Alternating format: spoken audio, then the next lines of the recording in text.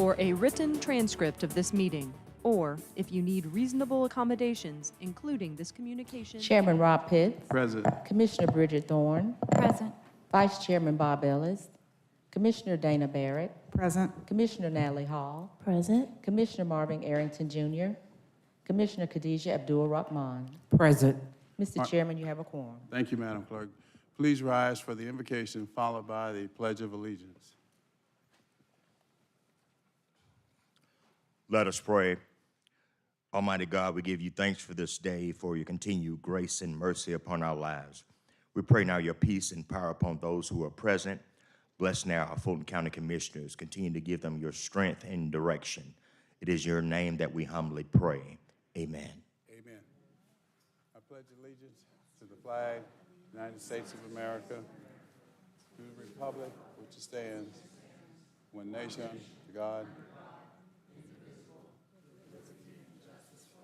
Thank you. Madam Clerk. On page 2, consent agenda. 230519, adoption of the consent agenda. All matters listed on the consent agenda are considered routine by the County Commission and will be enacted by one motion. No separate discussion will take place on these items. If discussion of any consent agenda item is desired, the item will be moved to the recess meeting agenda for separate consideration. Mr. Chairman, members of the board, we have one item to be removed for separate consideration as requested by Chairman Pitts. On page 6, 230536, Real Estate and Asset Management. Request approval of resolution for a first amendment to lease agreement for the purpose of extending the lease term for office space for the operation of the Office of the Fulton County Tax Assessor. This item is removed from the consent agenda and to be heard after item 230507 on the recess meeting agenda. That's it. All right, I entertain a motion to approve the consent agenda as amended. A motion to approve by Commissioner Abdul Rahman, seconded by Commissioner Thorne. Please vote. And the vote is open. And the motion passes, 6 yeas, 0 nays. On the bottom of page 6, recess meeting agenda, 230539, adoption of the recess meeting agenda. Mr. Chairman and members of the board, we have amendments to today's recess meeting agenda. First on page, item to be removed on page 11, 230510. Request approval of resolution to rescind a motion previously passed to refrain from taking any actions regarding the composition of the Board of Ethics. This item will be moved to the September 6th meeting, sponsored by Chairman Pitts. I mean, it's held. I'm asking it to be held. Moved to the September 6th, yes. And the reason is we have not gotten a response from the Board of Ethics yet. Items to be revised on the recess meeting agenda on page 8, 230545, Finance. Request approval of a resolution adopting the 2023 millage rates. This item is revised to include the final 17.140 millage rate for the Fulton County School District. On page 7, 230502, Finance. Request approval of a resolution establishing a reserve account designated for the jail bridging plan and replacement jail construction costs. This item revised to include an amended resolution. Items moved up on the recess meeting agenda. On page 11, Commissioner Thorne would like to move up her discussion item, open and transparent government, to be heard before her action item on page 11, 230512. Chairman Pitts has requested to move up 3 items on the recess meeting agenda. On page 8, 230545, request approval of a resolution adopting the 2023 millage rates. Item to be heard after 230543 on page 7.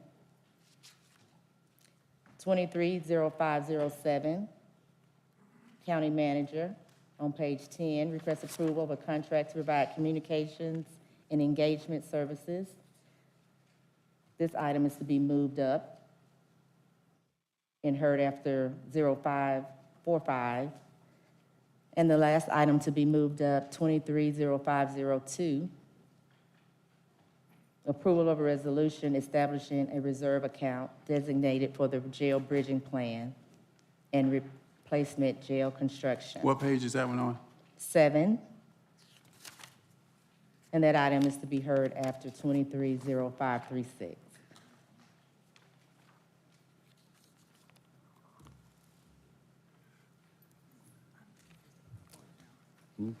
And that's all I have. I repeat the order again. Okay, so the items moved up, they will be heard after the millage rate public hearing, and it will be 230545. Give the page number first.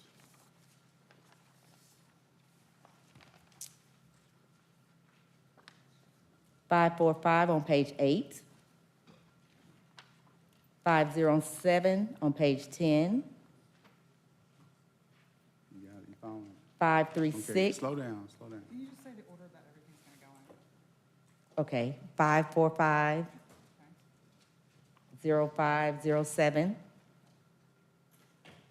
0536, and 502. And that will come after public hearing.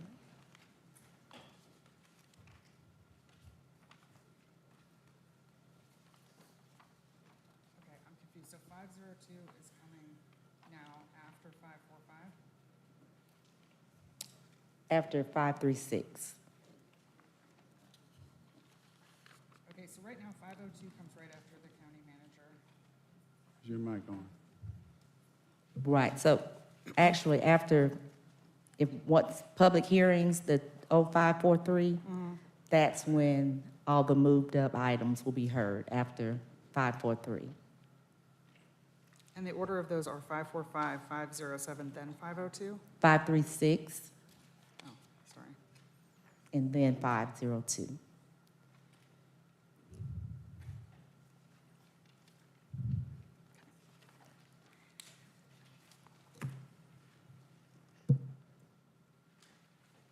All right, motion on the floor is to approve the agenda as amended. Motion to approve by Commissioner Abdul Rahman, seconded by Commissioner Thorne. Please vote. And the vote is open.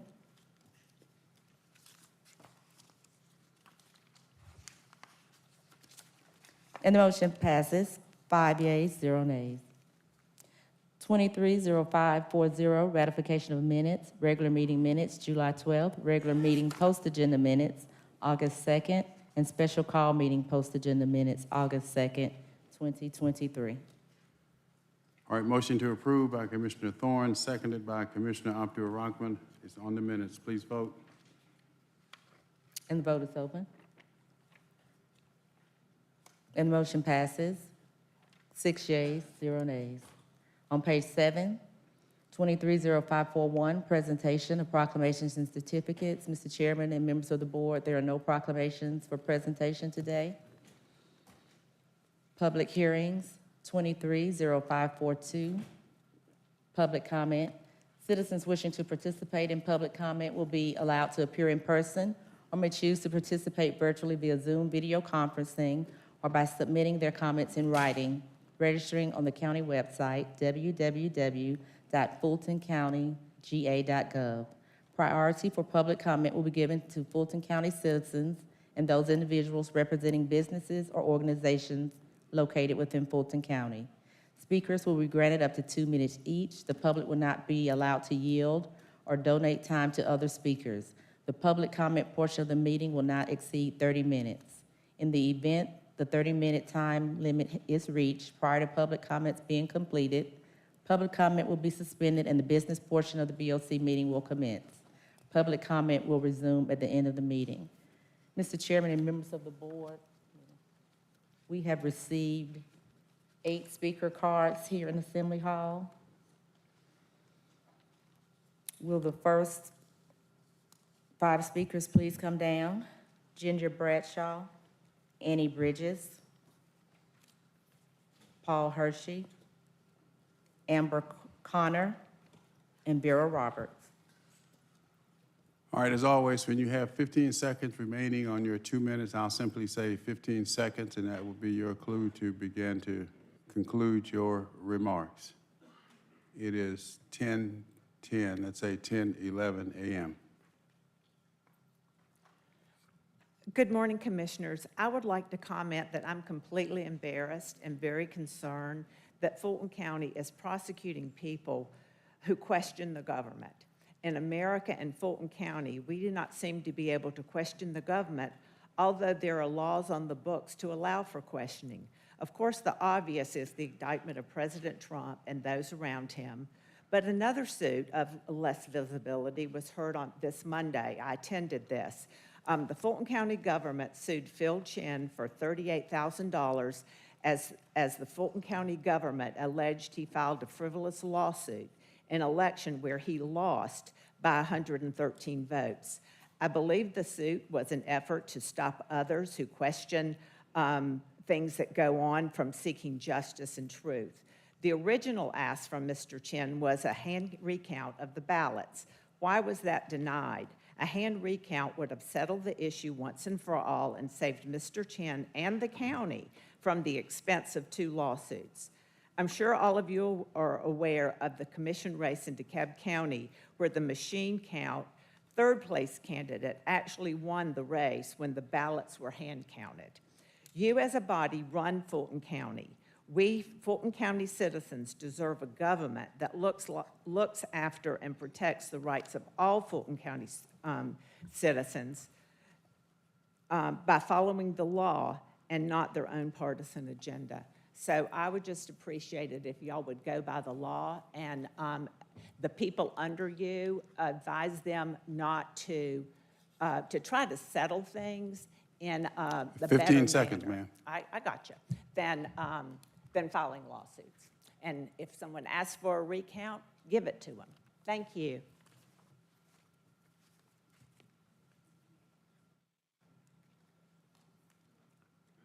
Good morning. My name is Annie Bridges. I stay in Fulton. Come closer to the mic, please, ma'am. Okay. My name is Annie Bridges. I stay in Fulton County, southeast Atlanta. And the reason I'm up here today, I'm calling about my taxes. For over 28 years in my house, I've been paying only $14.75 on my taxes. And this year, I've got a notice that you're asking for over $1,200 for my taxes for my home this year. Also, my son has an empty lot in Fulton County. This year, they are asking him to pay over $1,900, and he's paying, they're asking for his property taxes, and they're asking for sewer. This is an empty lot. So I'm just addressing this issue because it's just an empty lot, and they're asking him to pay sewer and property taxes on an empty lot, over $1,900. And that's in Fulton County. He said that lot is in Fulton County also. Thank you. Yeah.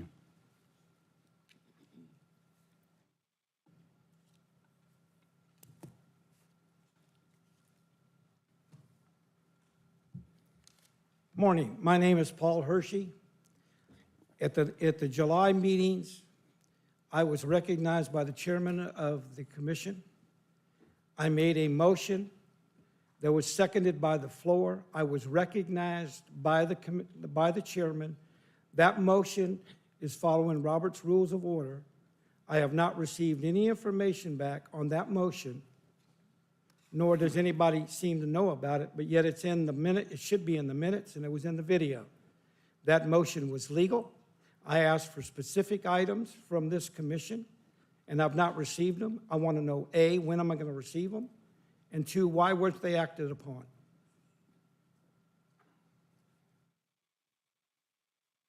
And the motion was legal. You recognized me from the floor. I made the statement that I now have the floor. You have recognized me.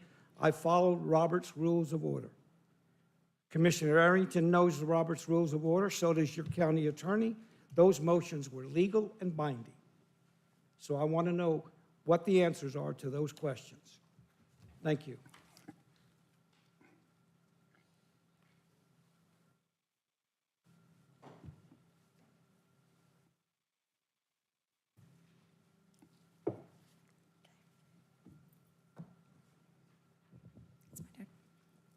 priorities, the fact or condition of being regarded or treated as more important. Potholes, city affordability, and speaking of affordability, I need to address our property taxes. I'm a big believer in capitalism. However, I do not agree with or condone the behaviors of crony capitalists. As we watch monopolies move together in a mass formation, we see many citizens getting left behind because of cost of living, and one of the bigger costs are our property taxes. The promise of home ownership or land ownership seems to have been simply a talking point in order to garner votes to win elections.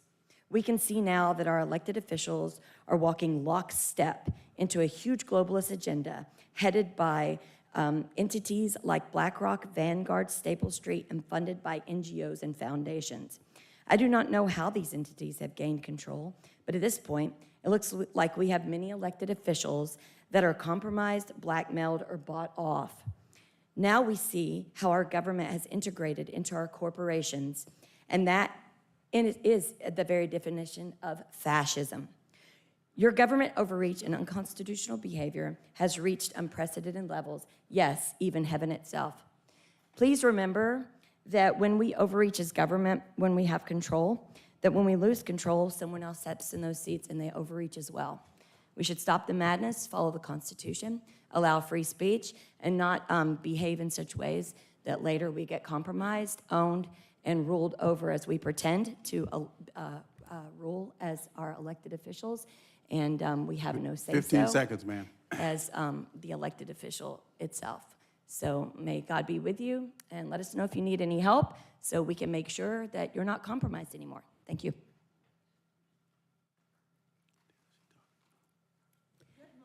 I'm Vera Roberts.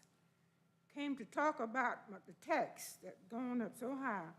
When they sent out the estimation of the tax, they did it different than they did last year.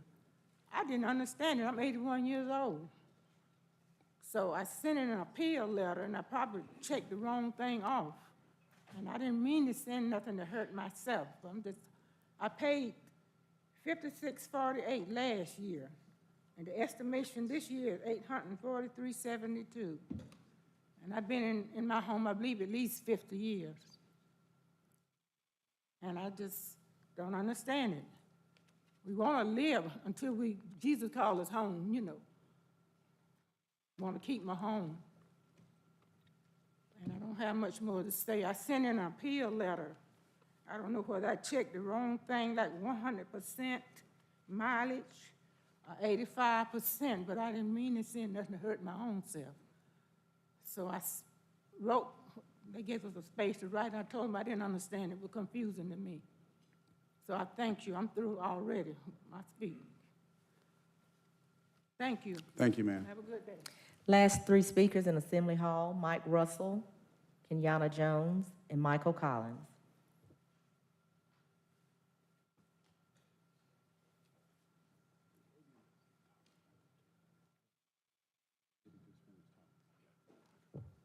My name is Mike Russell, and I'm a resident of District 6. The lady who just spoke is the reason I'm here today. In my district, there are plenty of folks who are suffering already, who are barely keeping a roof over their head. Every week, I work with individuals. This last week, a father of five daughters, can't pay his electric bill. 62-year-old with $1,100 a month, $605 rent, which is going to go up if you raise these property taxes by your proposed 13%. How is she going to stay in her home if you raise property taxes by 13%?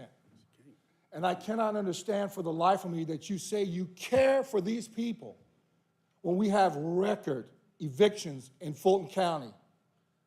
And Mr. Arrington says, well, if we pass this, we'll have plenty of money. Well, Mr. Arrington, there are folks like this lady and this other lady up here, they don't have plenty of money. They've been put on the street. And this needs to stop. If you don't have a conscience, if you don't care about these people, then you ought to think about the next election. Because some of y'all are in trouble. You have ethical violations. You're up here acting like a bunch of petulant children calling each other names. You've completely ruined the hospital because you did not act for years. And now you can't even decide how much to spend on the jail that's falling apart. This county is becoming a laughingstock of America. But the bottom line is, I don't care about Trump or any of that other stuff. 15 I care seconds, about the Mr. Russell. people in Fulton County, in my district, in my city. And y'all have a responsibility to do the right thing. And the right thing is to keep the current millage rate and do not raise taxes by 1 red cent.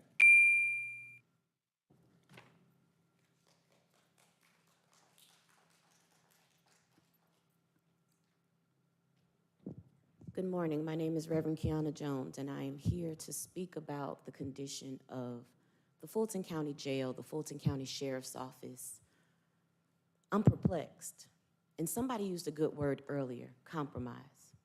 What types of compromises have been made that there is a federal investigation into the Fulton County Jail, yet the sheriff is still working?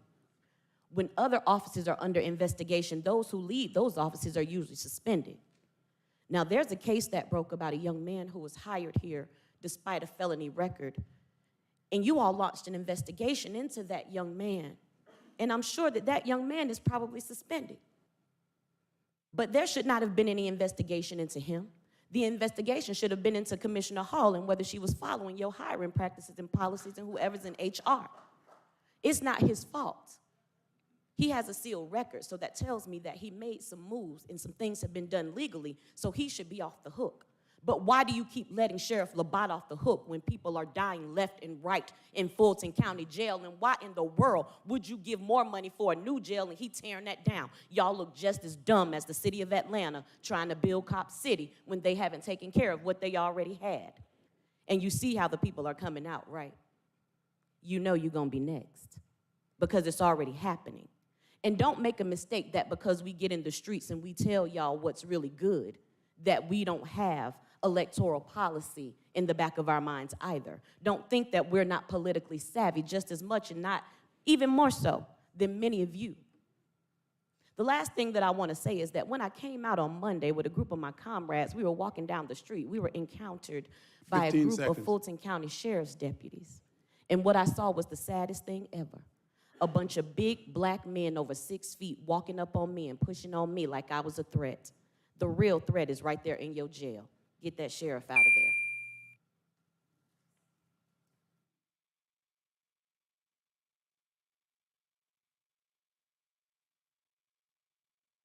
Thank you. Hi, everybody. My name is Michael Collins, and I am the Senior Director for Government Affairs at Colour of Change, one of the nation's largest racial justice organizations. 3 months ago, I testified on the need for this board to work together to address the systemic failures that have caused so many deaths and so much harm in Fulton County Jail. I remain concerned that this commission is on a path to approving funding for a new and bigger facility. We all know that what is happening at Fulton County Jail is a national tragedy. That's why the Department of Justice has opened a civil rights investigation into the conditions in the facility.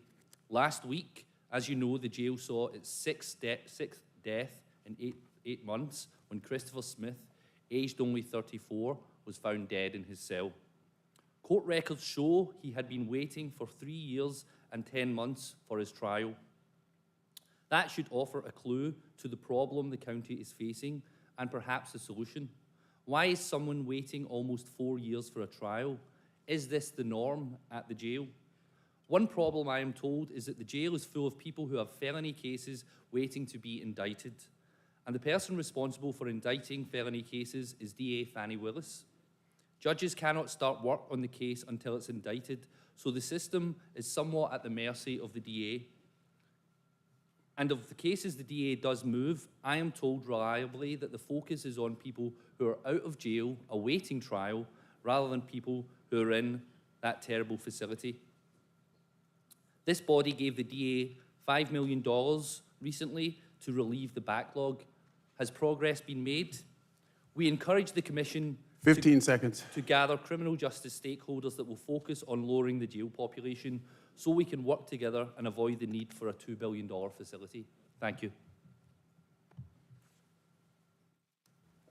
Mr. Chairman and members of the board, we have 29 speakers on Zoom. And I think they're wanting to speak for both public comment and the public hearing. Good morning, Commissioners. The first person to speak is Kevin Muldowney. Good morning, Commissioners. I'm speaking for the public hearing. Kevin Muldowney, District 2 resident. I'm sure you all agree Excuse that me, most of you... Mr. Muldowney, excuse me one second. Repeat what you said, Madam Clerk. We have 29 speakers on Zoom, and the majority want to speak for each, one for public comment and the public hearing on the millage rate. You want to speak for both? Yes. Okay. Continue, go? Mr. Thanks, Chairman. My name's Kevin Muldowney, District 2 resident. I'm sure you'll all agree that most of your constituents are facing tough economic times. Inflation is at a 40-year high. Housing for many has become unaffordable. Gasoline prices are on the rise. This is hardly time to raise the millage rate. Due to this inflation, the value of our tax digest has increased handsomely. This is not the time to jack up our property taxes by almost 13%. What we need is a rollback. We already pay too much. The county just had a $20 million surplus, and this board added another $40 million to the budget they couldn't cover. This is arrogant and irresponsible.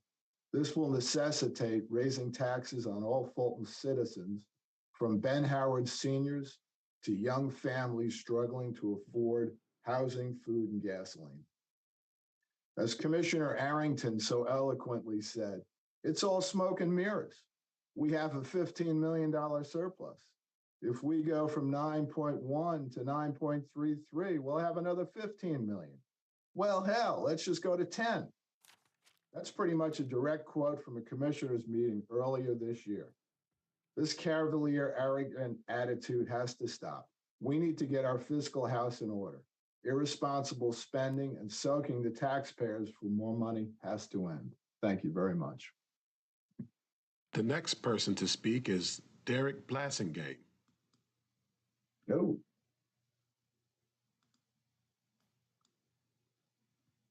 I think I heard Derek Blassingate, next person to speak here. I appreciate the opportunity to address this body.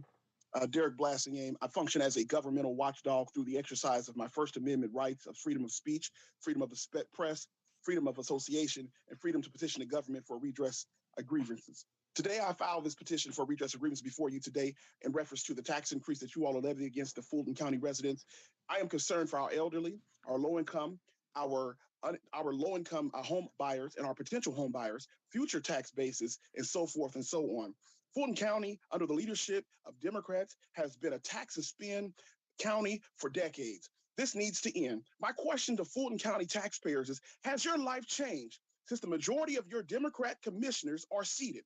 Has your taxes gone down? Has the quality of your life gone increased? Has the quality of the cost of living in your communities changed since Democrats have been leading this county?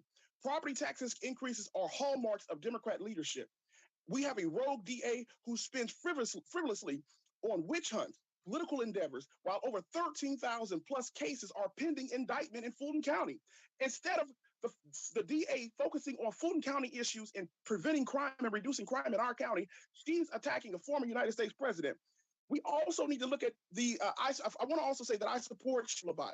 Every sheriff have challenges. He has turned that department around. You can feel it in the atmosphere. He has shown Fulton County residents that he is the top law enforcement dog, and his command staff is superior to any other county besides Hamilton County and Cincinnati.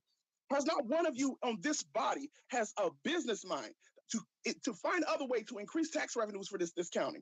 Has not one of you have the ability or the fortitude or the gumption or compassion to change course and declare your dissent that we will not levy another tax increase on Fulton County residents, that we will be creative and decisive? Derek Blassingame, the government watchdog.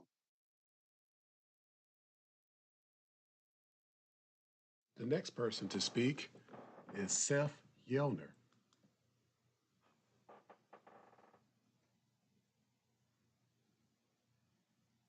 Seth Yelner. Yeah, hey, good morning, guys. Seth Yelner, Zone 6. I just got a simple question. I just want to know why the increase is 12%. I wanted to know, if this is to make up for the 4 mil lawsuit. Is this to pay for Cop City? I'm wondering why we can't pay, 4%. Something a little lower, not such a significant increase. Just, I understand repairs, renovation, all that is necessary, to keep upkeep and all that, but just want to know, like, why so much so soon. That's really all I wanted to know today. Just to add, we have a bunch of abandoned buildings here in Atlanta that could also be used for Cop City. Kind of preserve the forest. What little that we have here.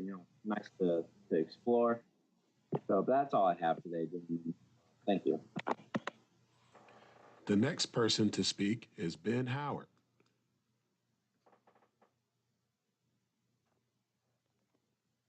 Greetings, one and all. Ben Howard, Senior Advocate, Public Policy Analyst. The Fulton County Commission on Elder Affairs sets an example for other county boards and commissions by publishing the summary minutes of its meetings in accordance with the Georgia Open Meetings Act.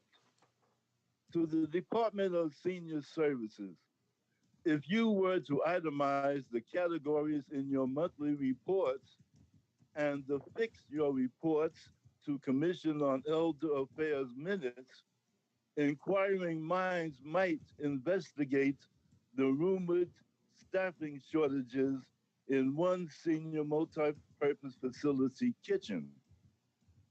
To the Housing Authority of Fulton County, please correct your minutes. Ben Howard stated he would not, NOT, be making an open records request simply to obtain Housing Authority bylaws. If the bylaws of the Housing Authority of DeKalb County can be made available to the public online, the Housing Authority of Fulton County ought not be a shrinking violet when it comes to full public transparency. The next person to speak is Florence McElwain. Hello. Good morning, everyone. I'm here as a concerned member of our community to ask that you do not increase our millage rate. Many of us are already facing financial challenges, and an increase in our millage rate will only add extra burden on the taxpayers of our city. While I understand that municipal revenues are essential for the effective functioning of our community, it is important to strike a balance between revenue generation and the financial well-being of our citizens. Increases in the millage rate would 100% impact the cost of living for individuals and families in our area. This would include homeowners as well as renters, as their rental costs will have to go up. Raising the millage rate not only affects homeowners, but also local businesses that contribute significantly to our economy. Higher property taxes could lead to reduced spending power among residents, potentially leading to decreased consumer spending that would ultimately negatively impact our local commerce. Our Fulton taxes are already incredibly high, and instead of relying solely on increased taxation, I urge you to explore alternative avenues for revenue generation and cost-saving measures within the city's budget that will maintain the quality of services without continuously burdening the taxpayers. I implore you to prioritize the financial well-being of our community and seek ways to maintain a fair and sustainable balance between revenue needs and the ability of residents to bear the cost. Thank you for your time. The next person to speak is Althea Parker.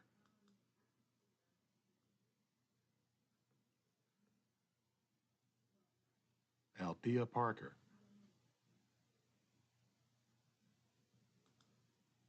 The next person to speak is Sharice Morris.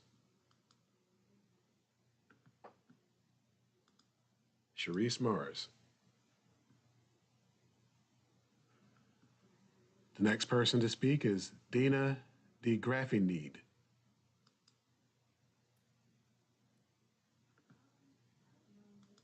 Dina DeGraffenreid.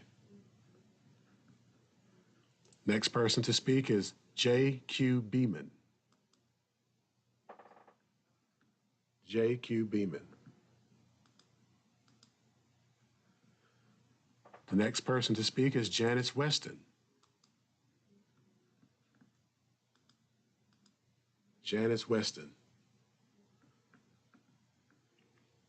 The next person to speak is Kathy King. Kathy King. The next person to speak is Joyce Lavender. Joyce Lavender. The next person to speak is Luis Gaddis. Luis Gaddis. The next person to speak is Nasima Camp. Nasima Camp.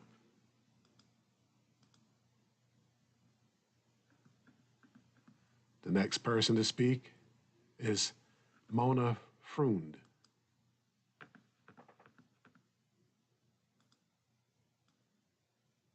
Mona Freund. Next person to speak is Shan Thomas. Shan Thomas.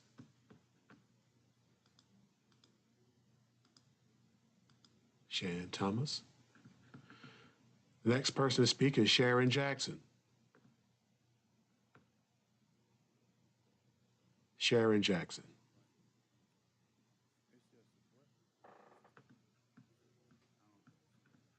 Okay. I think that will do it for the Zoom comments. There is one person that has their hand raised for public hearing. I'm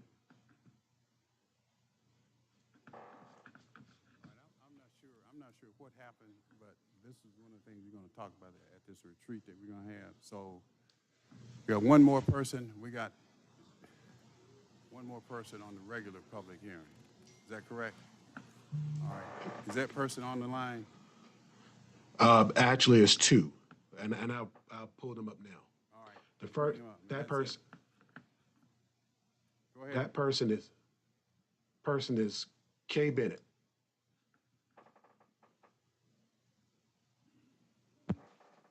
Can you hear me? Yes. Okay, so I understand that in order to increase the taxes, we have to have 3 public meetings on July 24th on Fulton County GA.gov. It was advertised 3 meetings. We're going to be available on Zoom.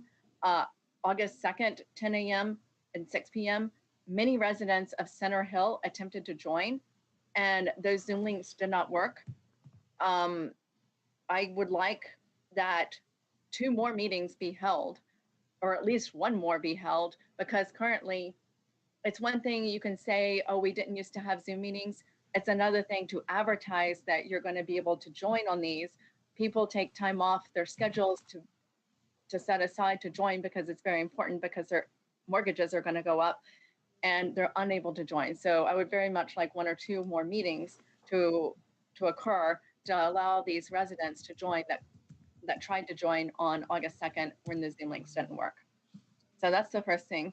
The reason the property tax increase affects us so much in Center Hill, we are not a wealthy neighborhood.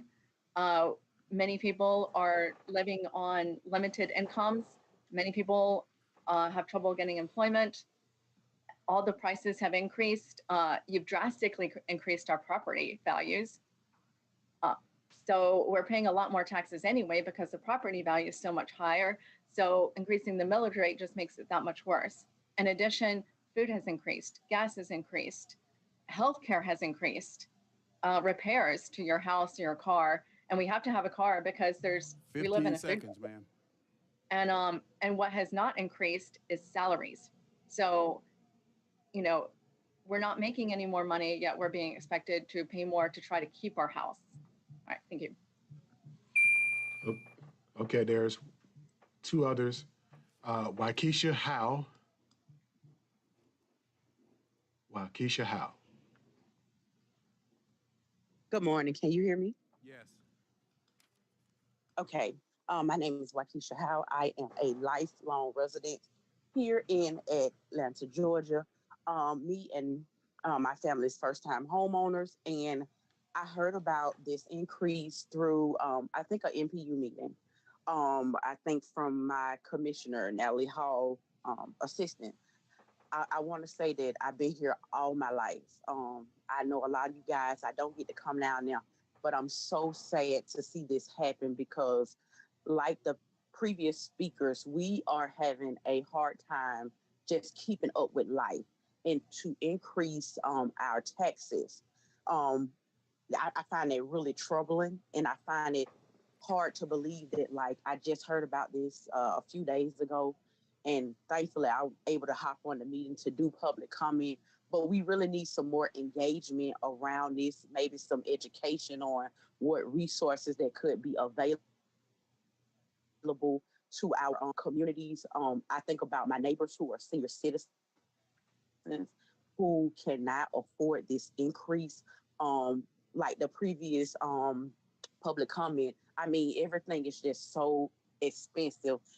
I just really hope you guys would just consider just not increasing the property taxes right now because a lot of us just can't afford it. And I know people would want to speak up about it, but it's a working day. If you could have more engagement around this, we would greatly appreciate it. Thank you. The last to speak is Nasima Camp. Nasima Camp. Hello. Hello. Good morning, everyone. Thank you for the opportunity to speak. I wanted to know if you all could provide a justification on why the taxes are going up so high and what is the plan for it? I also wanted to I bought my house. I bought in the West End in 2013. I used Investment Atlanta so that I could afford it, which I felt at the time was a blessing. I have enjoyed living in the West End, and I would like the opportunity to stay in the West End.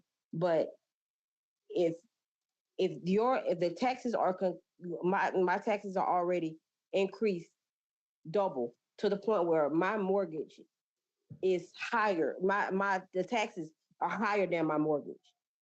So how do you all think people are supposed to sustain any type of living, any type of anything? I'm not a homeowner who just bought in the last 2 years where I didn't pay all of this tremendous amount of money for my home. So I live within my means. So I don't understand why is it that you all are increasing taxes to the point where it is completely unaffordable and it's untenable. So what is the justification for this? I would like for you all to provide an explanation on why is it that you all are using taxes, property 15 homeowners seconds. living in the city of Atlanta to push people out of the city of Atlanta. Thank you so much. That's the last speaker. This concludes the Zoom public comments. Thank you. Continue, Madam Clerk. 230543, Finance, Fiscal Year 2023 General Fund Millage Rate Public Hearing. We have received 10 speaker cards here in Assembly Hall. Will the first 5 speakers please come forward? Ginger Bradshaw, Earl Ferguson, Amber Connor, Paul Hershey, and Nancy Saunders. All right, this is the third and final public hearing on the 2023 General Fund millage rate. It's 10:45 a.m. I want to thank y'all for Just a dividing the minute, ma'am. comments. We'll open the public hearing on the millage rate. Third and final public hearing on the You have the floor. Okay. Again, my name is Ginger. I live in Sandy Springs. And I want to thank y'all for having the two separate comments because there are many issues affecting us. I am opposed to raising the millage rate. I agree. I don't think anyone has come on and said that they would like the millage rate to be raised. As I mentioned earlier, you as a body are responsible for running the county, and that is a huge task. It goes from the jail to the DA to the Board of Elections and a lot of other things that I'm probably not even aware about. Maybe, the infrastructure, I don't really know. But you all talk about, the buzzword is affordable housing. We need affordable housing. Well, as you can hear from these people who have called in, you put in this millage rate, and what was affordable is not going to be affordable. And these are real people, and these are real lives. It might not affect me as much. I'm sure it won't affect any of you sitting here as much. But Fulton County isn't just made up of the people in this room. A lot of the people can't come down here because they're out working, an hourly job to pay their bills. So if you raise taxes, you'll put many people on the street. And is that what you really want on your watch? You gave $5 million to the DA, and look what she's done with it. She hasn't improved, as someone mentioned. The people in the jails are still in the jail because they can't get a court date. So spend the money at the present rate. I would even like to see a rollback and spend it wisely and efficiently. I'd like to see y'all 15 seconds. double down on some of these agencies that you're responsible for, and tell them to cut their budgets. Thank you very much.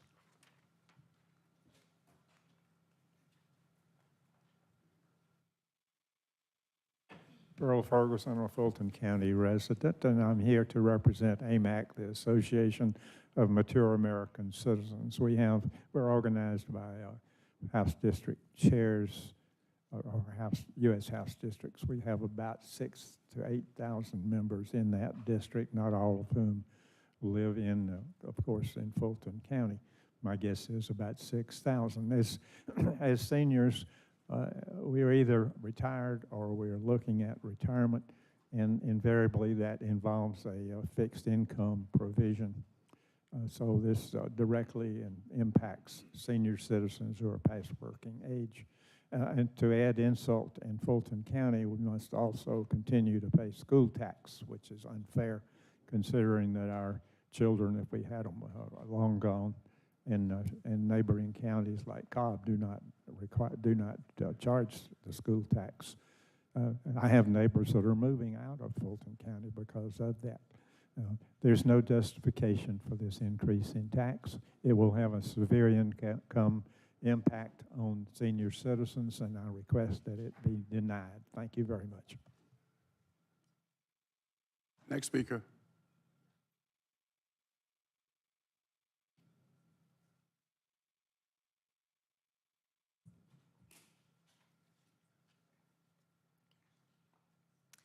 These sneaky property taxes. Let me get this straight. So our government uses the excuse that the pandemic has caused city services to lag behind, and we are told we need to be patient about receiving the government services our taxes pay for. And in the same breath, we are told our taxes are going up. At this point, I do not trust how you are spending our money.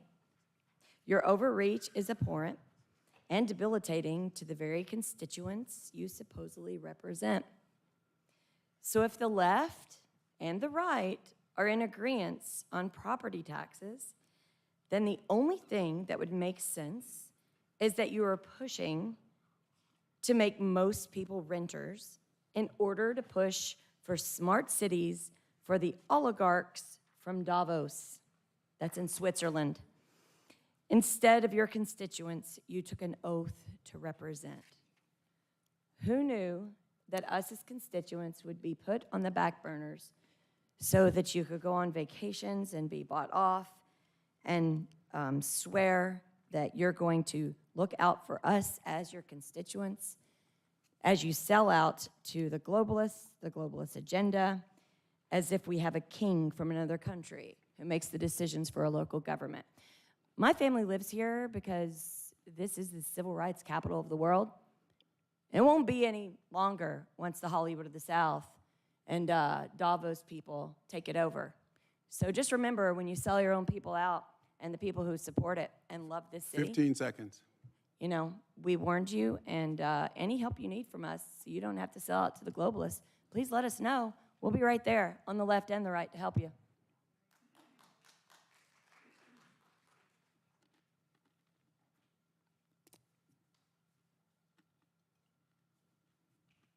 My name is Paul Hershey.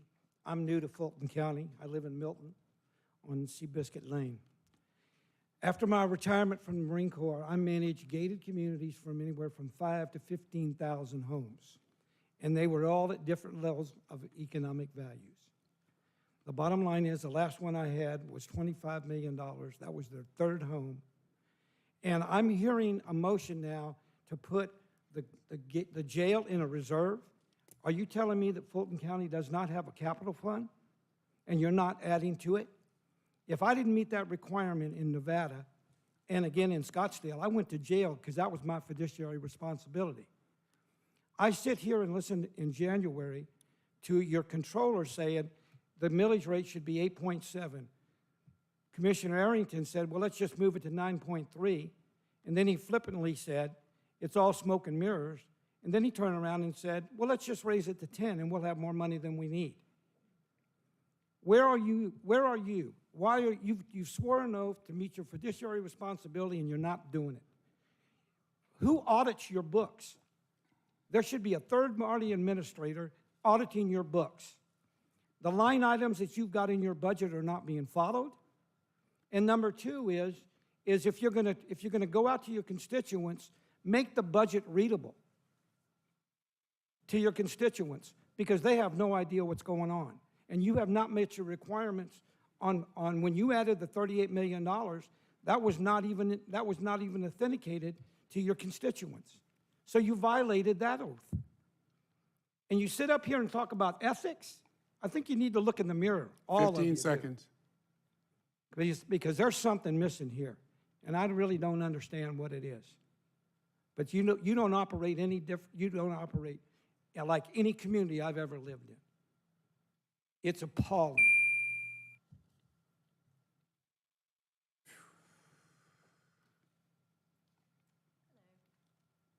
Nancy Saunders, and I'm a long-term Fulton County resident, and I'm also a retiree.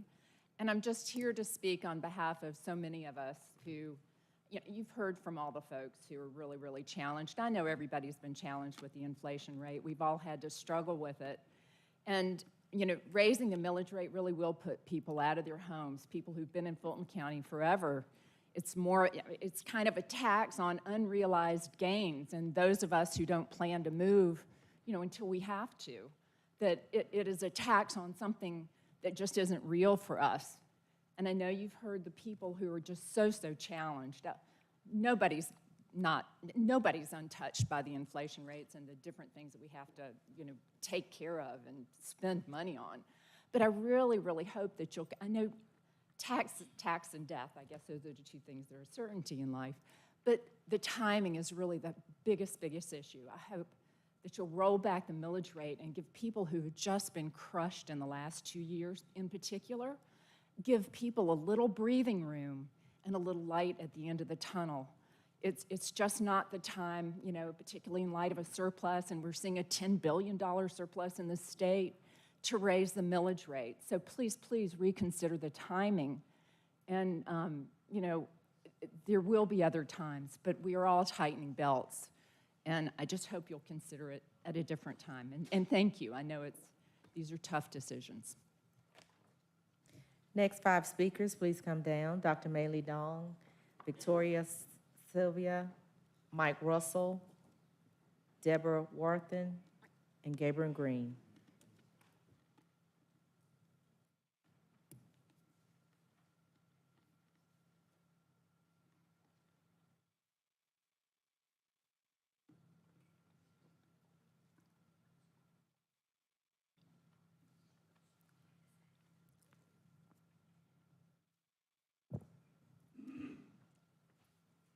I'm Maylee Dong, and a Fulton County resident and recently retired clinical physician who has served the greater Atlanta area, South Fulton in particular. I consider it a mockery to Fulton County residents for the board to even consider raising the millage rate. You know, everyone else has talked about the cost of living, and many have expressed these issues that they cannot survive with any more increase. So we need courageous leadership to administer with common sense our money. You residents must tighten our budget, and we expect likewise from the commissioners. So lower rather than raise our property taxes while you cut excessive administrative spending, tell everybody else to cut their spending, cut out pet projects, and you can choose to redeem Fulton County from being a pejorative byword of mismanagement in Georgia and beyond. Thank you.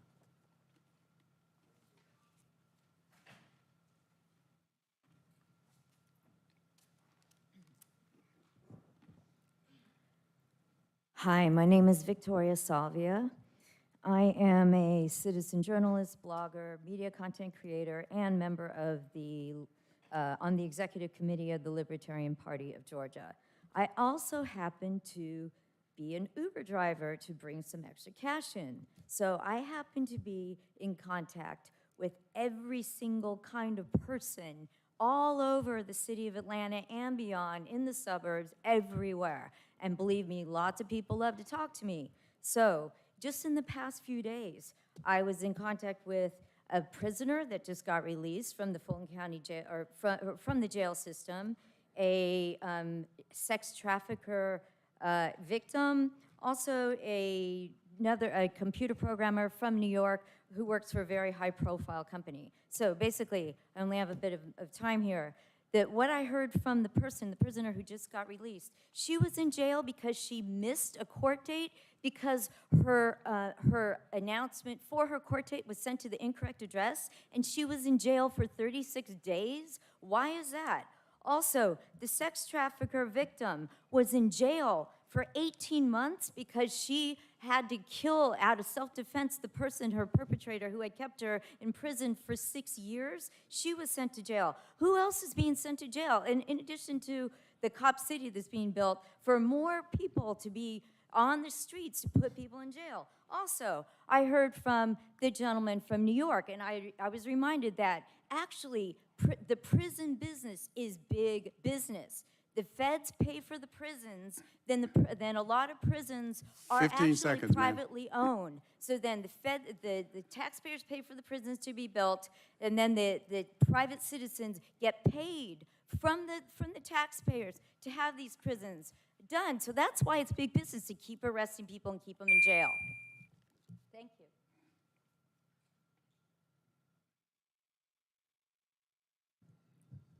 You know, when you're reading the Bible about how people in ancient times hated tax collectors, it's kind of hard to understand until you see what you guys are trying to do, and then you understand it fully. People barely can make it to keep food on the table, keep their lights on, a roof over their head, and you are going to frivolously raise taxes. But you have a way out of this. You can go back and do your homework. You can go back and decide what needs to be cut. You can go back and prioritize that budget from A to Z. You can go back and do as it has been suggested many times and reevaluate how commercial, multi-million-dollar commercial properties in this county are taxed. You haven't done your homework. And I implore you to go do that before you start putting people on the street. A lot of my seniors wanted to come down here today, but they couldn't because they're either at their doctor's appointment or the ones who are still healthy are taking others to their doctor's appointments. But they're not going to forget this. And for those of you who are coming up on election next year, we're going to make sure they don't forget. I don't normally like to get emotional in public, but when I hear this lady talk, and I witness this every single day, seniors in Grove Park, Center Hill, English Avenue, Vine City, struggling just to make it day to day. and you're going to increase their property tax by 13%, those people are going to be on the street. And then you have the audacity to say that you care about them. The proof is not in what you say, it is in what you do. You have an opportunity today to either, one, the best thing to 15 do seconds. is to keep the old tax rate, and if you can't do that, you need to table this motion until you've done your homework and come up with a better solution than putting people on the street. Thank you, Mr. Chairman.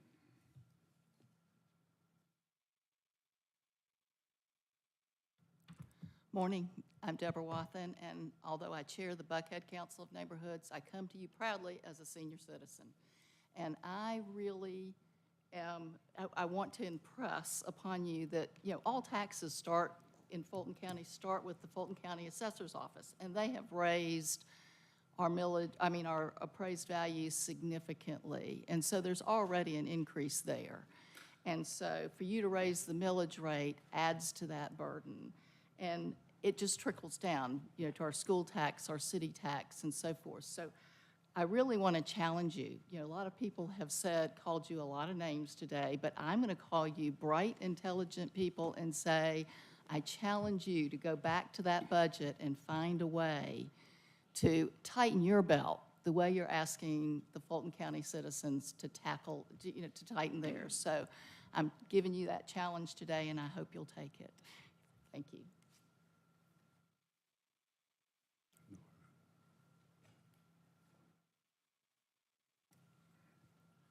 Good morning, ladies and gentlemen. My name is Gibran Green. I'm a Fulton County resident.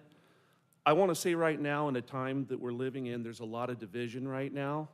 But if you listen to everybody in this public hearing right now, everybody is united that they want you to roll back the millage rate. Think about the things that I'm going to say that you've heard echoed all morning long. Inflation is at a 40-year high. Our insurance is high. Our school board has raised our insurance. I've lived here 4 years. My mortgage has gone up $400 a month, and I'm on a fixed income. I'm just one person. If you're for affordable housing, like I hear a lot of people say that they're for affordable housing, this doesn't just affect, obviously, homeowners. It affects renters. It affects everybody. And right now, please listen to the public. Please listen to everybody that's come up here before me and has spoke on behalf of rolling back the millage rate. Right now, during these tough times, we don't eat out for dinner. We don't go on vacation. We're taking the steps that we have to make to get through these tough times. I'm urging you all to do the same thing and to please listen to everybody that's come up here before me and echoed the same thing that I've said, and roll back the millage rate, please, and stop raising our taxes. We need the help right now more than you could ever imagine. Please help us with this. Thank you very much for your time. Thank you. That's the 10th speaker.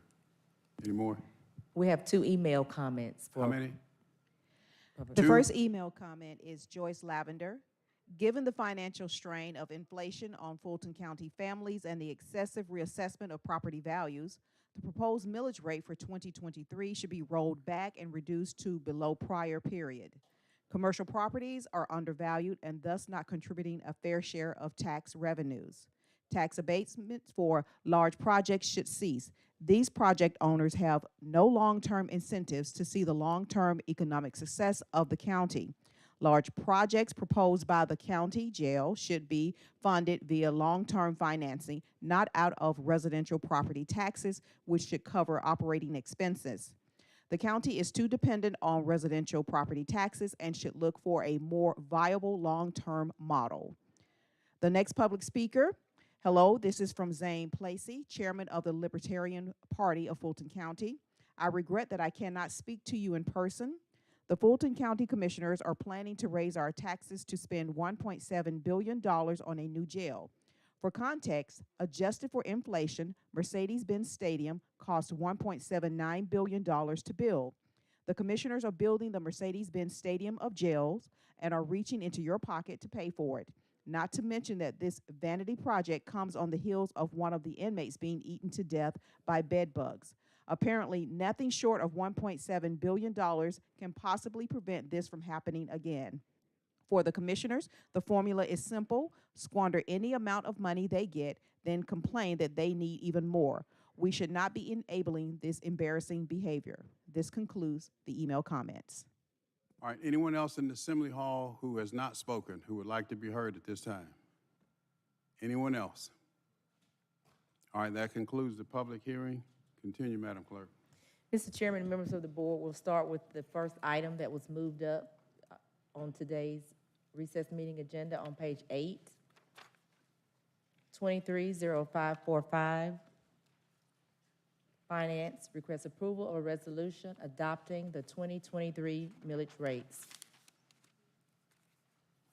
All right, Madam County, now strike that. CFO, anything you want to say at this time? Thank you, Mr. Chairman. I just wanted to notify the Board of Commissioners that we did provide the board with a revision to the agenda item late yesterday evening to incorporate the information received from the Fulton County School District, which modified their recommended millage rate from 17.24 to 17.14 mills for the year. Other than that, what is before you is the millage rate for the general fund, the Fulton Industrial District, and the county bond fund. The general fund is a proposed increase of 0.402 mills from 8.87 in 2022 to 9.272 in 2023. The bond fund is a reduction of 0.02 mills from 0.20 in 2022 to 0.18 in 2023. And the Fulton Industrial District also represents a reduction from 9.55 in 2022 to 9.34 in 2023. As you indicated earlier, Mr. Chairman, this was the last of our 3 legally required public hearings. And at this point, I'm not sure if Mr. Anderson has any comments that he wants to make, but Mr. Ashikoa does have a 1-page brief presentation for the board. Mr. Manager, anything? No, sir. All right. Sir? Good morning, Commissioners. I'm not sure if the page is going to be displayed.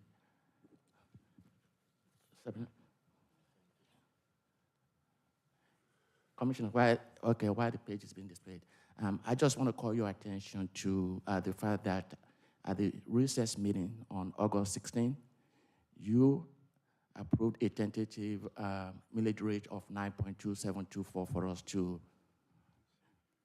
use for advertisement. And since then, we had 2 notices that were posted in AJC as required by state law. We also had 2 public hearings, with the 3rd one that we just had this morning. Also, the tax assessor actually provided us the estimated appeal value of $28.7 million from the initial amount that we presented to you in July. That initial amount was $23.7 million. The tax commissioner advised us that our billing system will only accept a 3 decimal digits. In other words, the rate that you approved before, which was 9.2724, the system will not allow us to have 0.2724. We can only do 0.272 if that's what you decide to approve. So for that reason, we are recommending a 9.272 millage rate for general fund. We're recommending a millage rate of 9.34 for FID, which is the rollback rate for that district, and then a 0.18 mil for the library general obligation bond, which is also the rollback rate for that fund. Just going to go over this presentation briefly with you. So we're doing a comparison with comparison of two numbers, or the two millage rates, which are the impact of each being provided to you at the bottom of the page. So with the 8.22 millage rate, which is a rollback rate, it will generate a total of $595.8 million for us in current year tax revenue. That amount, when compared to what we have in the budget, in order for us to remain balanced, we will be short about $40.5 million.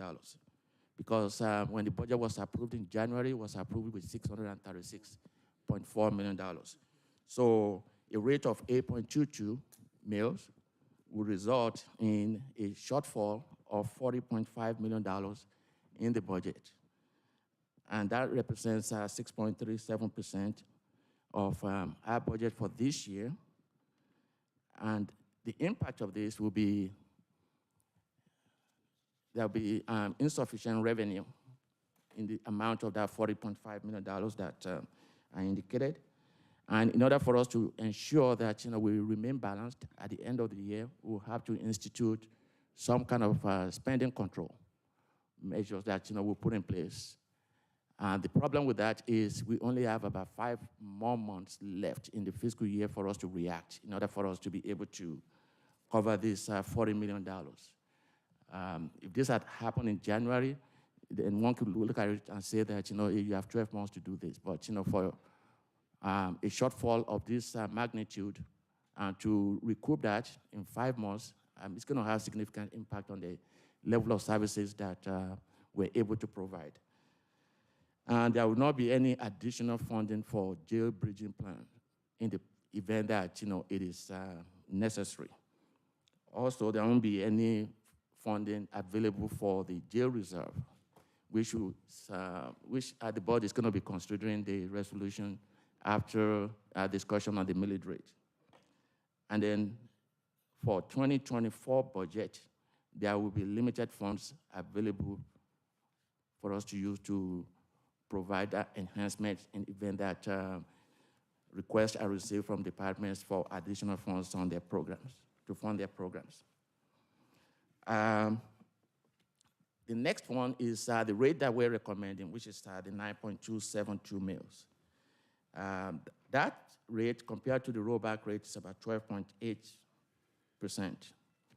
And it would generate $672.1 million, with a difference of $35.7 million to the amount that we have in the budget.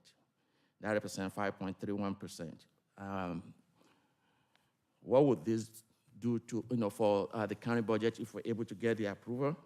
It will provide sufficient revenue for 2023, the current fiscal year that we're in. It will also help us in continue to be able to manage county finances as well as we've been doing. And there will be funding available for jail bridging plan, funding available for the jail reserve, which will be that 35.7 if the board approves the resolution that's coming up. The $35.7 million that is showing there as being excess amount that is needed above the 636.4 that is required to balance the budget this year, that will go to the jail reserve fund, which will be a down payment towards the cost of the replacement jail. And then there will be improved revenue base for 2024, allowing us to do enhancements as required. That is what I have. Commissioners, if you have any question, we are ready to respond accordingly. All right. Thank you, sir. Thank you. Your recommendation is that we increase to go from what is it? From 8.87 to 9.272. Go from 8.87 to 9.272. That's the department's administration's recommendation. All right, the lineup is as follows. Commissioner Thorne, Vice Chair Ellis, Commissioner Arrington, Commissioner Abdul-Rahman. Commissioner Thorne, you have the floor.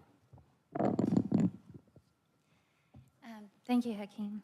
I just had a question because the advertised 5-year history of the levy, it says in 2018, the increase was 0, then 2019 went to 30.4 million, 2020, 20.9 million, 2021, 11.2 million, and then 2022, 15.5 million.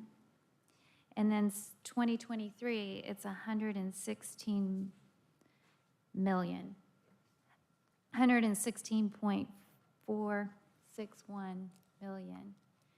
So, but on this slide, it's just saying the revenue generated is not that much. And I was wanting to know the difference in the numbers, that it's only generating. Yes, Commissioner, the 5-year ad is based on 100% of the value. And the amount that, the $35.7 million that, we're showing is based on a couple of things. It's based on 96% collection rate, not the 100%, collection rate. That's one thing. And also, there are several exemptions that we've taken into consideration in calculating that $35.7 million that will be left. And one of those exemptions is the TAD, which is the tax allocation district funding, because when you use 100%, it's assumed, it's a gross digest. However, from a gross digest, there are several adjustments that we make when we're doing the calculation for what is actually coming to the county. And those calculations are based on the TAD exemptions, homestead exemptions, and things of that nature. And also, we've considered appeals. The $28.7 million that I gave you as the value for appeals, that is also, that was taken from the 116 that you're looking at, because it's not something that's coming to the county. It's something that's going to be available to taxpayers in the event that the appeal, the property value, and the Board of Equalization says that they are entitled to a certain amount of value back. Okay, it just seems like quite a big jump, like over 10 times the amount compared to last year. I am a new commissioner this year, but I remember listening to the millage rate meeting last year. So really, who cares about the millage rate? I mean, really, who cares about this? Because you guys decided to roll it back to 8.87 last year. I mean, there were some compromises put in there, maybe a 9.0, maybe a 9.3, but yet you guys decided to roll back. And the county team did a great job of trying to step into gear to cut back expenses, to tighten their belt, to get to that 8.87 millage rate.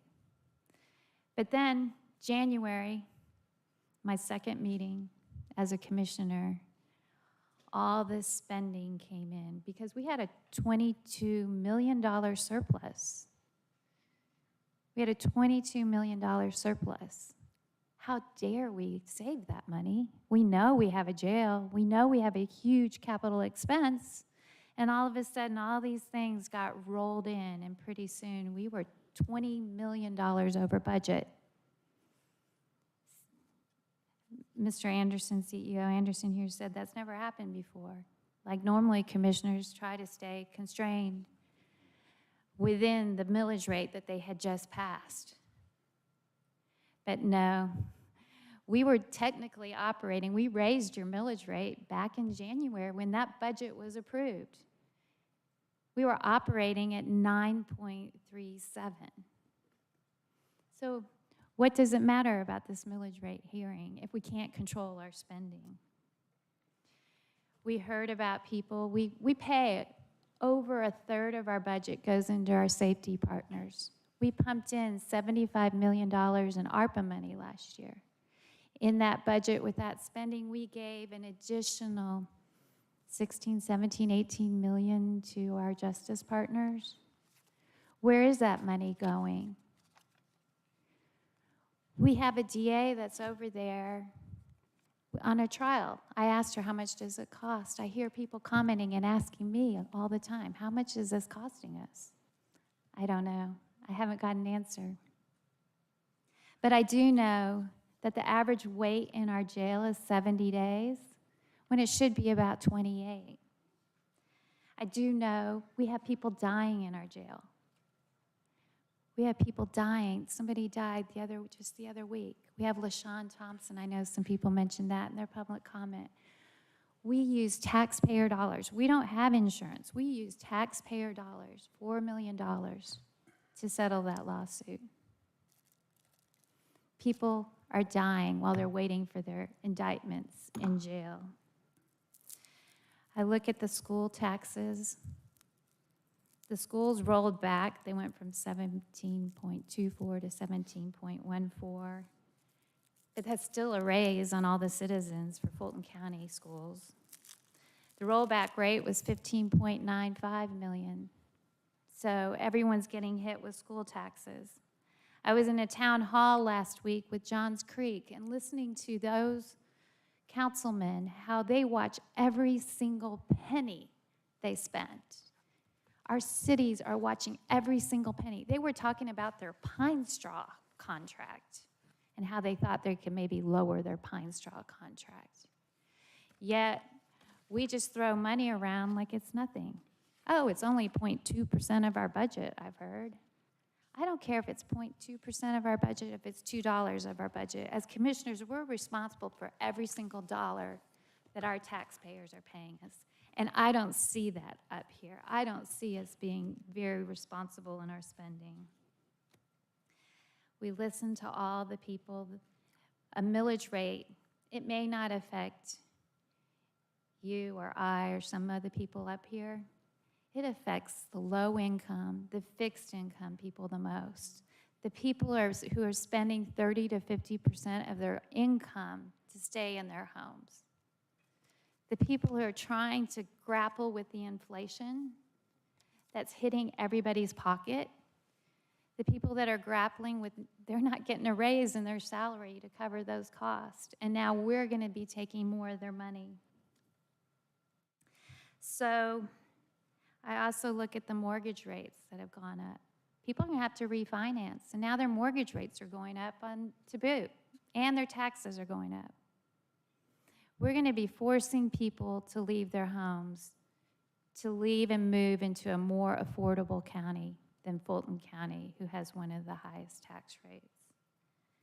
So for me, who cares what we set the millage rate?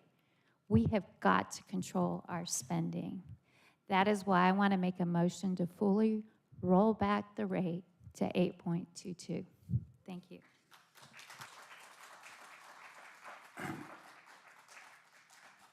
Vice Chair Ellis? Commissioner Thorne, could you place your motion in there so I can second it? I'll make a motion. Well, on the screen.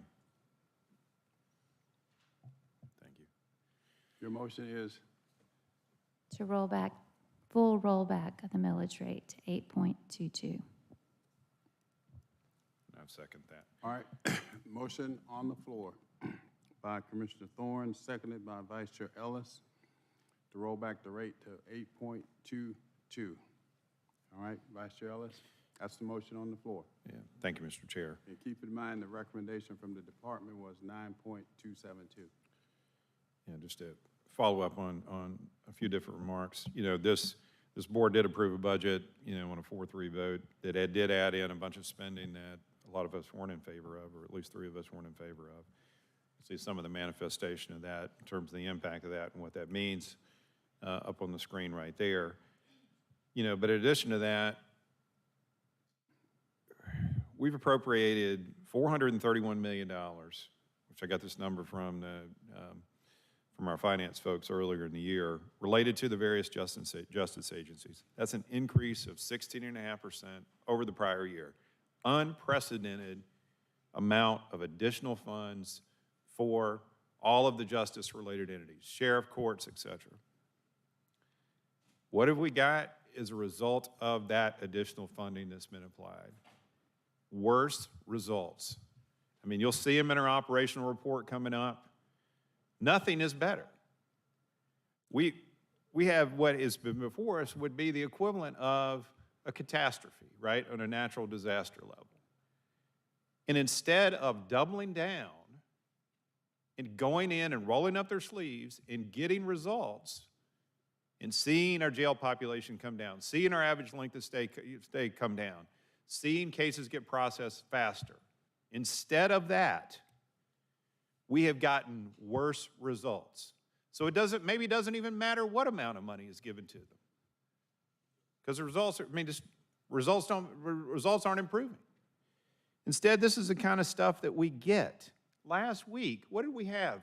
We shut off a street out here and sent a bunch of people home. What did we have, like a week-long snow day with no snow? What was the concern, that people were going to get hit by a CNN van? God's sake. I mean, if that happened in the public schools, parents would be up in arms. And that's the kind of stuff we get. We got people running off to fancy conferences. We got public fights between two court officials. We got public spectacles such as this YSL trial. I mean, there's another event, obviously, that we're all aware of that, that a lot of people have a lot of strong feelings about on both sides of the issue. I get that, but I mean, in your bailiwick is supposed to be criminal prosecution, and we've got this circus of a YSL trial where you haven't even set a jury, and you wasted how much in taxpayer money screwing around with this? If this is a tactic you want to take, you should be able to manage it. We've got the notations of the deaths in jail. Just this past couple of days ago, when it was a reference, I saw the news story on Sunday. I wasn't aware of it. Individual died in the jail. They have been in there since 2019, October of 2019. The exact explicit reason we put all this additional investment into the court system, deal with things like Project Orca to get that kind of stuff through. Maybe this individual was guilty of the crimes that they were charged with, but by gosh, he probably should have been given due process and either found innocent or found guilty and sentenced and moved on to where they should be, either out of our facility and an innocent let go, or guilty into a state facility for whatever sentencing they had. And we're rolling on 3 years, and this is the kind of stuff that manifests itself in our system.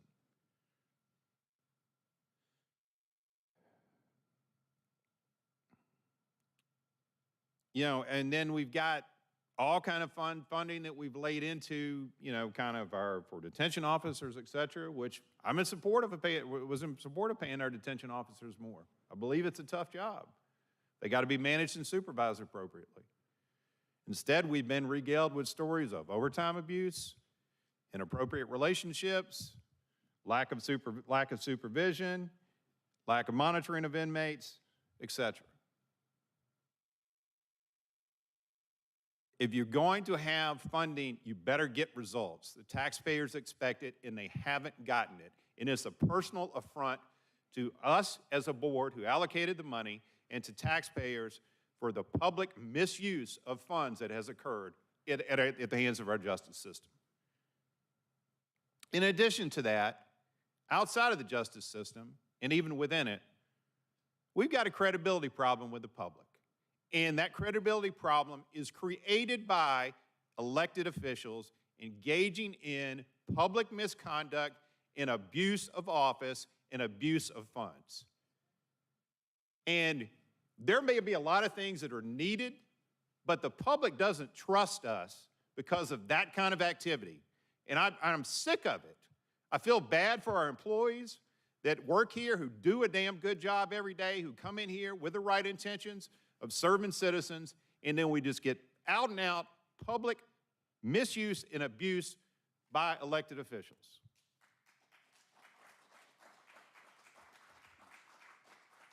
And that kills us from a credibility standpoint. Two things can be true. We may need a new jail facility, and people can be underperforming and just not performing at all. I'm not going to support any kind of, increase in the millage rate when we've got all of this kind of stuff going on. I've seconded this 8.22.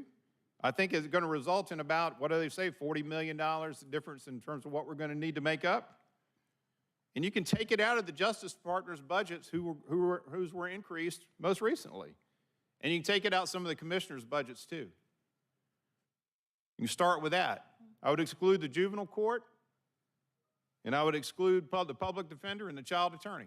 Those folks aren't elected officials, and I believe that they're playing a very important role. But, look, the other thing I'll say is, well, actually, I'm just going to stop with that. And I hope this board votes to roll back this thing to 8.22 and then deals with the hard choices of saying no to people who have come in here and asked for additional spending and then gone out and not used it in the way that it was intended, and then have them deal with the scarcity that they need to have to come to grips with so that they get the results that the citizens and the taxpayers deserve.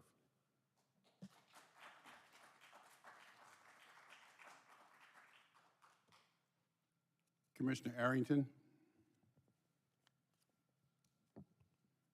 Thank you, Mr. Chair.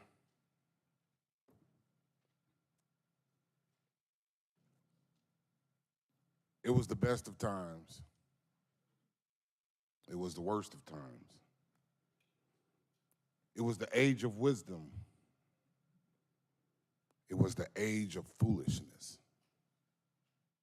It was the epoch of belief.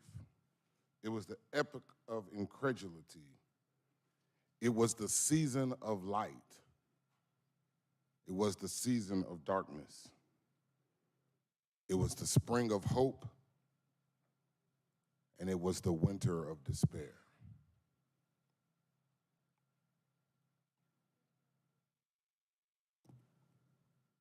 Everything in this life depends on how we look at it and how we view it.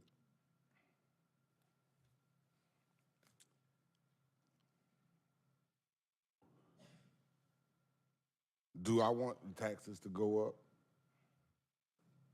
No. Do I want my taxes to go up? No.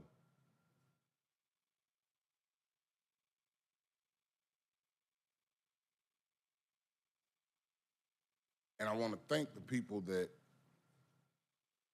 know how to make a presentation to us without attacking us.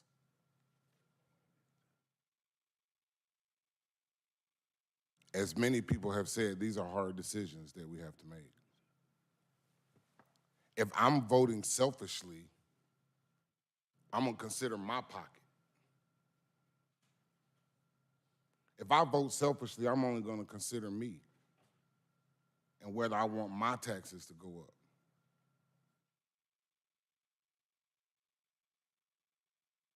But I think that's selfish. Someone talked about the sheriff. We don't have any control over the sheriff. He's a constitutional officer. Frankly, I think he's doing a pretty fine job. I think he inherited a facility that was already deteriorating. The experts say that the building has a 30-year shelf life, and the building was built in the 70s. So we're 20 years past the shelf life of that jail.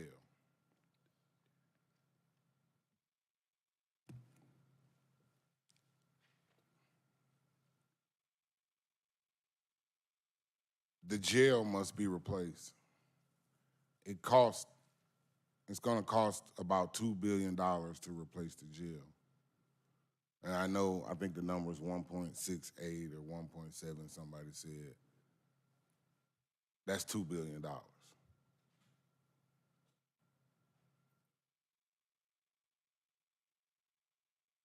we're gonna have to find a way to finance that somehow.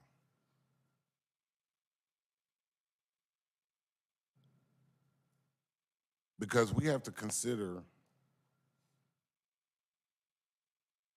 the fact that we are responsible for housing these people and making sure that they are housed humanely in a facility that is not only deteriorating, but unsanitary. We also have to make sure that there are options available, alternatives to just putting people in jail. Because if putting people in jail was the answer, we'd already be at the solution.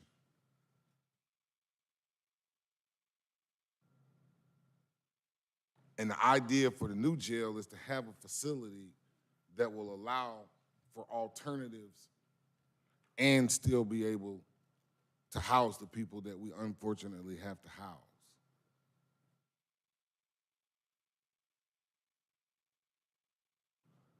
The people that are in our jail are there because the police have arrested them because they have violated state laws. They're there because they have been arrested by the police for violating the laws of the state of Georgia, which are established by the General Assembly. They're not in that jail because somebody said, oh, well, let's go round some people up. The jail's empty. We need to put some people in the jail. They are in the jail because they have been arrested by the police. So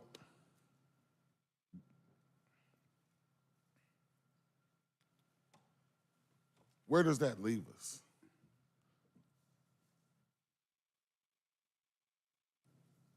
For me, I have to prioritize the life safety of the people that we are charged with housing over my own personal interest to have my taxes decreased. I feel I have a responsibility to those people that we have to house to make sure that they are housed in a facility that is not only sanitary, but has the capacity to accommodate the numbers that we are seeing.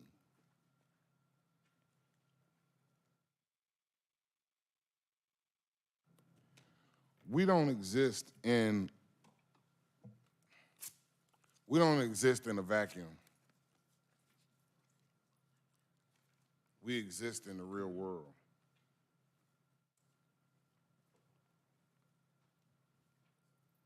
We cannot act like we did not have this little thing called COVID. How quickly we forget. I've been practicing law in this county for 27 years. Prior to COVID, it took 2 years for most cases to resolve, based on my 27 years of experience working in the justice system. That's prior to COVID.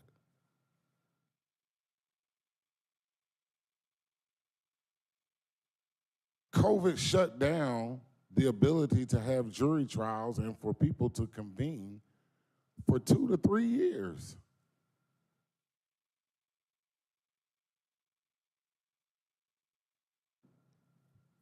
We can't forget that. We can't just glaze over that when we have these discussions. We have to acknowledge that that happened and that we had to react to that.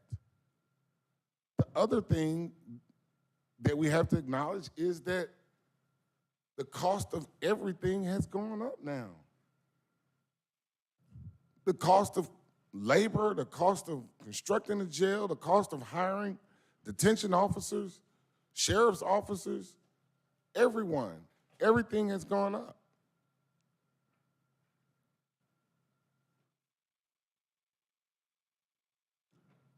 And so it's an untenable position to be placed in, to have to make a decision where I probably would want, and this board has voted over the last few years to roll back the rate. We've probably had a streak of 8 years of rollbacks.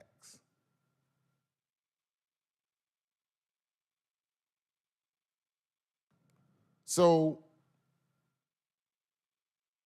again, I want to thank the people that know how to disagree without being disagreeable and know how to put forth a point and make an intelligent point without attacking someone.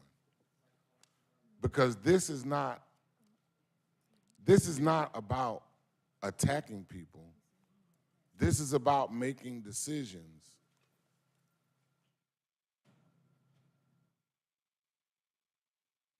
And for people to say that they want to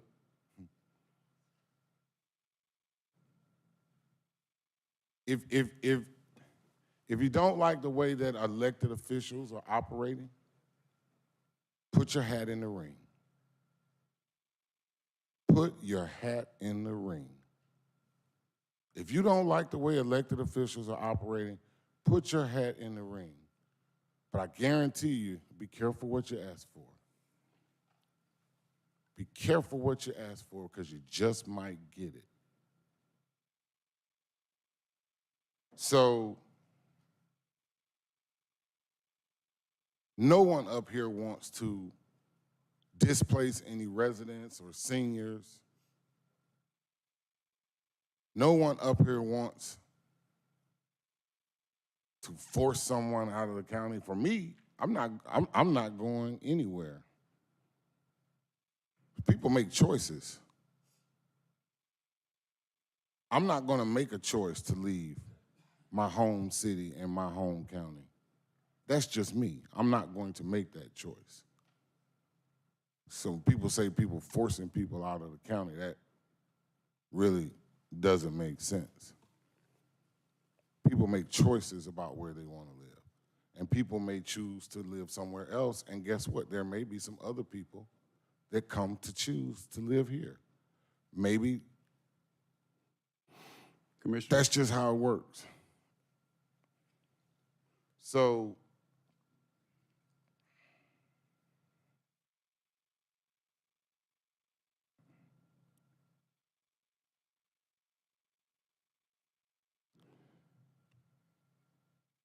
I'll stop there for now, but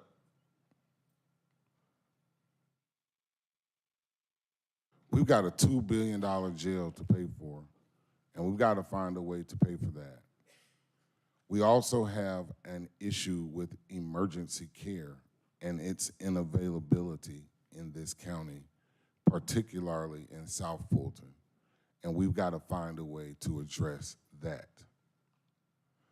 Those are life safety issues. And so for me, I have to prioritize those life safety issues over other issues.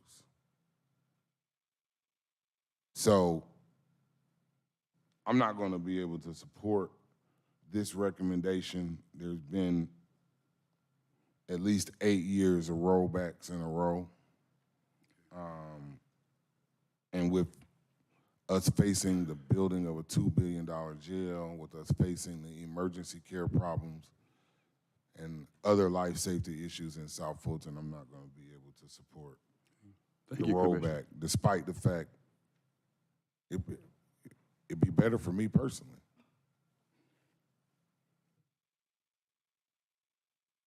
Despite the fact that I don't want to pay a tax increase.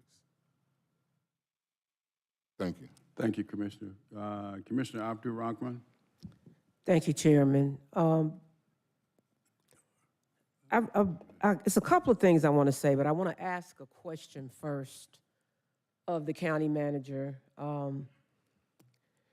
What will be the consequences if this board goes with the rollback as opposed to the recommendation? What will be the consequences of that? Yes, ma'am. let me give a little bit of perspective as we thought about this recommendation. Thank you for that question. First of all, these are the questions that I ask myself as a business person, and then also if I were sitting in your seat. Number one, 9.27 is the only level where revenues match expenses. So in other words, if we were running this in some kind of business-like fashion, we would be interested in what generates break even. And that does generate break even.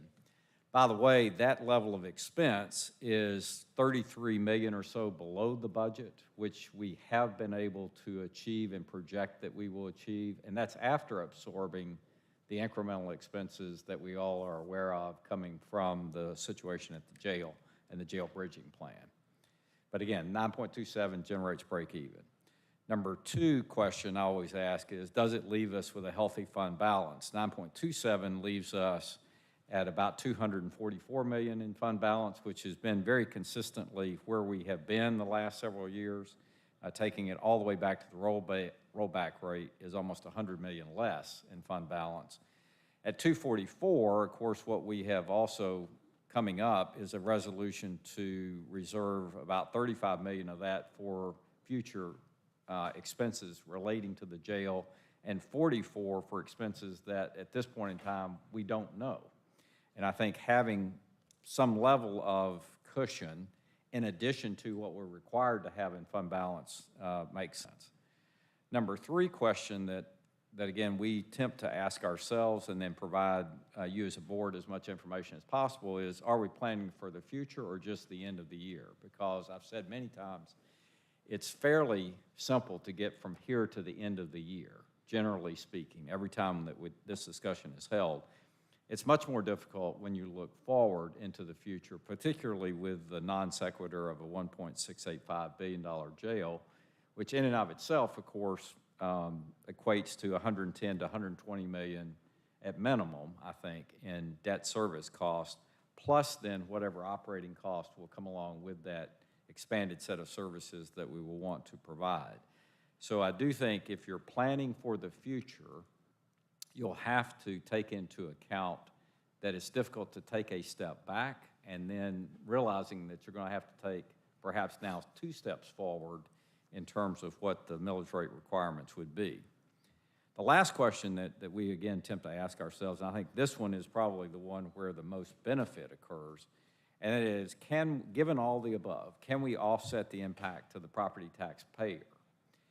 Because I think all of us should be interested, and each of you are obviously interested in that. And so as we, again, thought through the answer to that, is I think we are doing a number of things. We did increase our loss distribution from the cities, not as much as we wanted. Perhaps if we could rewind the clock and have an objective view of that by the cities and obviously by the public itself. There was $1 billion in incremental loss available over a 10-year period. I think I was asking Sharon to check. I think we got about 200 million of that allocated to us, or about 20 million a year. The taxpayer would have been much better off for that $1 billion to come to us to offset these unavoidable costs versus being spent on things that perhaps are not as critical. But nonetheless, we did get an incremental aspect or an incremental distribution that's helpful. This board is also focused on TAD resources. And as we know, as these TADs close, we're now putting those monies to the side, planning for the future. I think that's extremely prudent and helpful. Number three, we are pursuing and had, I think, very productive meetings both with our lobbyists and with ACCG as it relates to the potential of a sales tax at a fraction of a penny, full penny, all of which, of course, would spread that cost beyond just the property taxpayer to others that visit and come into Fulton County. And I think that holds the most promise. It's just a very difficult path, as we all know, to get through legislatively and with the public, having now done it on T-SPLOS. And then the final one is the one that still holds much promise, and that is aggressive cost reduction / prioritization that this board would have to direct us to do. Because when confronted, and I think bringing up COVID was a good case in point, you know, when confronted in March of 2020 and not knowing what we didn't know relative to both the expenses that we likely would incur as well as the impact on tax revenues, we implemented very aggressive cost reduction, probably not sustainable over long periods of time, and then offset by the federal dollars that became available. But we do know how to do it, and that's the more short-term, the prioritization effort, meaning what do you want to spend money on and then not spend money on, is of course the other lever to be pulled and one that could be pulled more aggressively. So it's a long answer to say, if I were looking at it, I would take all of those into account. Does this keep us at break even? Does it give us a healthy fund balance? Are we planning for the future? Are there more things that we could do to offset the impact on the taxpayer? And so from that perspective, rolling all the way back creates a situation where you are at a bare minimum of meeting the fund balance, and we will need to find a way to reduce further this projected expense to account for the fact that the revenues will be significantly lower. You have 9 minutes remaining, Chairman, don't start, because I'm going to have my time to speak.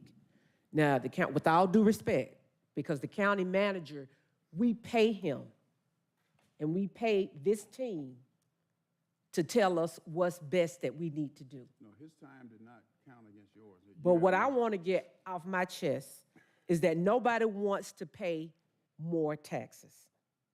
It is a sentiment shared by many individuals, as the burden of taxation can often be seen as a hindrance of personal financial growth. However, it is equally important to recognize that an increased capital outlay is necessary to fulfill our responsibilities and meets the needs of our community. When we had this same issue a year ago, the governor had to step in and give money to Grady. Well, the governor was running for governor. I don't think the governor's going to give Grady money this year.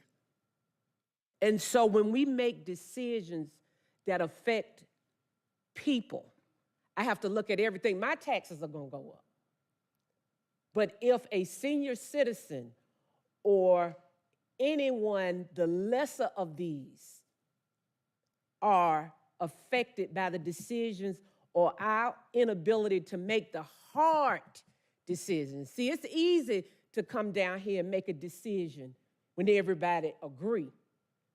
But when it's a disagreement, then you have to go to your executive leadership. You have to go to your county manager. You have to ask, where do we need to do better? First of all, let me say what we can do better at. We need a jail, period, point blank. And I sit here offended that since the last Board of Commissioners meeting, another death has happened. And I had to find out on it on the news. As a sitting elected official, I find out on the news that another person have lost their life. Now, I understand it, I get it. When we're talking about people and their taxes, I get it. When we're talking about people of brown and black, I get it. But we cannot continue to kick the can down the road when it comes to the jail. We are putting ourselves at a great risk. DOJ, Department of Justice, is breathing down our neck. Would you prefer for us to give the solution or for them to give it? Because as a sitting member of this body, I want us to find the solution. This is why I teamed up with Vice Chair and asked for accountability from the sheriff. Now, let me be crystal clear about the sheriff. I support the sheriff, but that does not mean that I'm not going to ask for accountability. Because at the end of the day, we have to all be stewards of taxpayer dollars. The thing that we seem to have when we come down here is we make it a us versus them. Why can't we not tighten our belt? We can, but it's not going to be enough. And that's the reality that I, as a sitting elected official, have to tell you, tightening our belts is not going to be enough. Do we have some processes that we can do better at? Yes. Do we have some elected officials that don't realize that this is your money? Yes. Because they don't carry themselves like it's your money.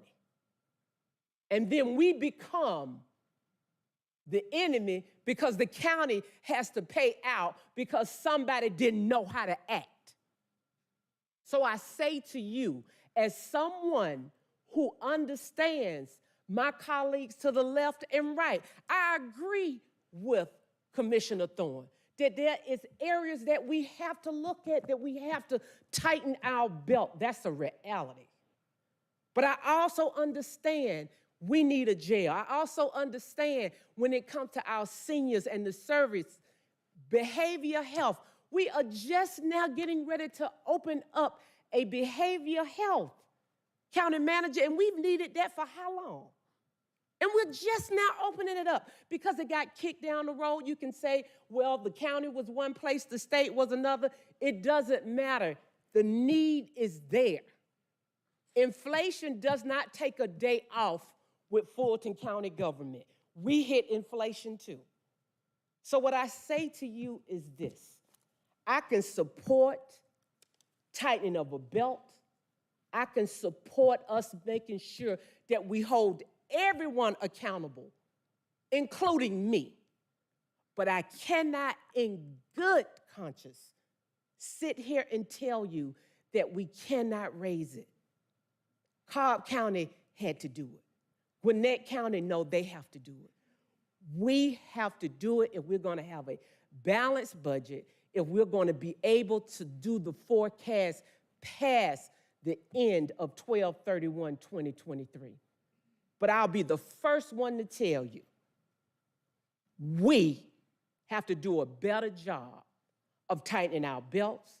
We have to do a better job of holding accountability of all our constitutional officers, but we have to hold ourselves accountable with our decisions that we make or lack of decisions that we make. Because what we're doing is kicking the can down the road if we do not do what we need to do to be fiscally solvent at the county level. Thank you. Thank you, Commissioner. Commissioner Barrett?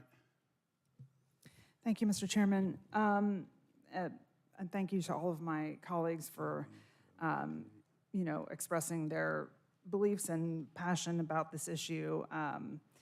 I am not going to repeat a lot of what's already been said in the interest of time, but I do wish that we had kept the agenda in the order that it was originally published, because there were a couple of things that would have come before this that I think would have been helpful. And one of those was the county manager's report, actually. And I think there's been a lot of accusations about no forward progress in our justice system. And I think, all the reports we've seen month over month have shown that there has indeed been progress. Is it sometimes slower than we would like? Yes. Are there certain areas that still need some improvement? Yes. But in particular, I want to, thank our DREAM office. And Joe, in particular, I want to thank Alfred on your team, who was very helpful after a flood in my office yesterday. But I think you guys have done an incredible job in terms of responding to the maintenance requests around the jail. That is something I think we're doing quite well. And so if we, again, as Commissioner Abdu-Rahman said, if we start to cut funding, does that change? Does that get cut? Does that make the conditions at the jail worse, as an example? Tightening our belt means, a lot of different things, but it could also have detrimental effects. We've heard one of our colleagues talk about taking all that money back from the Justice Department. I'm not even sure how we would do that at this point in the year. To be clear, we're talking about a budget that we're already, 8.5 months into. So I guess that's a question for Madam CFO. I mean, if we were to try to take $40 million back from the Justice Department at this point, what would that even look like? Is that even something that could be done?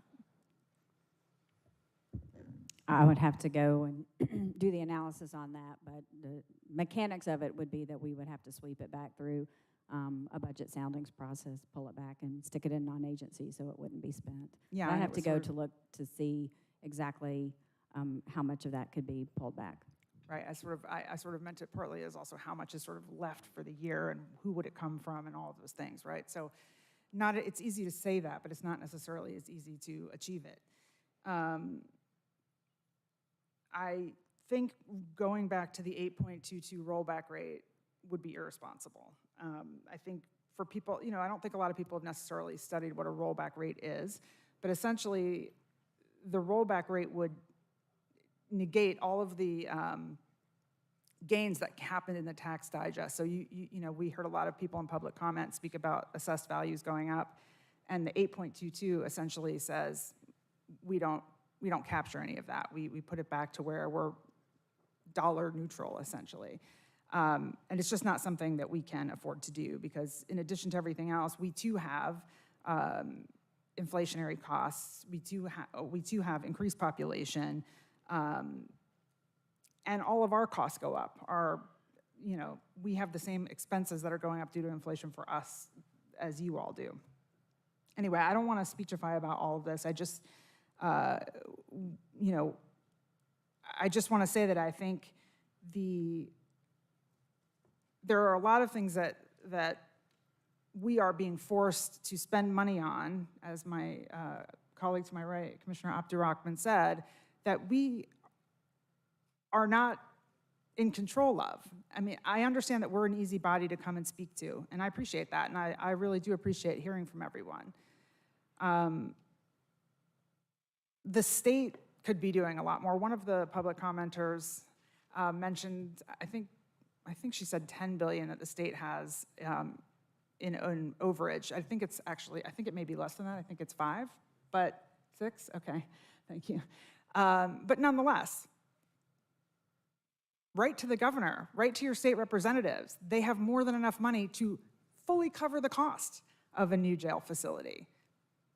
So we're being asked to fund this, and in order to do that, we need to potentially raise the millage rate, and they are sitting on your money from your income tax, and they don't need it. So, the tax burden is not just property tax, it's all across the board. There are a variety of things we could go into detail by detail. All of that to say, once again, I can't support 8.22. I just don't think it's responsible. I agree with all my colleagues that we can do a better job on our expenses.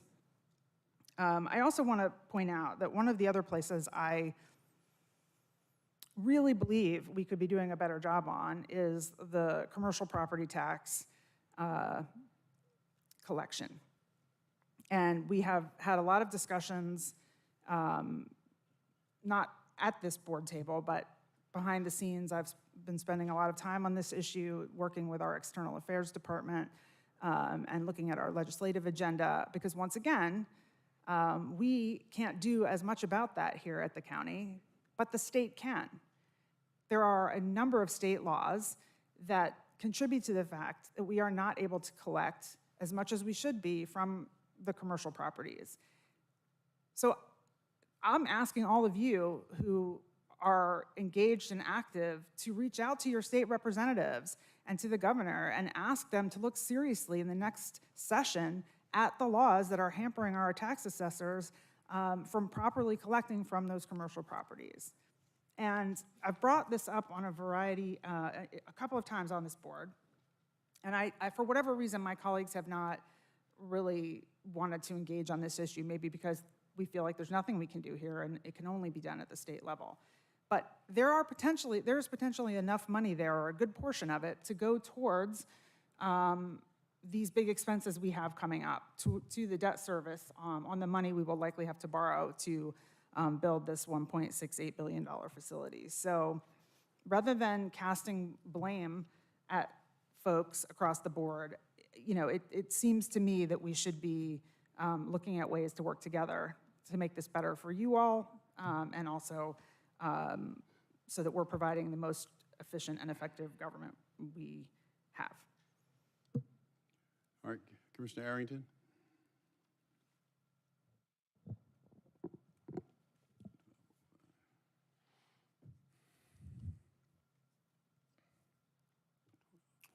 I want to make a substitute motion.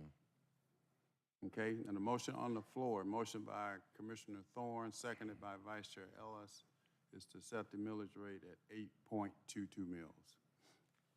Yeah, I want to make a substitute motion that we adopt the recommendation put forth by staff. That would be the 9.272. Yes, you know, part of the increase and the reason we have to. Let's see if we can get a second. We have a motion a motion by Commissioner Arrington to set the millage rate, substitute motion 9.272, seconded by Commissioner Barrett. Commissioner Arrington. You know, it's unfortunate that we have to pay extra money and extra expense to block off the courthouse because there may be another attempt to overthrow a government. That is a shame. And frankly, that burden, that financial burden, should be borne by the person who caused it and not by the Fulton County taxpayers. Unfortunately, we have to bear that cost, or we have to make the decision and have to pay that cost through use of tax money. We didn't know someone was going to try to overthrow the government on January 6th.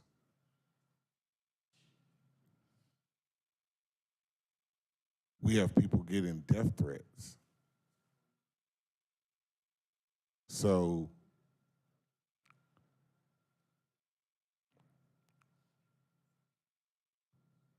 there are extra expenses that have to be borne to make sure that those people stay safe.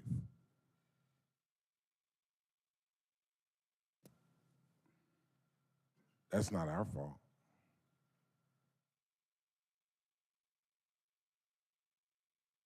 I didn't try to go overthrow the government.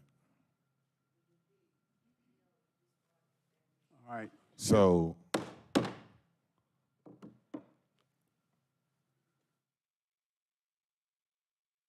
I know who you can blame, but it's not us. No one up here that I know of was at the Capitol on January 6th trying to overthrow the government. That's not our fault. None of us were there. Thank you.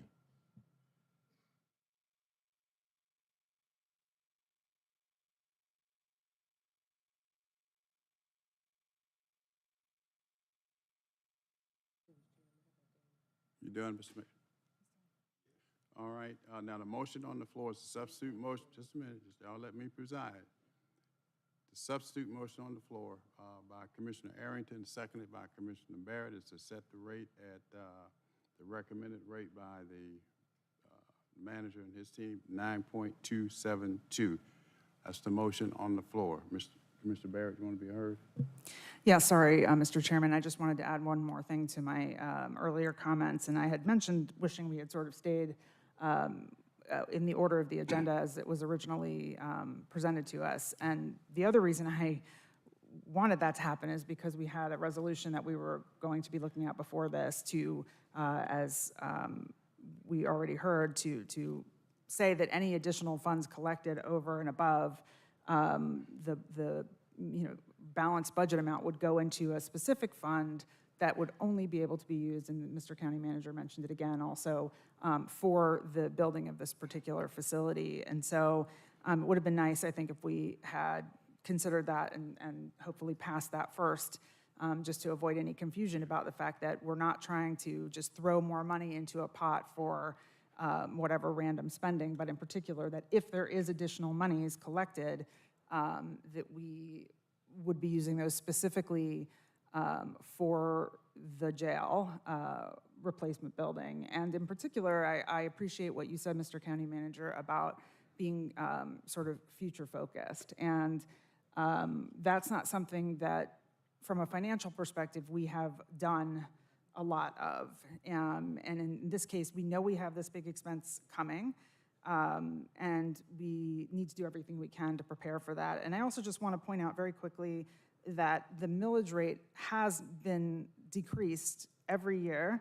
I have the numbers in front of me from 2016. So we were at 10.45 in 2016, 10.38 in 2017, 10.2 in 2018, 9.89 in 2019, 9.78 in 2020, 9.33 in 2021, and then 8.87 last year. And in the 2 years, 2021 and 2022, the last 2 years, in a period of high inflation, we rolled back.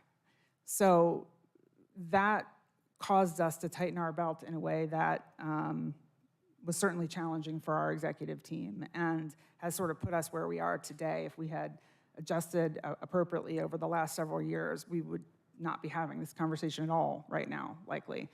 In any case, once again, I support Commissioner Arrington in taking the advice of the team that we pay to do all the analysis for us and to figure out what are the best steps to move forward.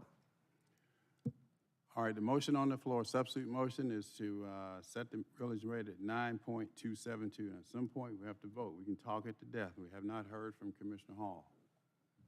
Commissioner Hall, you have the floor. Thank you, Mr. Chair. I will start off by saying what I have been saying from the very beginning. I'm an absolute no to increasing the taxes on the backs of our Fulton County homeowners. It is a hard decision that is not one that should be the burden added to the pockets and the pocketbooks of our residents. It is very evident from what we have heard so far that there are still open questions that need to be answered. One in particular is, what are the other alternatives? This has been asked by many of the residents who have spoken today, and still there is a lot to be discussed. I asked at previous meetings about the county looking at the National Association of Counties and asking them, how have other counties actually been able to implement a new jail and not raise the property taxes on the backs of the property owners? I have not heard anything in response to that question. We do still need to look at what the seniors have consistently raised as an issue for them. They want to know about eliminating the school tax for seniors whose children are no longer in the school system. We still need to hear about that. So today, I would definitely not move forward with raising the property taxes on the backs of our residents. Thank you. Thank you, Commissioner. The motion on the floor. Substitute motion on the floor is to set the millage rate at a 9.272. Let's vote. And the vote is open on the substitute.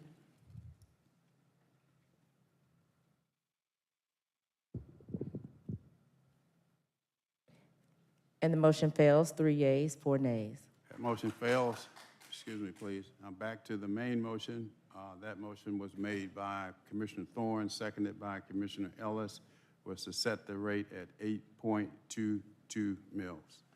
Commissioner Vice Chair Ellis. Yeah, just one thing before we cast our vote, Mr. Chair, that I want to say on this is, if you cast your vote on this, I hope you back it up with your actions in terms of reduction of spending. Mindless trope about, school tax, which we don't have anything to do with, going to NACO, saying they're going to help us build a jail, which ain't going to happen. This is about figuring out how we're going to control spending and making the hard choices around it. So if you're going to cast your vote with it, I hope that you're going to be prepared to do the necessary work that's going to be required. I'll tell you one thing, I don't represent any residents of the city of Atlanta, but I got a lot of notes from several of them. One thing that does happen in the city of Atlanta is You don't have floating homestead exemption on all your taxes. You don't have it on your school taxes necessarily. And you got much higher millage rates for your Atlanta city taxes as well as your school taxes. I looked at two comparable homes of individuals in a person outside and resided in North Fulton, similar valued home, and a person in Atlanta. Obviously, their Fulton County millage rates are the same. Their cities and their school taxes are different. Resident in the city of Atlanta is paying 60% more, $16,105 in the case I was looking at, and the resident in North Fulton was paying about $10,275. Similar valued homes, been in there for similar periods of time. City of Atlanta residents are getting taxed out the wazoo. And, one thing we can talk about, raising, trying to do this with the legislature, asking the state to send us money. But there's $60 million, 55, 50, 60, whatever $1 million is, whatever, that's sitting in Fulton County taxes that are paid by citizens that are being rerouted into TADs in the city of Atlanta. We can say we're done with that. Bring it all in and fund this stuff and provide the taxpayers relief. So if you're going to vote for this, be prepared to have that discussion and be prepared to seriously act upon it and not walk a tightrope about, I didn't vote for a tax increase, but yet I want to advocate for a lot more spending, or I don't want to do the tough work in terms of dealing with the challenges that presents. So when you cast your vote, I hope you're prepared to actually follow through with the action that's required. All right, Commissioner Barrett, the motion on the floor is the 8.22. I want to sort of second what Vice Chair Ellis just said. I appreciate that when Vice Chair Ellis said that he wanted to keep the rate at the 8.22, while I don't agree with the particular suggestions that he's giving on where we find those dollars, I appreciate that he's at least giving suggestions for where we might find those dollars. I would ask that the others on the board who are suggesting that we can move forward in a fiscally responsible manner at 8.22 would come in this meeting right now with how we're going to do that. So saying we're just not going to raise the tax at all, but approving a budget that had a lot of additional items in it, and then not being willing to, own up to that now, I just don't understand. So I would ask my colleagues who are going to support an 8.22 rollback rate to be very clear about what we're going to cut, and I mean very clear. Like, let's get the questions to Madam CFO on specifically how many dollars we get if we cut X, Y, or Z. How much is left in this year's budget for X, Y, and Z to cut? I cannot support this. I think it's completely irresponsible. So I'm going to make a substitute motion to set the millage rate at 8.87. Okay, the substitute motion by Commissioner Barrett is to set the millage rate at 8.87, seconded by Commissioner Hall. And the 8.87 would do what, Madam CFO? Status quo. That's what the 2022 millage rate was. Right. Yes, Mr. Chairman. All right, now that's what I support. You want to be heard? All right. Commissioner Hall, you want to be heard? You've said, all right. Commissioner Abdul-Rahman. And so my question to you then, Madam CFO, is with that particular rate, where would that put us as far as what we're trying to do with the jail, and as far as operating to the end of the year and moving forward? Where would that put us? I need to hear the numbers today in front of the cameras. Commissioner, at the 8.87 millage rate, we would meet our revenue budget amount, and depending on how we end the year, our current best estimate today for our expense projection would leave us with roughly about 51 million in fund balance surplus, of which 6.5 could be set aside into a jail construction reserve fund if approved. And we would still be able to meet our end-of-year fund balance reserve requirement. Okay, so did I be crystal clear on this? With this what did you say, Commissioner? 8.87, we're going to be able to do all the funding that we have in the budget for the rest of the year. Is that correct? Well, the numbers that I gave you were based off projected expenditures, which are less than the budgeted amount. So the budgeted amount is $897 million. We're currently projecting that we will spend roughly $865 million of that. But yes, ma'am, at the 8.87, we would meet our revenue budget for the year, our current year property tax revenue budget for the year, assuming we have a 96% collection rate. Of course, is something, have to caveat it by saying if something happens with tax billings and we don't hit the 96% collection rate, then we would have a timing difference between this year and next year. But at that millage rate, it would generate enough in property tax billings that at the 96% collection rate, we should cover our budgeted revenues. And our current expense projection is less than budget, so that would leave us a little cushion to work with through the end of year. And so thank you for adding in about the tax collection rate. My next question to you, as far as us going into the next year with the revenue that we need because we never want our revenue balance rather, to fall under a certain amount of, what is considered the best option as far as what amount we need to go into the next year. We will be fine with that, County Manager? Okay.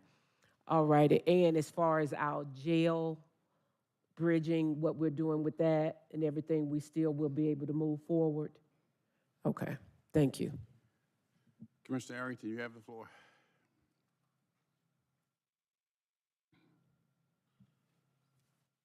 Thank you, Mr. Chair. I guess I'm just curious from, I don't know, a county manager or CFO, if 8.87 is enough for us to meet everything, then why the recommendation of 9.272?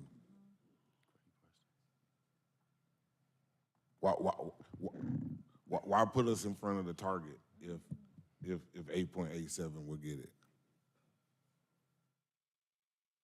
Well, I think it's your definition of what getting it means. In other words, under 8.87, we would put into the jail reserve $6.5 million based on the resolution that's before you. If you went to 9.27, you would put into the jail reserve $36 million. So one is better, mathematically than the other, but it doesn't say that 887 doesn't allow you to both, basically meet the expense projections, have a fund balance and a fund balance surplus, and contribute something to the jail fund. It's just less. And thank you for that answer. That's a great answer. I love it. Now, why is the recommendation for $36 million for the jail bridge fund instead of $6 million?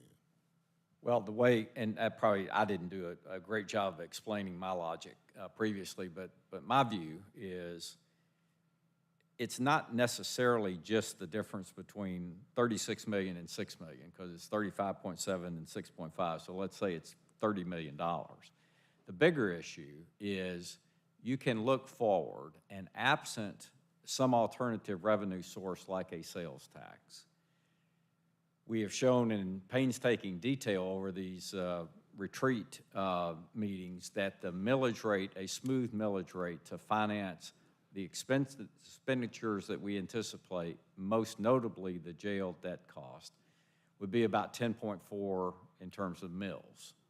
So you would you're going to do one of two things. you're going to take a step fundamentally back to 887 from what you anticipated this year of 9.37, and then in the next year need to go to 10.4. So that's one scenario that will be implied in this decision, absent again a sales tax. Or you would be taking what I would see as more of a gradual path up. Just like the path down that we've taken over the last 6 years, it would be a more gradual path up because you would go from 8.87 this year to 9.27 to then 10.4. Otherwise, you're going to go down low and then back up. So that's the reason, if you want, from a looking forward perspective, that you would choose 9.27 versus 8.87. And again, it's always more about the future than it is just the end of year. And that's why when answering the question about the end of year, almost any of these can work. 8.87 is better than 8.22 because we don't have to go find $40 million to take out of the expenses. So that's good. It's just, in our view, not as logical as a smooth up, accounting for the $1.685 billion jail that's coming in the future. Thank you for that answer. I think it was helpful to me. I hope it was also helpful for the public. I made the motion for the 9.272, so that's really where I am. But it sounds like that was already defeated. So perhaps the 8.87 is a good compromise in between the complete rollback and the recommendation, right?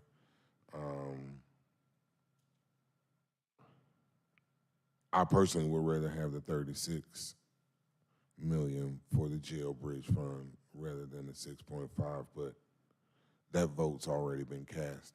So, all right, thank you. Thank you, Mr. Chairman.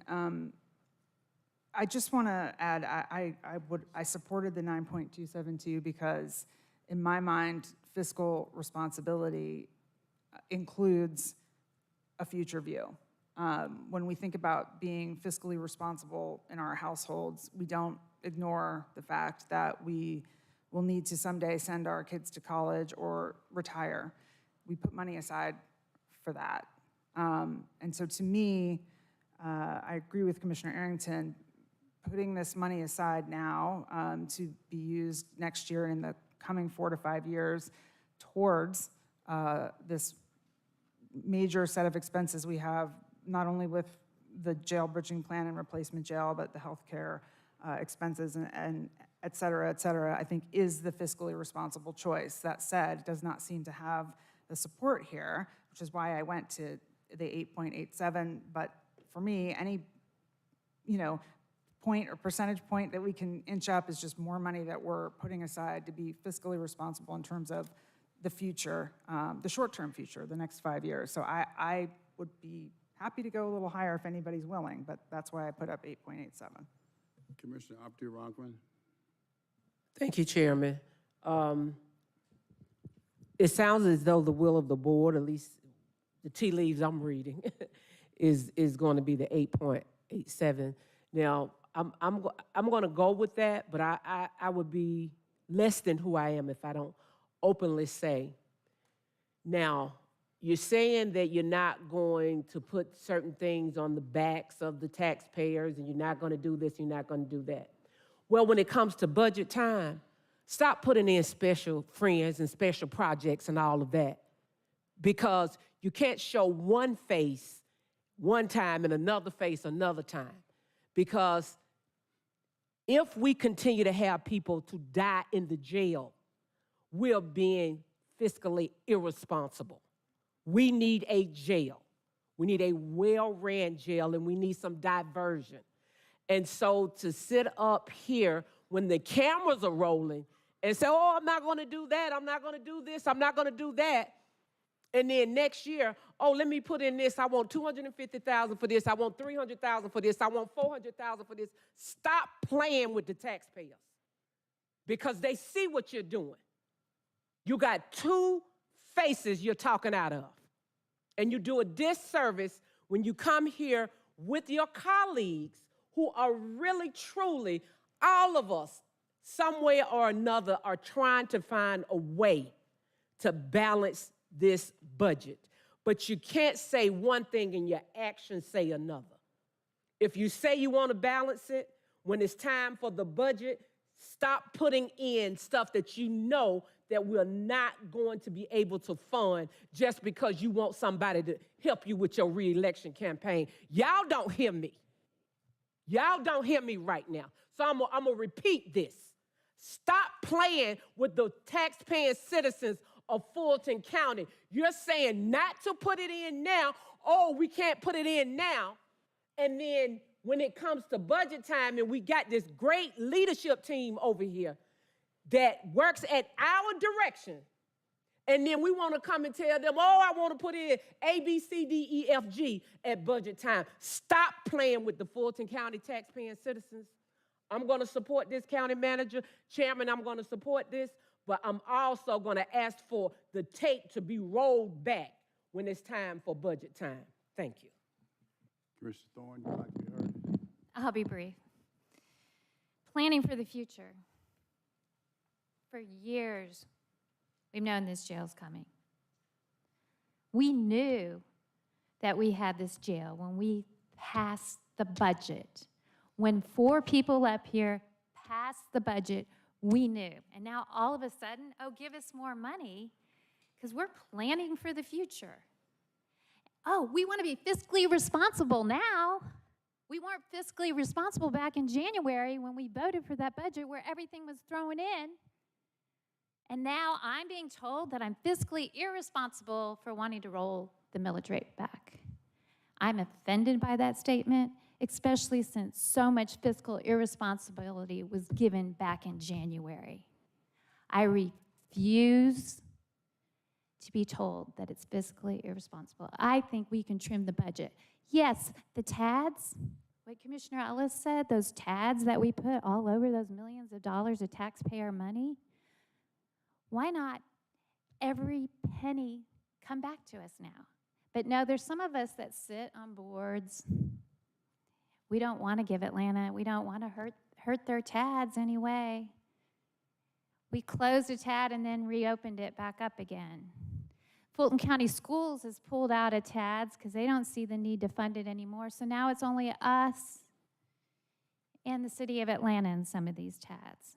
It's the taxpayers of all Fulton County that are in these TADs. We need to maybe relook that. I'm not saying close all of them, but there's some of them that have great, they're funded, they don't have any more projects. We need to look at income from other sources, not the backs of the taxpayers. I want to be fiscally responsible. I want to protect the taxpayers. There were comments made that, you know, we approved a clinic for $15 million. It's only 0.2% of our budget. I don't care. $15 million is a lot, especially when you look at how our cities run their government. We need to be fiscally responsible with our money. And I feel like if we pass a millage rate that's low, it's going to force us to be fiscally responsible. Because with no telling what's going to happen when the budget season comes around in January. Are they just going to ignore this millage rate like they did last year? They can do that. I think we need to tighten. I think we need to cut back. I think we need to do whatever we can to help the property owners. Yeah, you know, we make a choice to live in Fulton County. Some people, you're making that choice for them. They're not going to be able to afford here. They're not going to be able to have the choice to live here. They're going to be forced to leave. There'll be gentrification of the neighborhoods because we're forcing people to leave. That's all I have to say. Thank you. All right, the motion on the floor is to approve the rate at 8.87. Let's vote. And the vote is open.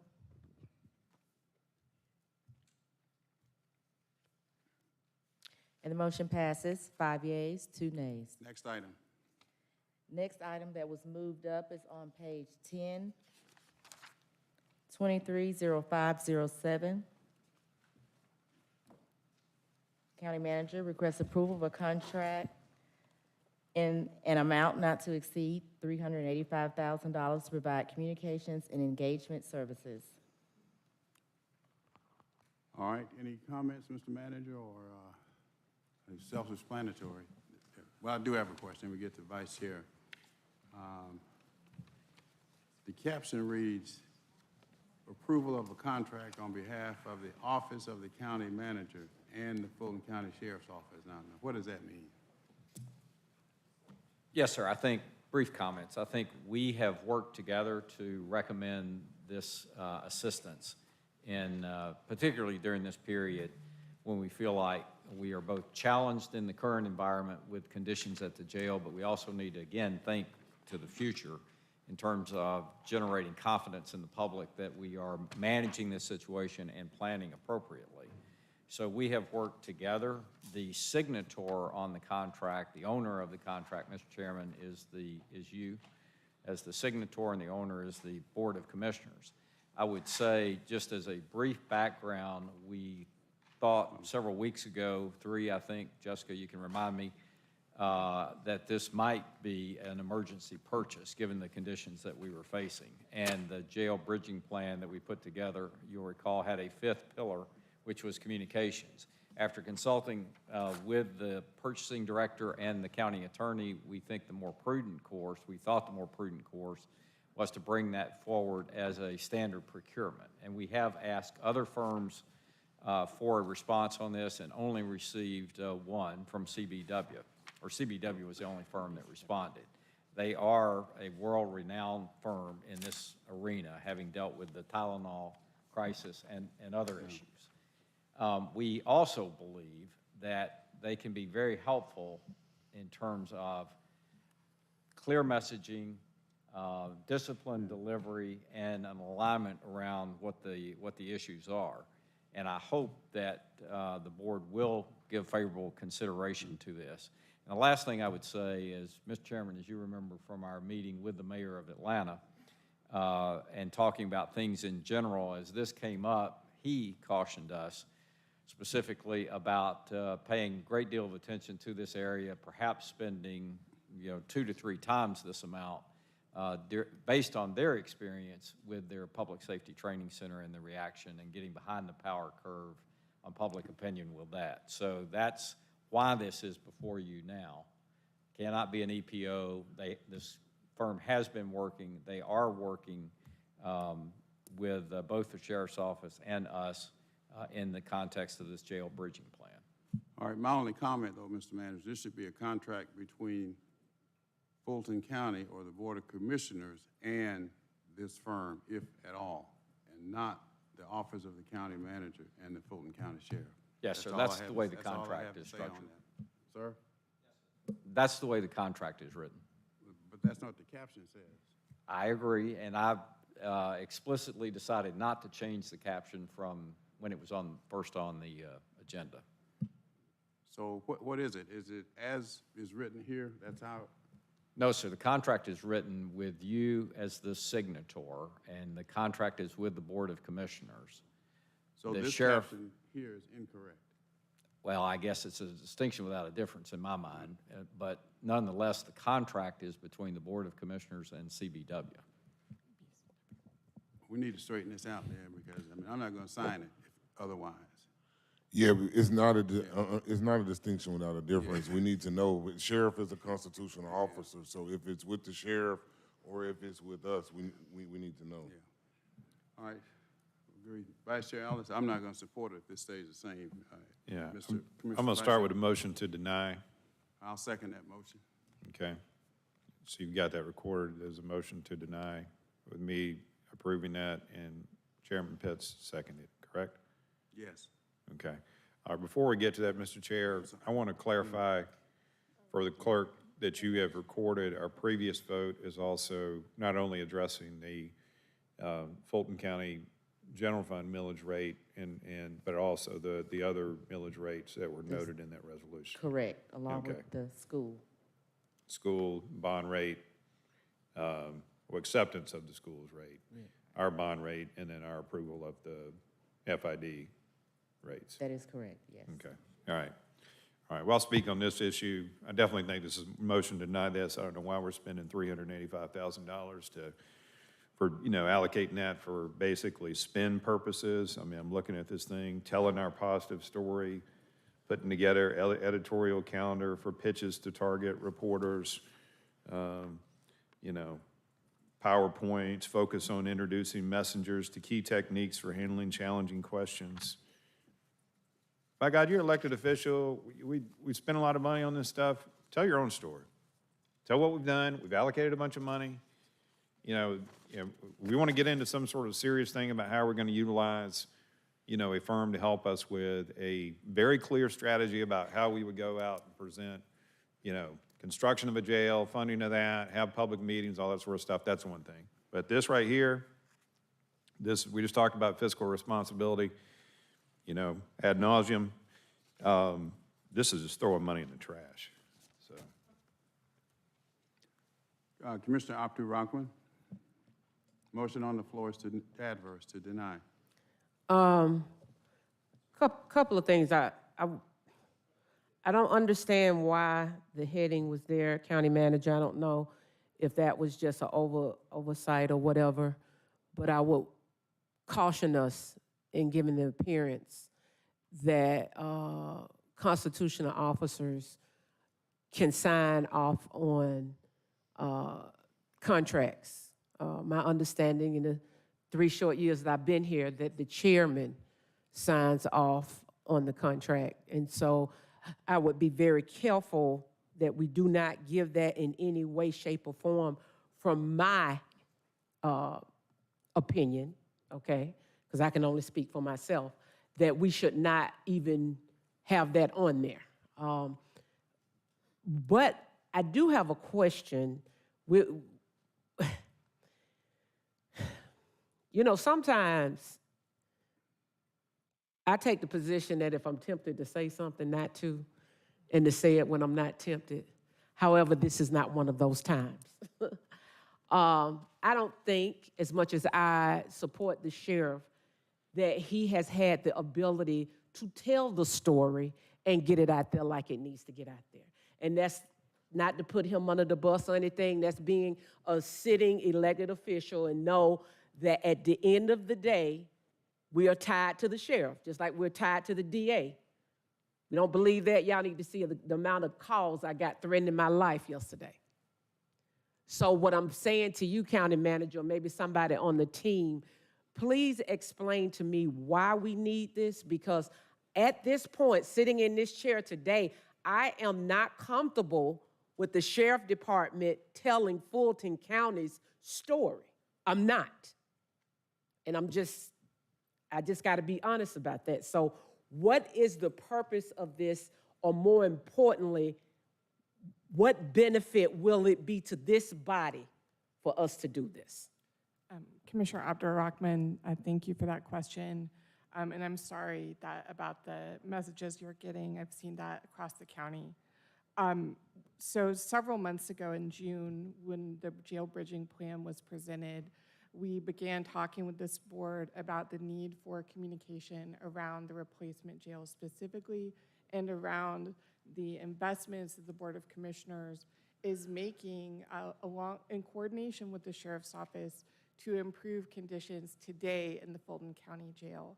So Mr. Davis and his team, for example, have been doing a maintenance blitz and making improvements within the facility.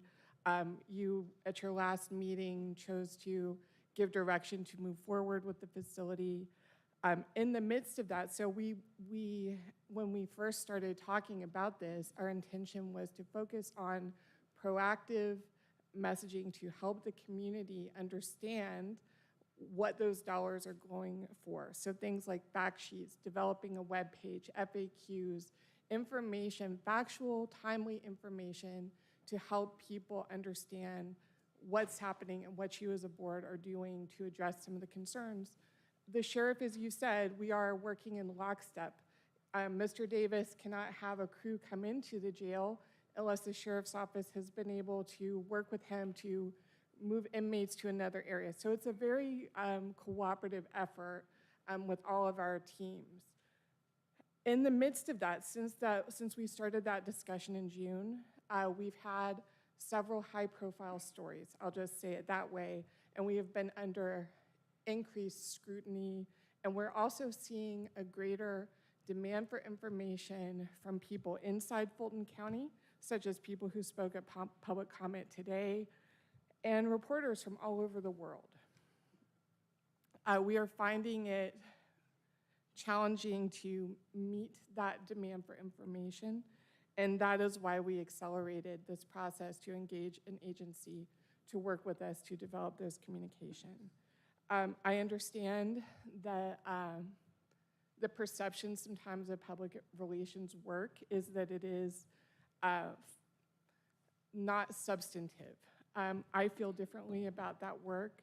I feel that this is really designed to help us provide factual information, help people understand the investments in diversion programs, help people understand the investments in capital work. We have to work collaboratively with the sheriff's office. Otherwise, we're telling two different stories, two different ways. And it is, there has to be one source of truth. And I think that's what we're working toward. I understand that there are many elected officials, the 7 of you, the sheriff, other people in the justice system, and I understand that that sometimes there are going to be messages that compete with each other. That's just how it is. But I think our work is really designed to develop a set of common facts and information that the public can rely on. County Manager, I'm gonna tell you what my perception of this is, and you are free to tell me if I'm wrong and if I don't have the correct understanding. My perception of this particular contract is to make sure that we have the key stakeholders in place to make sure that the correct information is going out, to work with the sheriff's office, given the height of that we've had multiple things happen almost back to back to back. We probably need to have a team in place to make sure that we are on top of this. My concern that I want to be addressed today is that we tell our story, that Fulton County tells the story. We can do it collaboratively, but we need to assure that we are telling the story, presenting the facts, presenting what's going on. But it is still a contract that would be signed by the chairman. Is that correct? Yes, ma'am. Okay. Chairman, I don't know if I'm incorrect. You can tell me if I'm incorrect. I want to make a substitute motion that we do this, but we make sure that the contract is one that's only that your name is on it, or who, the applicable of what we've been doing in the past, because I feel very strongly that this is needed, especially at this time. Especially at this time. If we've ever needed this in place, we need it now. But we need to be in control of it. I mean, I'm just being candid with you. And so, Chairman, I would offer a substitute motion that we enter in this contract with just your name, you as the signatory on it. That's my substitute motion. Is there a second? Can I just speak for a second? I will second it, but with some friendly amendments, or possibly hold it, one of the two. So I'm going to say so. Yeah, I was going to say I need more clarification because the chairman signs all contracts, so I don't know what the distinction is. The chair is responsible for signing all the contracts, so I don't. Well, the only reason I said that, Commissioner Arrington, is that because this agenda went out and it had something differently than what is going to be done. And so that's the only reason that I offered up what I offered up. I hear what you're saying, and contrary to what it may have said on the agenda, the fact of the matter is the chairman is going to sign it, the sheriff is not signing it. But if one of our constituents has this agenda, they would not get that from that. And so that is the reason that I put that forward. And also, I'm making an assumption, but I don't want to make the assumption. Is this not time sensitive? The firm is already working for us because we thought it was going to be an emergency purchase. It is time sensitive. Either we need to fish or cut bait. What I would ask you to do is think of this and vote it up and down on its merits. In other words, if you think we need these services, the contract is positioned just like you want it to be positioned, and that is it's with the Board of Commissioners, with the chairman signing. I take responsibility for the phrasing, if you will, of the agenda item, but the reason it is phrased like that is to ensure that you know, as well as the sheriff knows, that this is, in its best case, is to have a single set of messages, not two competing messages that are going out. Yes, it is a contract with the board, but as we've been working, I think it would be highly detrimental to have conflicting messages from two aspects of Fulton County government and Fulton County Sheriff's Office. So that's why it was phrased in that manner, and if that creates a problem, I apologize for that. The contract itself, though, is exactly what I hear you saying that you're asking for. That's separate and apart from, do you even think this is valuable? And that's, to my mind, the true thing to vote on. Is this of value? Okay, and County Manager, let me go on record saying, from my position, I don't want this to be adversarial. I think this is good to make sure that we're working together. We know that we cannot tell the sheriff how to run the jail. That is his responsibility. And there may be some things that we can't be lockstep with him on. That's a reality of a constitutional officer. So my premise of putting this in now is to make sure that we collaboratively work together with him, but we make sure that we're doing the work, that we make sure that we have the people in place, and there is a set goal of collaboration, but making sure that the correct story and not competing stories are getting out there. I think that is absolutely our intent, Commissioner Abdur-Rahman.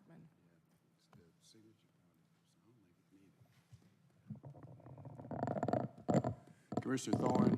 Thank you, Chairman.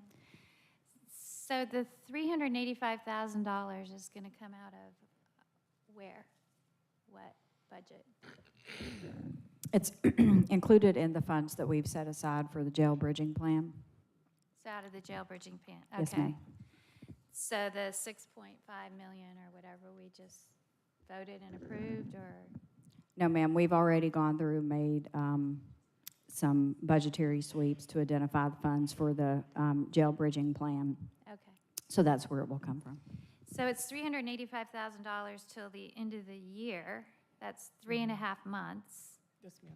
So how much is it going to be next year? Because I assume this is going to continue for a long time.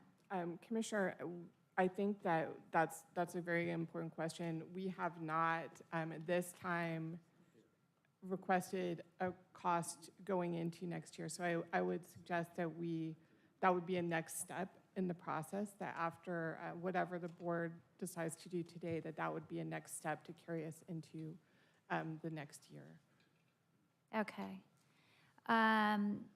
Also, like, I know back in October of 2020, before the election, you just brought on staff, somebody to help with messaging with the elections, not really knowing that you were going to have media. Like, why don't we hire somebody? Because I know your office is overwhelmed, and would it be beneficial just for your office to hire an additional employee or two just to work on the jail? communications? Commissioner, I certainly think that's something that we're considering as we prepare our budget request. In 2020, we assigned a staff member who was already employed, but we did not hire additional staff for that purpose. We did engage, advertising, paid advertising, and an app and some other things, but we didn't have, as I recall, it's kind of a blur, but I don't recall us having a new position. But certainly, this is something that we are sensitive to, the justice system in general. We are seeing lots of interest in telling, a cohesive story about how our justice system works, and I think the public has a great deal of interest in that. And so that's something that as we prepare our 2024 budget submission, we will consider. Yeah, I would think it'd be beneficial, especially if this is a $400,000 expenditure for a quarter of a year, less than a quarter of a year. And if we're going to quadruple that in 2024, we're looking at 1.6 million for 2024. So I think it would be very responsible if we start looking to hire and not have this outsourced. Thank you.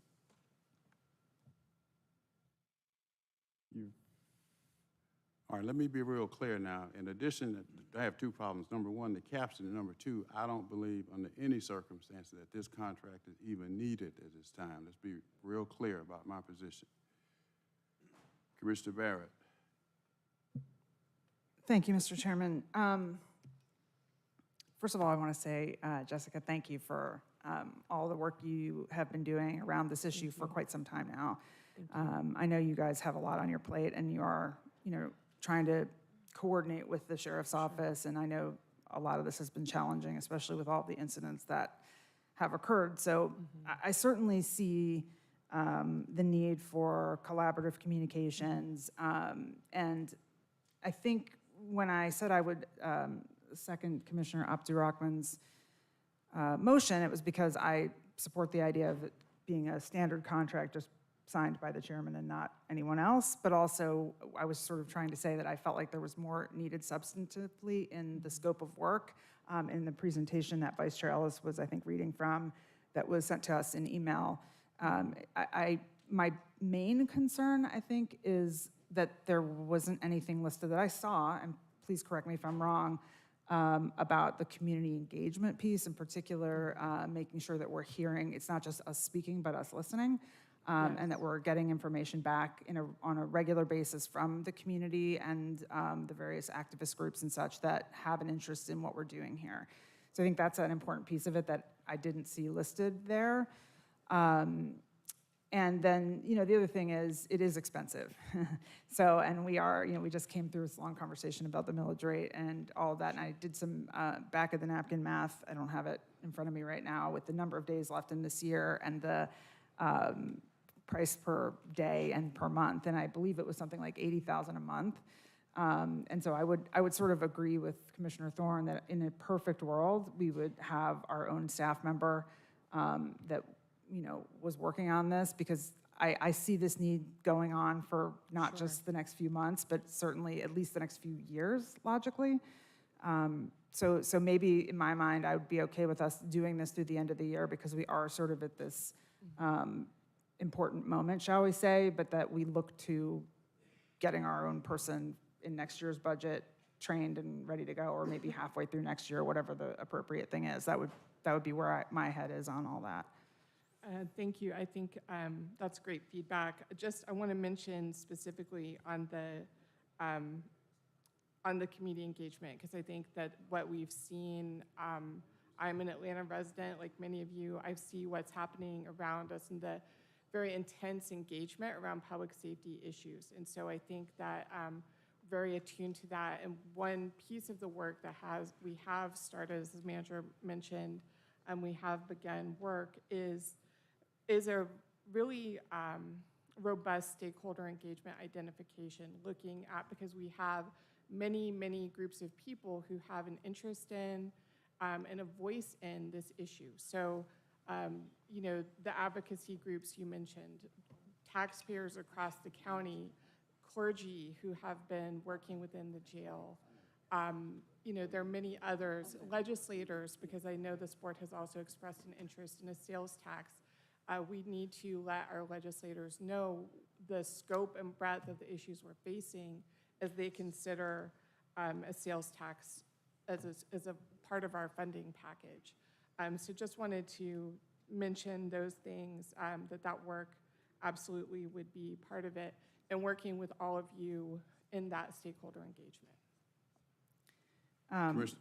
Sorry, so I, as I said, I think I'm okay with the spirit of it. I just want to make sure we're getting really some strong clarification on exactly what we're getting for the money. So that's kind of where I land on that. Thank you. Commissioner Arrington? Yeah, I was going to ask, was this bid and how do we get with them? But I guess the emergency thing is how it came up.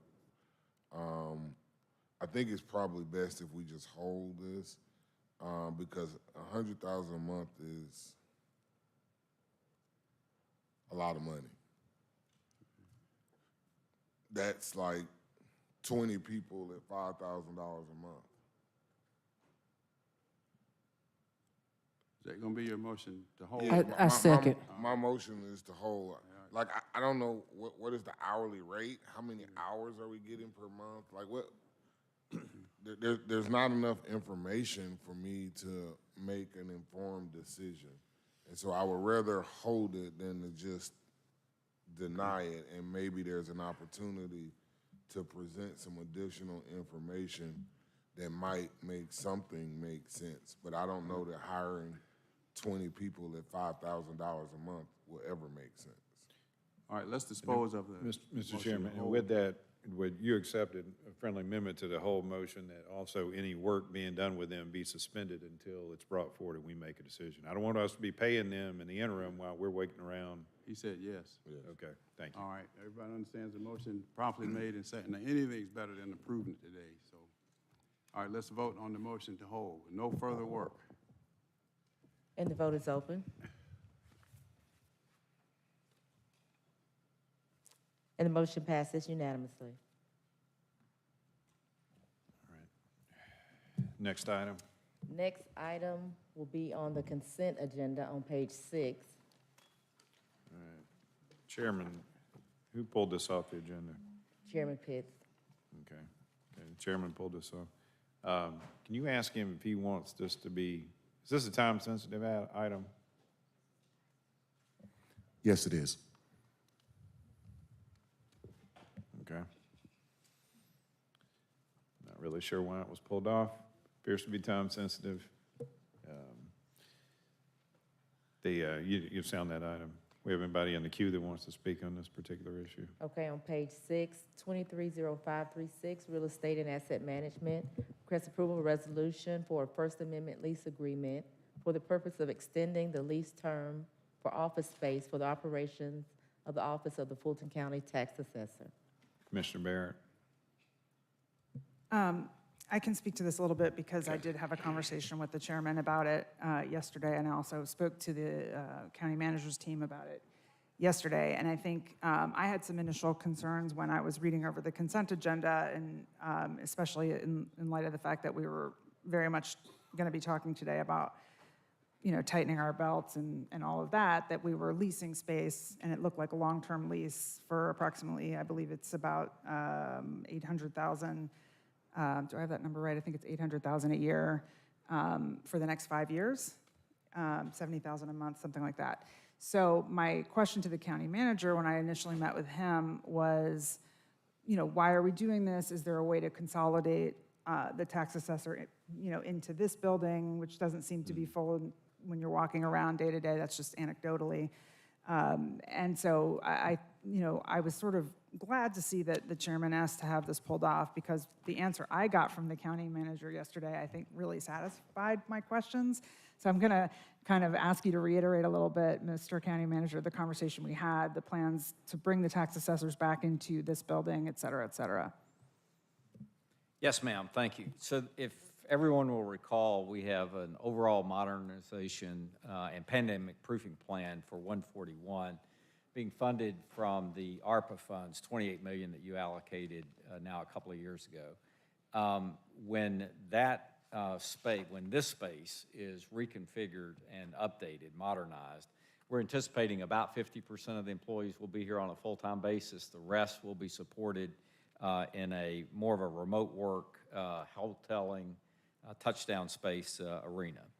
With that space being available, the tax assessor's office will move back here.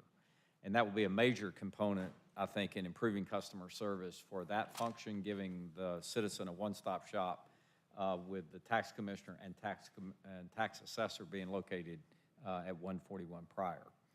The other part of that plan is to also move the functions that are at 137 Peachtree today to the Central Library. It's another utilization of underutilized space at the Central Library, and that includes the Community Development Group, the Ryan White staff, and Senior Services. I think that's it, right, Dr. Rochelle? So when that group moves into the Central Library, the next, if you will, thing to happen is make 137 available for the expansion of our justice partners. They also have lease space in some cases and are also pretty constrained in the space that they're in, so they will move into 137 Pryor. So those three fundamental big moves, the tax assessor moving back here once this building is reconfigured, the folks at 137 moving to the library, and then the justice partners who need additional space taking 137 would kind of complete, if you will, the maximization of owned space in downtown. And, excuse me, and then the lease, I'm sorry, which really brings this question up. Joe can explain further, as well as any specifics on the timing of those moves, is we have the ability to terminate for convenience, so we're not signing up for a multi-year. We're signing up for purposes of having space available for them at their current location until this renovation work is completed. So a couple follow-up questions. The ability to terminate doesn't come with any penalties or anything like that? Commissioner, yes, there are penalties in the lease, which is typical in the industry. And those penalties are tied to whether or not we intend to use any tenant improvement money provided by the landlord. So if we do not use tenant improvement monies and we move forward with terminating the lease, for example, in the first year of the lease, if we notify the landlord that we'll be terminating late next year, we have a penalty of $361,000. That penalty steps down to $190,000 if we don't use any tenant improvement funds between now and that time, and we don't have any plans to build out the space any further than it already is. So ultimately, our penalty would be $190,000 for terminating the lease. Does that stay the same year over year? Does it depend on when we terminate? It goes down with each subsequent year. That would make sense. Okay. So that's not ideal, obviously, but I don't know that we have a choice to do anything else. Is there any way, Mr. County Manager, that we can accelerate the plan to get the tax assessors back over here? I'll ask Joe if you can just give a brief update on the moving parts that go into the modernization of this building. I think this will answer the question. So the RFP for the design build services for the restacking plan, as the county manager indicated, not only covers the government center, but also the central library build out. That is currently on the street with a closing or deadline of September the 6th. Our goal will be to review those proposals and make a recommendation to come to the board no later than the first meeting in November, preferably the second meeting in October, at which point, with the time frame for contract execution, we're looking at beginning demolition by the end of the first quarter of 2024. Right now, our intent is to do the library renovation and the 10th floor of the Government Center Tower simultaneously. However, we are leaving the door open based upon the overall timeline of accelerating by including more floors simultaneously. So our plan was to originally do those two, but we may get into the design build process and determine that it's best for us to go ahead and do 3 floors at a time. Thank you. One last question. On the savings from whenever we're able to get out of the lease situation, Madam CFO, I guess this is directed to you. Have we incorporated those savings into our 5-year outlook in terms of spending?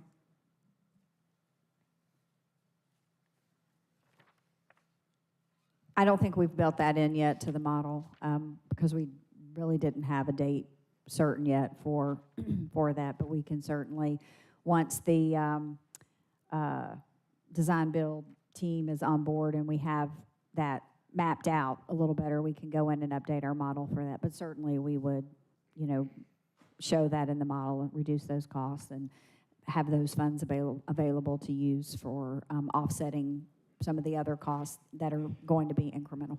Yeah, I mean, I realize percentage-wise, it's not a huge part of what we're looking at in terms of the replacement jail, et cetera, but it'd be good to know if we're able to save a couple of million even, and every dollar counts. So it'd be good to know. And as I mentioned, Mr. County Manager, when we spoke yesterday, and this is sort of just a kind of a wide open directive for a future date, but I think it would be helpful to have a review of kind of our real estate assets in the bigger picture, what we have, what things are costing, what we're leasing, and just so we can have an understanding of how much money is going into those things and if there are areas that we could be more frugal. So anyway, that's all I've got on that. Commissioner Thorne? When is the lease up? It's an emergency that we get this passed today? The lease terminates currently December 31st of 2023. So we have a provision that indicates that we normally will notify the landlord by October. So we're simply trying to move forward with the renewal of the lease and not incur any current year penalties. Okay, but we need to approve it today? We can't hold it for when Chairman Pitts is here? Because I met with him over this topic as well, and I know he had concerns. I'll ask Mr. Diamond, our Deputy Director, to comment towards the sense of urgency.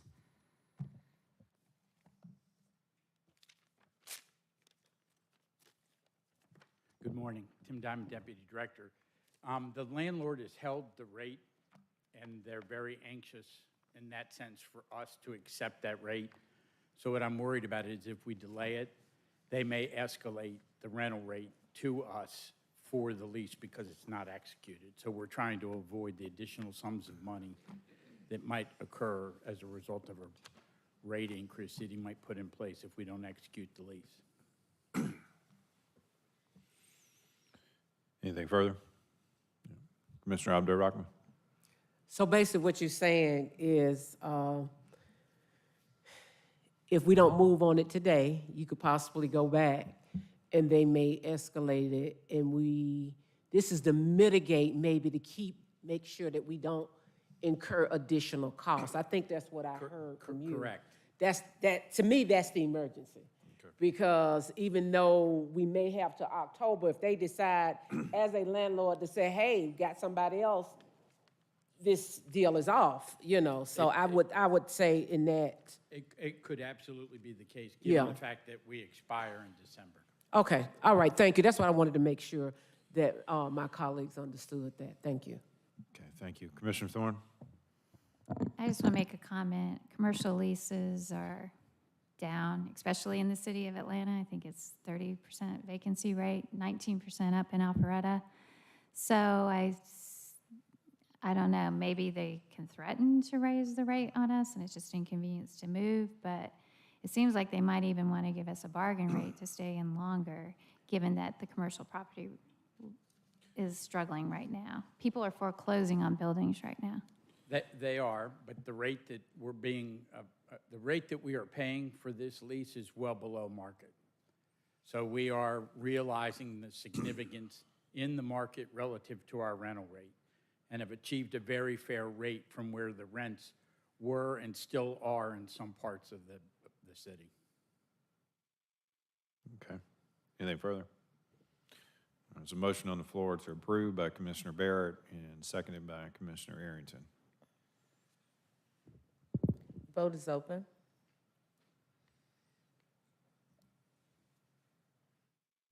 And the motion passes, 5 yeas, 0 nays. Last item moved up is on page 7. 230502, Finance. Request approval of resolution establishing a reserve account designated for the jail bridging plan and replacement jail construction costs as amended.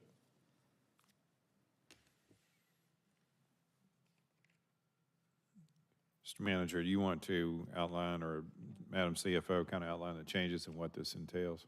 I think you had provided us a memo.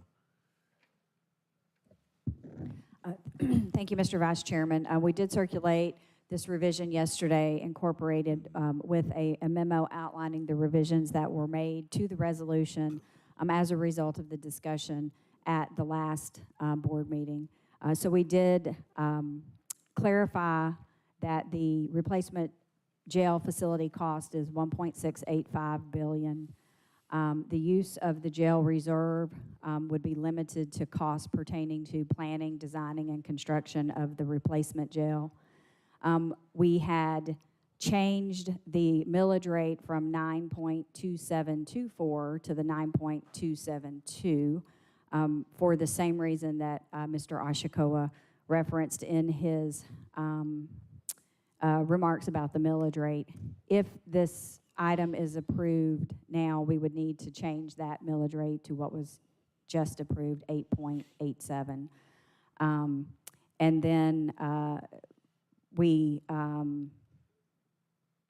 changed the potential revenue amount that could go into the jail reserve to approximately $35 million, which is what would have been reflected based on that 9.272 millage rate. So that amount will decline as well. And then we added in a provision that the jail reserve could also be funded through additional measures in the future if funds became available. Those were the primary changes to the resolution, and I think Mr. Ashikawa has indicated that the county attorney's office has asked that we also change the title of the resolution. Yes, so I believe we have $636 million in the title. So instead of 636, it will be 636.4. So that amount will correspond with the amount we have in the body of the resolution itself. Okay, a lot of changes. We've got a motion to approve this as amended. Commissioner Arrington. Yeah, I'm going to offer a substitute motion to hold. It sounds like a lot of changes and adjustments still may need to be made based upon the vote that we just did earlier. So unless there's a reason or a rush to do this, then I'd rather hold and wait. Any objection? Anybody like to speak on the motion to hold? Commissioner Barrett? I don't think the changes that were made, and correct me if I'm wrong, materially changed with the 8.87. I think there were sort of examples in there about the 9.272 and how much money it would net, but the wording is, to my reading, still says any overage essentially over the budgeted amount, budgeted revenue amount would go in there. Is that correct? Yes, ma'am. The intent of the resolution is to establish a fund balance reserve where we would place any property tax revenue receipts above the budgeted amount at the 96% collection rate. Right, and the verbiage that is in there now, while it doesn't reflect the millage rate we approved, what's in there now doesn't actually change what's going to happen. No, ma'am. So I would say there's not really a reason to hold. I mean, ideally, it can go forward as is. I don't think it changes anything. It's not an issue for me. All right. Duly noted with Commissioner Barrett's comments. Commissioner Abdul-Rahman? Yes, Vice Chair, I think for the sake of transparency for the public, there is 1, 2, possible 3 changes. And if it's not pressing and it can wait 2 weeks, I think I understand it, and probably everybody else up here understands it to what Commissioner Barrett is saying, but because of the fact that we want to make sure that those that follow our agenda, those that look at things that we do, make sure they have the correct information, and so, or understanding, or time for questions. And so if it won't do us a disservice to hold it to the next meeting, I'm in full support of it. But anytime I hear 2 or 3 more changes, I just automatically, for the sake of public, just decide we may need to hold it. So Okay. that is my reason behind holding it. All right, duly noted. We've got a motion on the floor to hold, seconded, properly moved and seconded. Let's vote. And the vote is open on the motion to hold.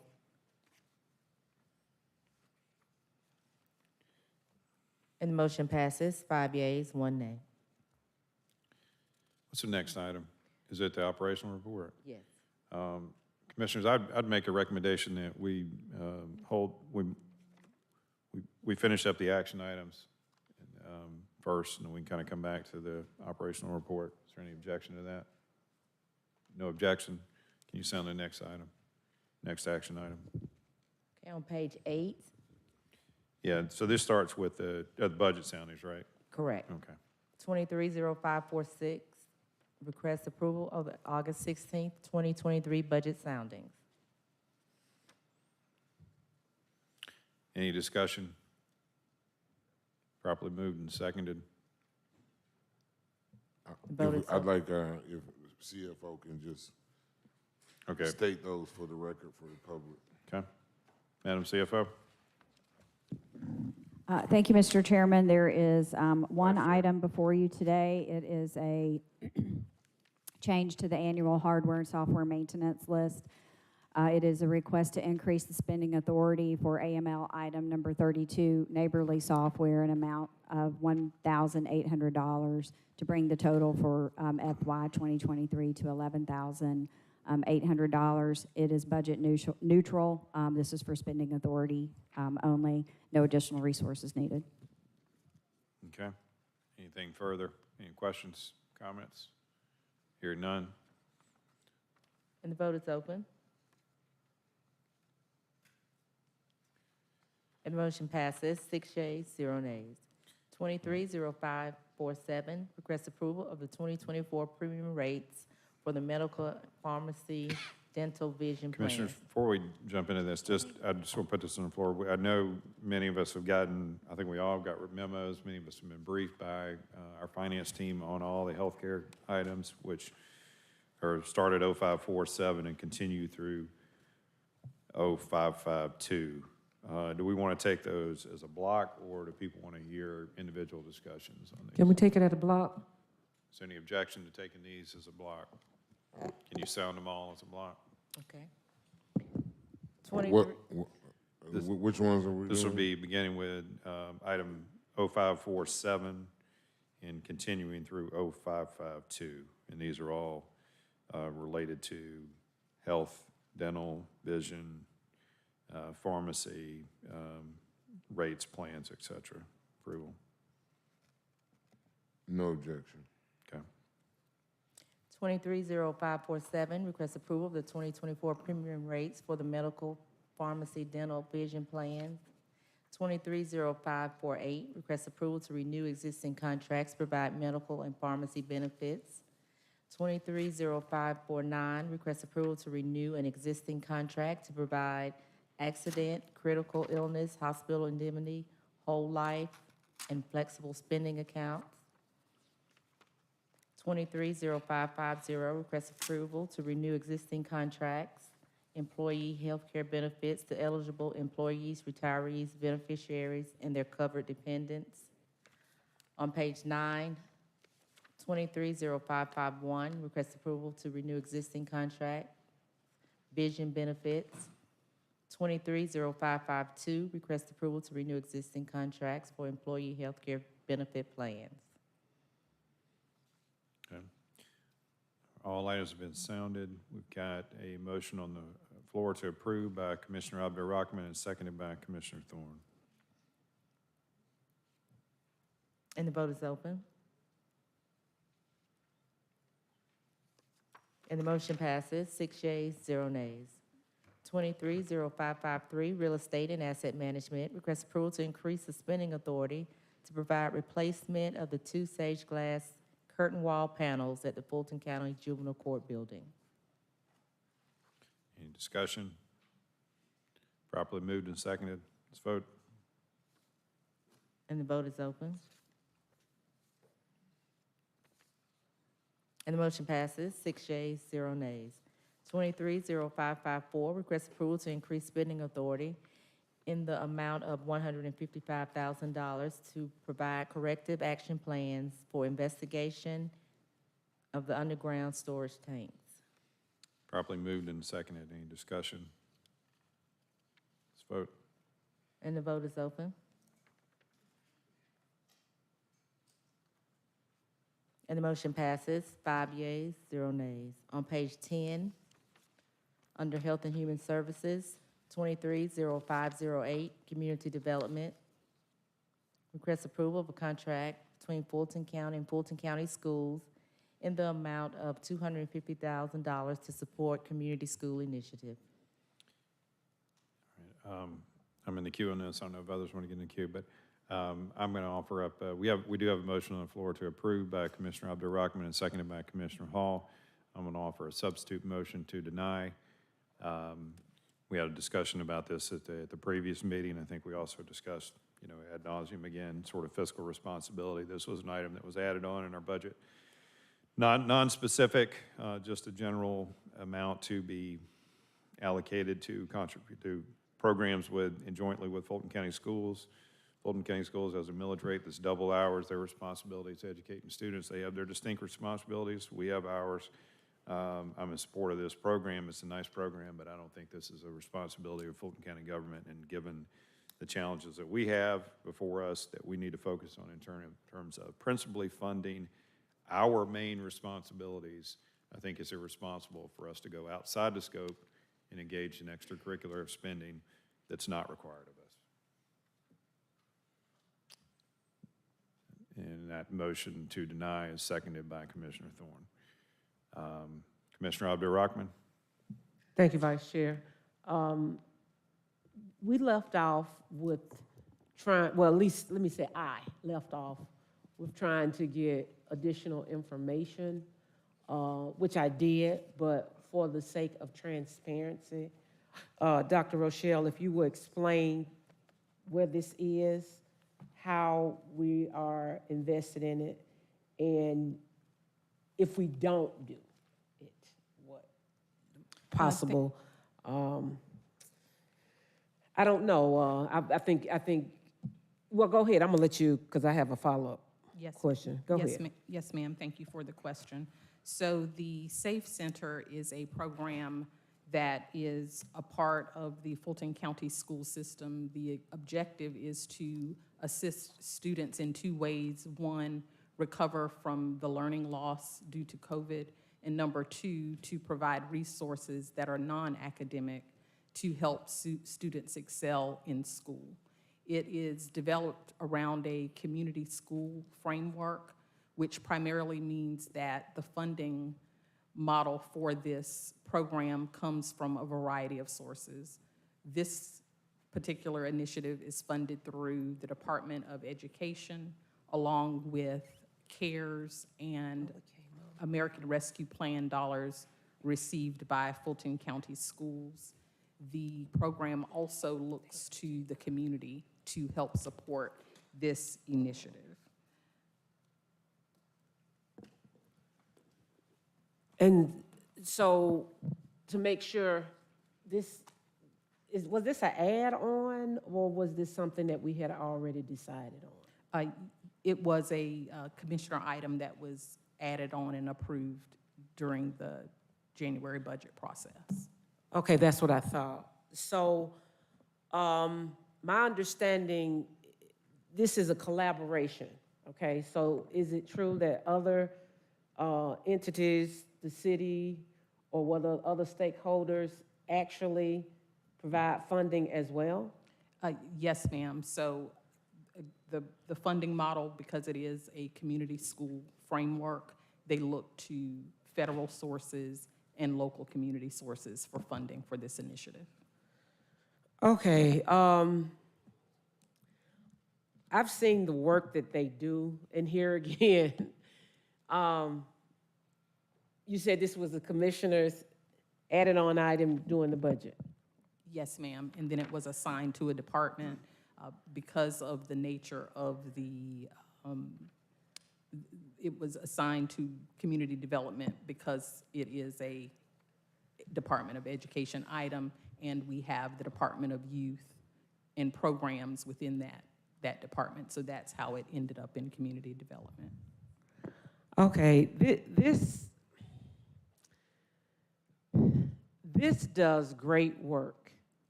I've seen the one in South Fulton, and I've seen not only the work that is being done, but I've seen just how the students and the teachers have begun to see benefits of it.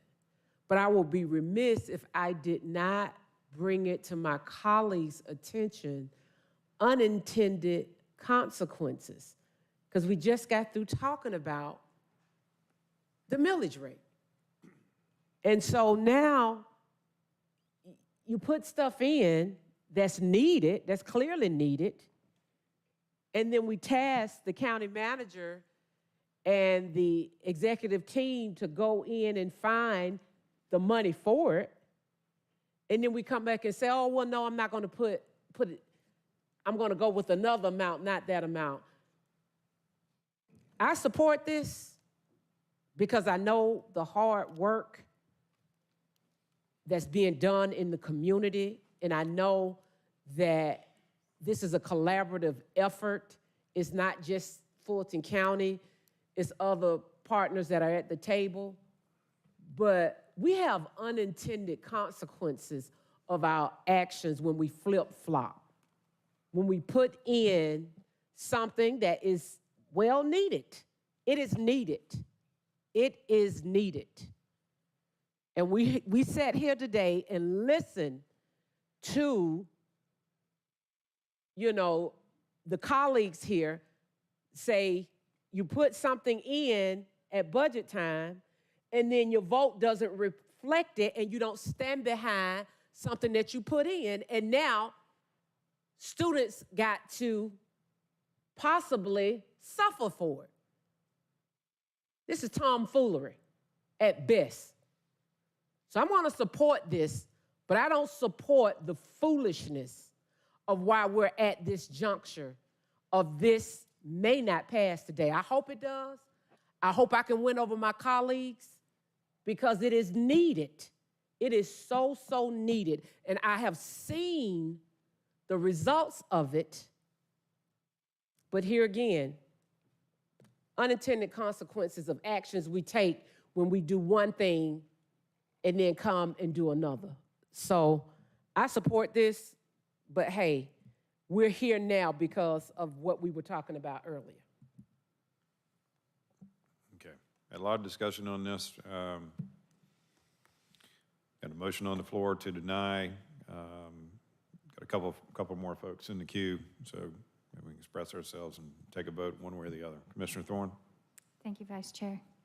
So Dr. Rochelle, when we notified them of the funding, we have this $250,000 to give you. They had to come up with an area where to assign that funding, correct? Yes, ma'am.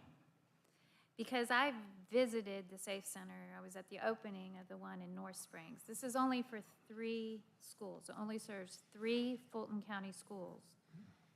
And it's an amazing program. I agree with you, Commissioner Abdul-Rahman.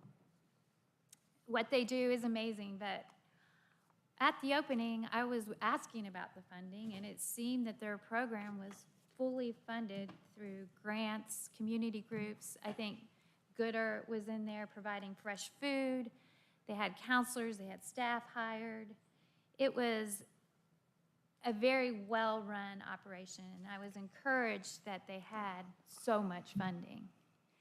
But I also went and listened to their school board meeting when they were setting their millage rate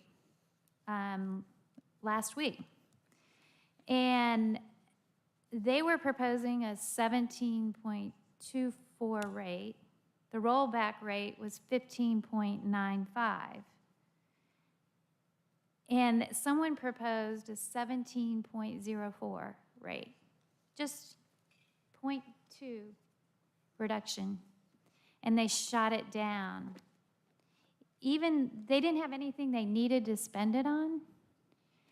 You know, their reserve, they had more than they were required by law in their reserves. At one point, I mean, I heard it's kind of a moving target day to day, but they had $600 million in their reserves, I was told, by a board member. They have plenty of money. Their enrollment is down less than it was in 1990. They have less students, so they have no capital projects, no building of schools on their horizon. Yet they refuse to roll back their rate to 15.95 because just in case. Just in case. So I wish we were in that circumstance. I wish we, you know, could roll back and have 600 million in reserves. We could easily fund that jail. But we can't. We're not in that situation, especially right now. I think this is one of those hard, got to tighten our belts. It's a great cause. It'd be great to support everything, but we just can't. We're asking our taxpayers, who already pay a majority of their taxes to the school system, to take our money and put it towards the school system. When in reality, I feel like the school system should be paying us money for our youth and community programs, giving us $250,000 for our youth empowerment conferences and stuff that we do for leadership and developing the youth programs in our county. So although it is, I completely agree, it's a great program, it's wonderful to see, but I think right now we need to make some hard decisions, and I vote to deny. Okay, Commissioner Hall. Thank you, Mr. Vice Chair. This was sponsored by the former Fulton County Commissioner Liz Hausman. And when we came up for a vote, she contacted me and said, can you please check and make sure that Fulton County Schools is still going to receive their $250,000 that I have always sponsored in the past? And I asked that question, and Dr. Rochelle said, yes, it's automatically there, and the one for Atlanta Public Schools, because we had two. We had Atlanta Public Schools and we had Fulton County Schools to receive $250,000, and that's how it had been for more than just the last budget. So that's how this came about in the first place. But I'm really glad to hear that this is a great program. I don't know anything about it. I never had Fulton County Schools in my district. My district changed as of January, so glad to hear that this is a positive program. Thank you. Commissioner Arrington.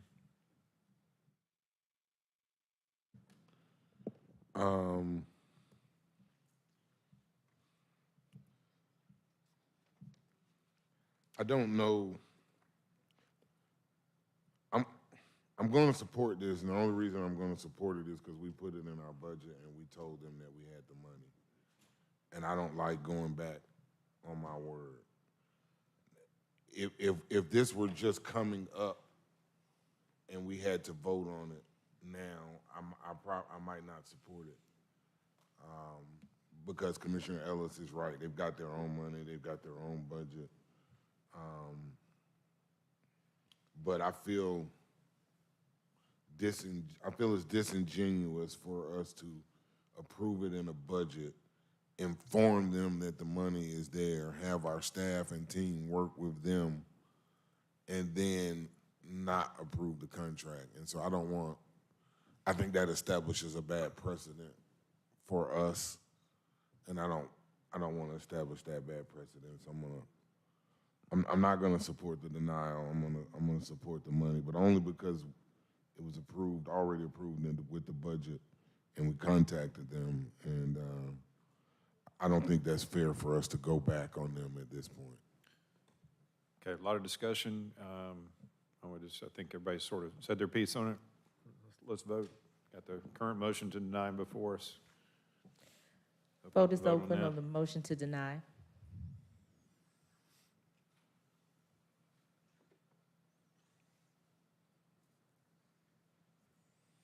Motion fails, 2 yeas, 1 nay. Okay, brings us back to the original motion. And the vote is open on the motion to approve.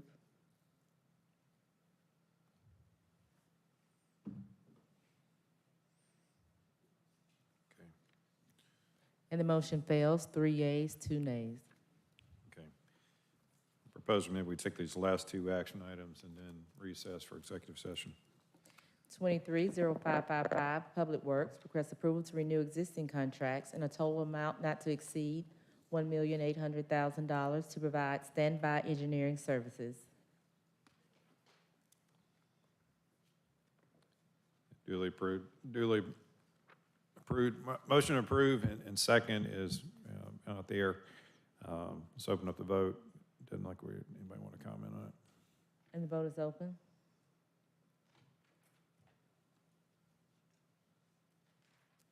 And the motion passes, 5 yeas, 0 nays.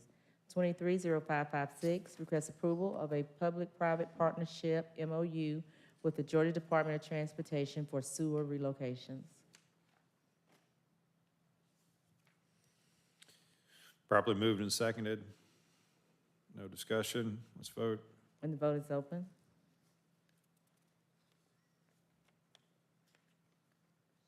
And the motion passes, 5 yeas, 0 nays. Okay. All right. Commissioners, we 6 had. yeas with Commissioner Thorne. Okay. Commissioners, we've got one commissioner action item and then I believe two commissioner discussion items. And then 2 presentations from county management team. We have no further action items, and I understand we should not have any action items, just discussion items for executive session. Is it the will of the board to recess for executive session and take these discussion items up afterwards?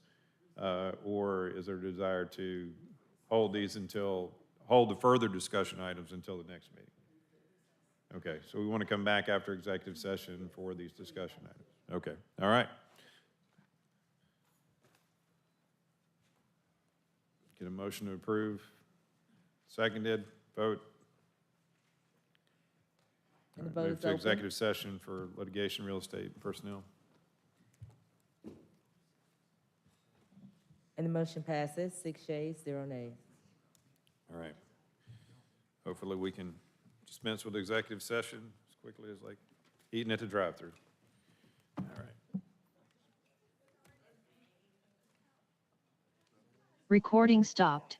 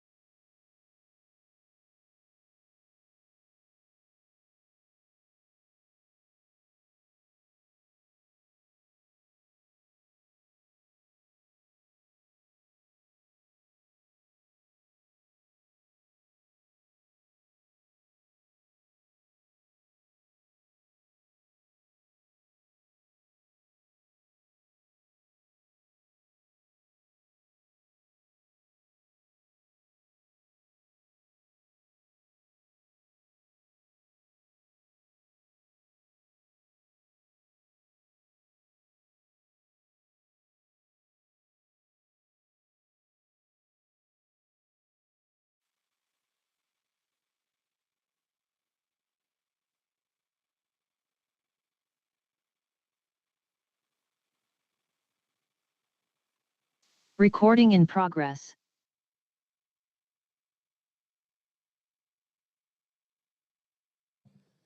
All right, Madam Clerk. Call the meeting back to order. On the bottom of page 7, under Open and Responsible Government, 230544, presentation of the Fulton County Operational Report. All right, Mr. Manager, I think we've all seen this. Maybe we can kind of figure out what you want to just open this up for question, or you want to present something specifically?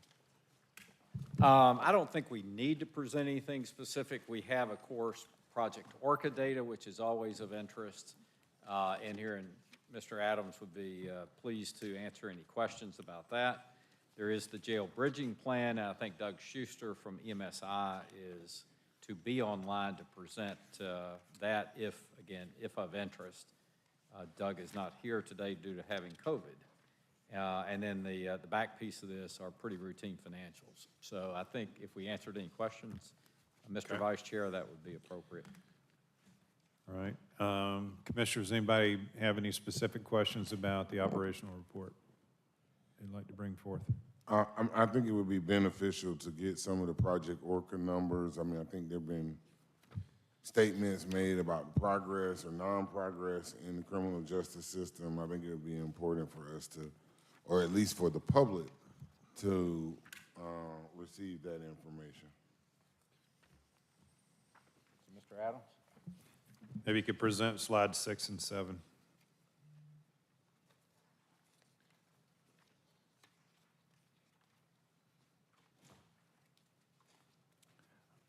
Okay, good afternoon, Commissioners.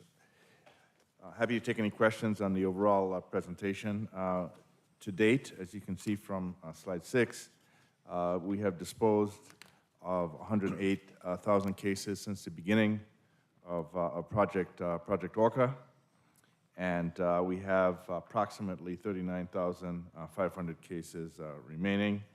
Our current rate over the last 2 months has been approximately 1,500 per month disposed of, and we have a bit of a seasonal slowdown.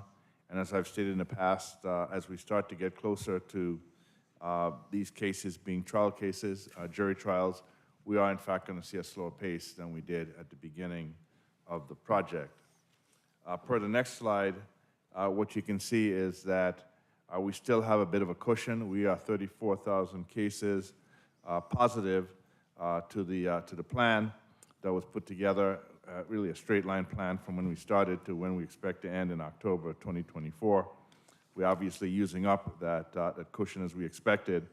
As you can see from the numbers on the left-hand side, the variance for July 2023, we continue to make some progress across the entire system. The solicitor tends to ebb and flow. He did call me and let me know that those numbers are going to change based on a number of the diversion programs that he's going to be launching. So overall, happy to take any questions. What I would say is a bit of a slowdown, a predictable slowdown, a seasonal slowdown. We continue to make progress. We will continue to eat away a bit at the cushion, but feel like we continue to make some progress in terms of moving the cases through the system. Commissioner Barrett? I just had a question. You mentioned the Solicitor General's numbers there, but the magistrate number, the variance is not looking too good either. Have you had any conversations around that? Many. And the magistrate numbers tend to be a challenge. There was a lot of progress in the early stages from the magistrate court, but over the last, I'd say 6 months ago, 6 months or so, that progress has slowed down dramatically. As you know, as you can see from the hiring plan, they have 4 open positions. Those positions have been open for the last 5 months. And so it's not a resource issue as much as in my view, more of an operational and execution issue. Thank you. I would also, unless somebody wants to talk about something else regarding those, I'd also like to see the jail population slides and walk through those. Okay, I believe those are page, let me see, where are we?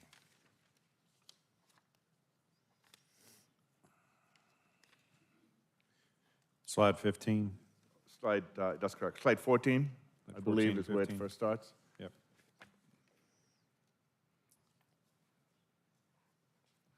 Okay. As you can see from this slide, we appear to have leveled off, certainly for the last month, at approximately 3,600 individuals, give or take, in the jail.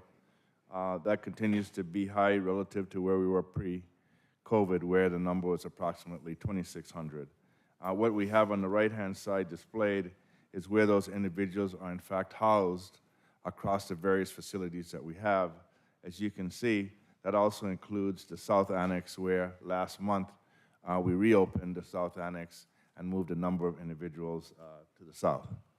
And so I think I would point out two things. One, we continue to have 466 people on the floor across the various facilities, primarily at Rice Street. And the number down at the bottom, which is the net number, which indicates with a negative that we are booking in more people than we are booking out on a weekly basis, which means we are not moving the needle in reducing the number of people in our various facilities. The next slide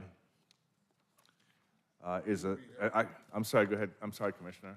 It would be helpful on this slide if the capacities of each facility were next to the facility names. The slide before, previous slide. Got you. Well, if you look, actually, I think you set me up for page 16. Okay. Because page 16, per Commissioner Ellis's request, gives you a sense for where we are in terms of overall beds available, and then how many of them are being utilized by the various facilities that we have. Is this kind of what you're looking for? Yes. So if you look at it, what it says is that here again, we have more people at Rice Street than the beds would allow. ACDC, we have 700 beds available, and we have, when this was published, 425 of those beds being utilized, and so on and so on. If you look at the South Annex, we have a total of 285 beds, 178 of them approximately being utilized. So this gives us a sense for the overall capacity in the system, potentially, versus what we have being used at this point in time. The biggest issue we have, and we've talked about this in terms of utilizing those space, is resources. The sheriff doesn't have the correction officers to be able to move individuals to these facilities at this point in time. Commissioner Barrett, any other questions on this? No, that was it. Thank you. Okay. Commissioner, did you have something else or no? No, not in particular, but maybe if you could do 17 and 18 as well. Okay, 17 talks to the makeup of the individuals in our jail or in jails, and looks at the number of individuals unindicted, which we have talked about in the past as a key factor in being able to move individuals through the system. We took a bit of a step back. I think we were at 33% last month, back up to 36%, which is where we were a few months ago. That is a key leading indicator of our ability to move people out of the Fulton County Jail. And so it's one of those things that we are tracking on our kind of our highlight board that we publish every month. But that is one of the metrics that's moving in the wrong direction, and one of the things that will be that needs to move if we in fact are going to get people out of the jail. The next slide talks to some of the initiatives that we have underway across the system. I won't go into all the detail. I think what I would point out is we have a number of them that have been launched, including expanding the C3 program, which is particularly important for multi-defendant cases, moving the civil cases from Superior Court to State Court. That's begun. It's a bit slow in terms of, at least certainly from my perspective, in terms of getting going, but we have begun that program. And we have a number of the senior judges who, in fact, are hearing criminal cases, which is a big deal for us. The next big step for us, I believe, is having weekend court. As I mentioned previously, Judge McBurney has volunteered to be the judge for the pilot. We've got a couple of things that need to be worked out in terms of logistics, but that is something we're targeting for September. We had a bit of a disappointing setback at the last Superior Court bench meeting. the initiative to create a competency court, which I believe is a best practice and something that's just really required given the number of individuals in our jail who have mental health issues, did not receive the votes that it needed. But my understanding is it's going to be coming back in September, and that's important, and hopefully that will move through, and we can get on with moving those individuals, giving them the attention that they deserve. And then the next slide just talks really to where we continue to focus, obviously continuing ORCA case resolution, implementing what I just talked about briefly, the jail reduction plan across the entire agencies, and then a big focus and priority on making sure that we don't build a post-ORCA backlog.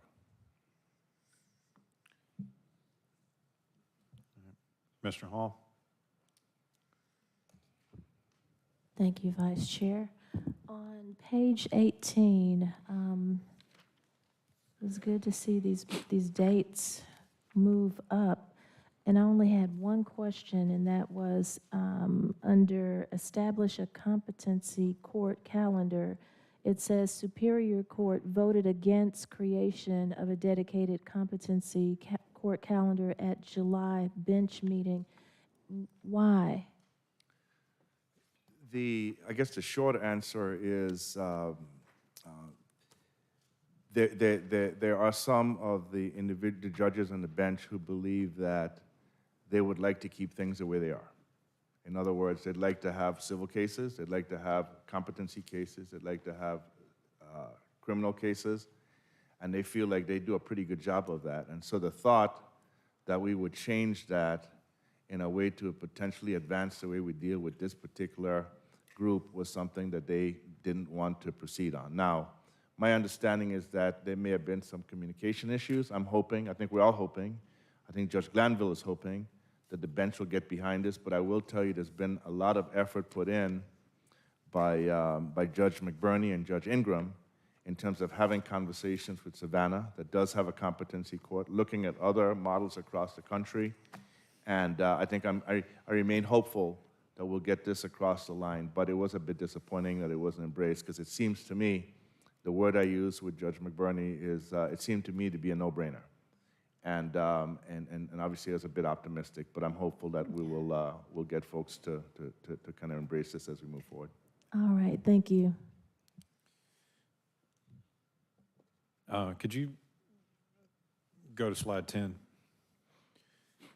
Sort of a good segue to your last remark on that. So I guess on kind of to sum up the stuff you were talking about on the jail population, we've got in the facilities, we got 466 people on the floor, and we have 417 open beds in facilities that we control, right? So there is that. So we sort of have continued optimization issues there in terms of, kind of using our facilities in a way that, we better, that we have better care for detainees. So hopefully that number will improve. And this is sort of what I was alluding to earlier today. We hear about all these initiatives, and many of them are well documented. They all sound well, but quite frankly, they're not getting any results. Our jail population stubbornly is the same. We keep adding people in. I know the public doesn't want to hear about seasonal holidays. We all don't have seasonal month-long holidays, particularly when we're in a crisis in our court system. So I don't know if a seasonal holiday and expected decline means that instead of 1,000 cases cleared, we're going to see 500 this next month. Maybe we have 2 months off. I don't know. But this is the scorecard we adopted. So see, there's not really a whole lot of progress being made here. And the one thing I would ask, the board did pass this by a majority vote, that we communicate this to all of the elected officials and other partners in the justice system. That has not been consistently been done. I think it's been out once, and it didn't go out to all the people. I would respectfully request that we do follow through with the intent of that particular communication, and that this particular scorecard be shared with all of those folks post this meeting, not just the select few of them. Thank you. Commissioner Hall? Thank you for that, Vice Chair Ellis, because it made me remember page 16, which is the jail population facility utilization report. And this report was concerning because we can see that with the main jail, Rice Street, there are 353 beds needed. And then Marietta is now showing a need in the amount of 12 beds.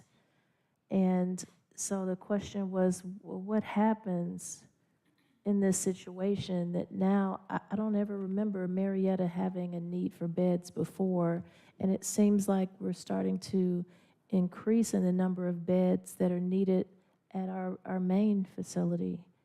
And so what are we doing to address that, and what happened? Because, you know, when you look at it like this, we're utilizing a lot of other resources, a lot of other jails to help us out. That is correct. A couple of things, Commissioner Hall. Marietta, as you know, because you were a big sponsor of the program, used to be where we had the K-9 cellmates program. Yes, yes. When we discontinued that with COVID, and then we had to start using it as a place for detainees. And so when it says 50 beds and 12, and means that 12 people on the floor. Yes. Basically, that's what that means. Yes. Same thing with Rice Street. It means that 353 individuals at a minimum, right, are on the floor. Could be more because of classification. So that's what that implies. Yes, and so what are we doing to try to address that? Because, like I said, I don't ever remember Marietta having an overage of people and having any people on the floor. That, unless that's something that just happened. Well, we started using Marietta again once we discontinued the K-9 cellmate. We haven't resumed that, at least not at that location. So what that means is we have 74 people at Marietta. 12 of the individuals are on the floor. To answer your question, I mean, Marietta is kind of a microcosm of everything we're trying to do, which is get people out of the jail as quickly as we can. Yes. I think one of the things that may start to move things along is that the expiration of the speedy trial restriction. I think that expired in July. So now it will, in fact, allow attorneys, and I'm not an attorney, so I'm going to defer to Commissioner Acton if I say this the wrong way. But I do believe that will provide some impetus for attorneys to be able to appeal, not appeal, but to request that some of these calendars move forward faster. Okay, all right, thank you. No further comments. We can move to the next item. Next item is on page 11. Commissioner Thorne moved up her discussion item before her action item, 230467, open and transparent government. You have the floor, Commissioner Thorne. Thank you. Do we have a slide? Yes. So back several months ago, we approved the Morehouse Clinic. And this discussion is not about the clinic, the approval or disapproval of it. It was on our consent agenda. If I wanted it to be about the clinic, I would have pulled it off the consent agenda. But it was something that was approved with absolutely no documentation. We discussed it in executive session, and then 2 weeks later, it was on our agenda item. Since it was addressed in executive session in about 10-page PowerPoint, none of it could be discussed with my staff. Agreement between Fulton County and Morehouse School of Medicine. There is an agreement? We were working on an agreement. All of that's Wait. You can't approve an agreement until it exists, which is why it was amended to say the negotiation, right? So we can't approve an agreement until the agreement exists. So I don't understand. What is the substitute motion, and what are the differences between the amended item and the substitute motion? The substitute motion goes back to the original, which was request approval of the resolution, which authorizes the agreement. Is that not correct, Madam County Attorney? That is correct. The substitute motion is to revert to the original language that was published with the agenda. What is the difference? So we're going to enter into an agreement without any negotiations? I don't understand. What is the difference? What are y'all talking about? Is this bizarro world? You can't enter into an agreement without doing negotiations. So what is the difference between the agenda items? Someone, anyone, Bueller. Negotiate. So that's in reference to what I was talking about. We had a contract for Buggy Works. Initially, it was $5 million for the first year and $2.5 for the next 4 consecutive years. It was a $15 million in all projects, and we approved that with no documentation, with no ability to discuss the item with any of our staff, much less any professionals in the field. I think you can go to the next slide. And the problem was the public never got to chime in. So literally during the meeting, someone chimed in and told me that across the street, Grady has a clinic. We were not told that. We were not told that. We were told that it was close to a MARTA station. Well, it is close, but you have to go, you can go to the next slide. You have to go up 3 flights of stairs. You have to cross a 150-foot bridge. You have to go down 3 flights of stairs in an elevator. You have to cross the street, and you have to go to the end of Buggy Works. It's an 8-minute walk for a healthy individual, much less someone who's ill, maybe hurt, or has a child, or some other issue of going there. We were presented with a health disparity study outlining a health desert, but this clinic isn't even in the health desert that was addressed. We weren't told, or we weren't presented that Grady Hospital was opening 2 more clinics, one 3.5 miles down the road, one 5.5 miles down the road. So none of these steps were ever followed, yet we approved a contract with Morehouse for a clinic. You can go to the next slide. See, there's the map where Buggy Works is. There's the map with Grady. You can see MARTA. If you're going to go to Grady, it's directly across the street. It's on a busy street. If you're going to go to Buggy Works, you got to cross that bridge, cross over, and that's walking to Buggy Works. Next slide, please. If you look, there's no shortage of clinics in that area. We were told that they're going to have, it was going to be open 24/7, which is great because I think the people in South Fulton really need urgent care. They need care available 24/7, but in reality, it's open 5 days a week from, I think, 8 to 5. And they said they might offer some extended hours at some point. So, again, it's not about the actual agreement because that's signed, that's done. And fortunately, the executive team negotiated a contract that it's not $5 million for the first year, it's 3.5, and then it's 1.6, about that, for the next 4 years, because they had some dean fees or something that we didn't need to be paying for. So fortunately, they did a great job of negotiating the actual contract. But I feel like we did a poor job of not letting the public chime in, not having the ability to discuss it, the actual details of the plan with supporting documentation. So that's the purpose of this discussion. If anybody would like to discuss. Commissioner Abdur-Rahman. Thank you, Vice Chair. I don't even know where to begin on this. And I don't want to make an assumption. So, Commissioner Thorne, do you think just having a Grady clinic right there is sufficient for that area? I think I'd put 4 more million or whatever, 3.5 million, and try to get the Grady Clinic to be open on weekends to extend the care hours that it currently has, rather than opening another clinic that serves basically the same population that's basically an 8-minute walk away. Commissioners, just, I know we can have this open discussion, but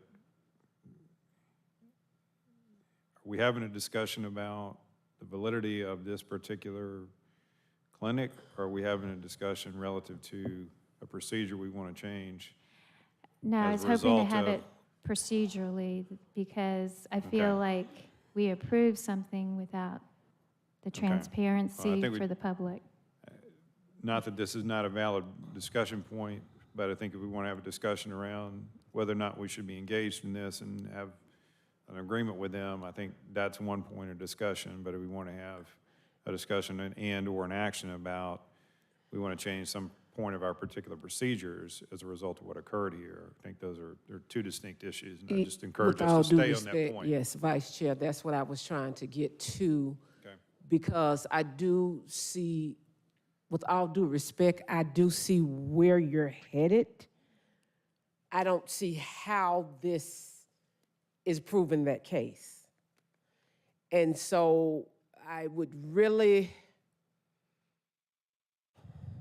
I don't want to say caution, because I don't want to caution you. You're my colleague. But I would say have a conversation with who's ever representing that district. Because at the end of the day, if you don't have information, they may have the information that you're seeking. Now, I'm not offering an excuse as to why it was not in the books. The information should be in the books. And as a sitting commissioner that called it out when it wasn't in the books, in the agenda books, and it had to be moved to the next agenda because of that, I clearly understand what you're saying. What I am kind of not necessarily taking issue with, but as your colleague, maybe this could have been done a little differently, because the message that you're sending to me is different than the message of what I think you're trying to send.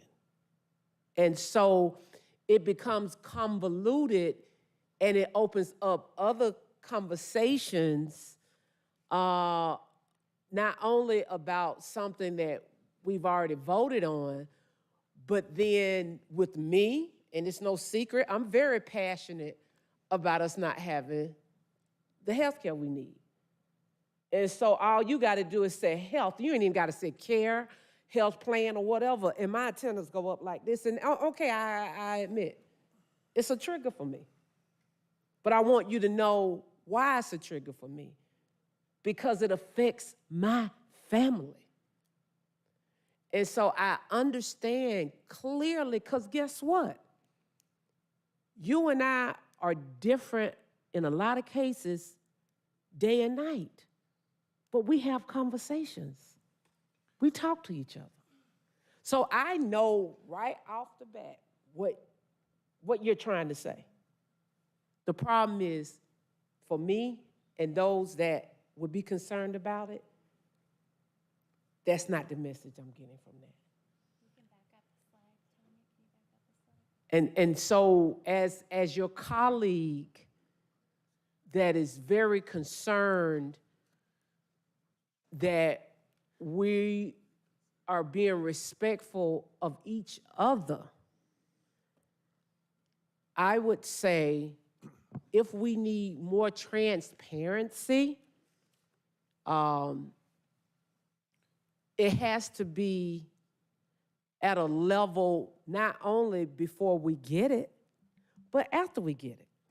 Because I get stuff all the time that I'm saying, well, wait a minute, this doesn't seem right, or this doesn't seem to be the message that I think that it is.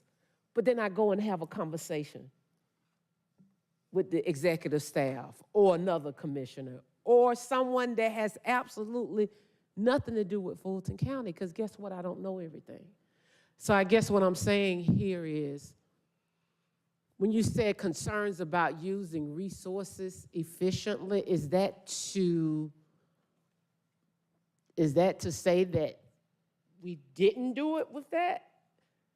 Because I don't think we need to do that here. At least I would hope that we would not do it here. And so I think I know where you're trying to go with this, but I think what happens is that we end up having these other conversations that probably don't have anything to do with what we're talking about. Because I think, in my mind, generally speaking, all of my colleagues want to be transparent. All of my colleagues want to be open, in my mind. Does that mean that I get everything that I need to have for a vote that's coming up? No, I don't. So just as your colleague, respectfully, I think we need to work on a communications issue. I think we need to work on making sure that every commissioner here has what they need to have, but there's still a learning curve.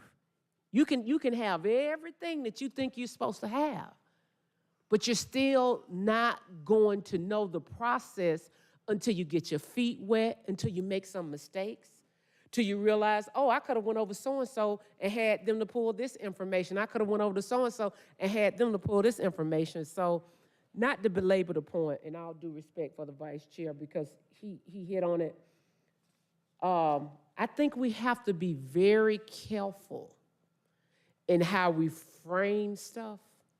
And I think we have to be more collegiate in having conversations with each other.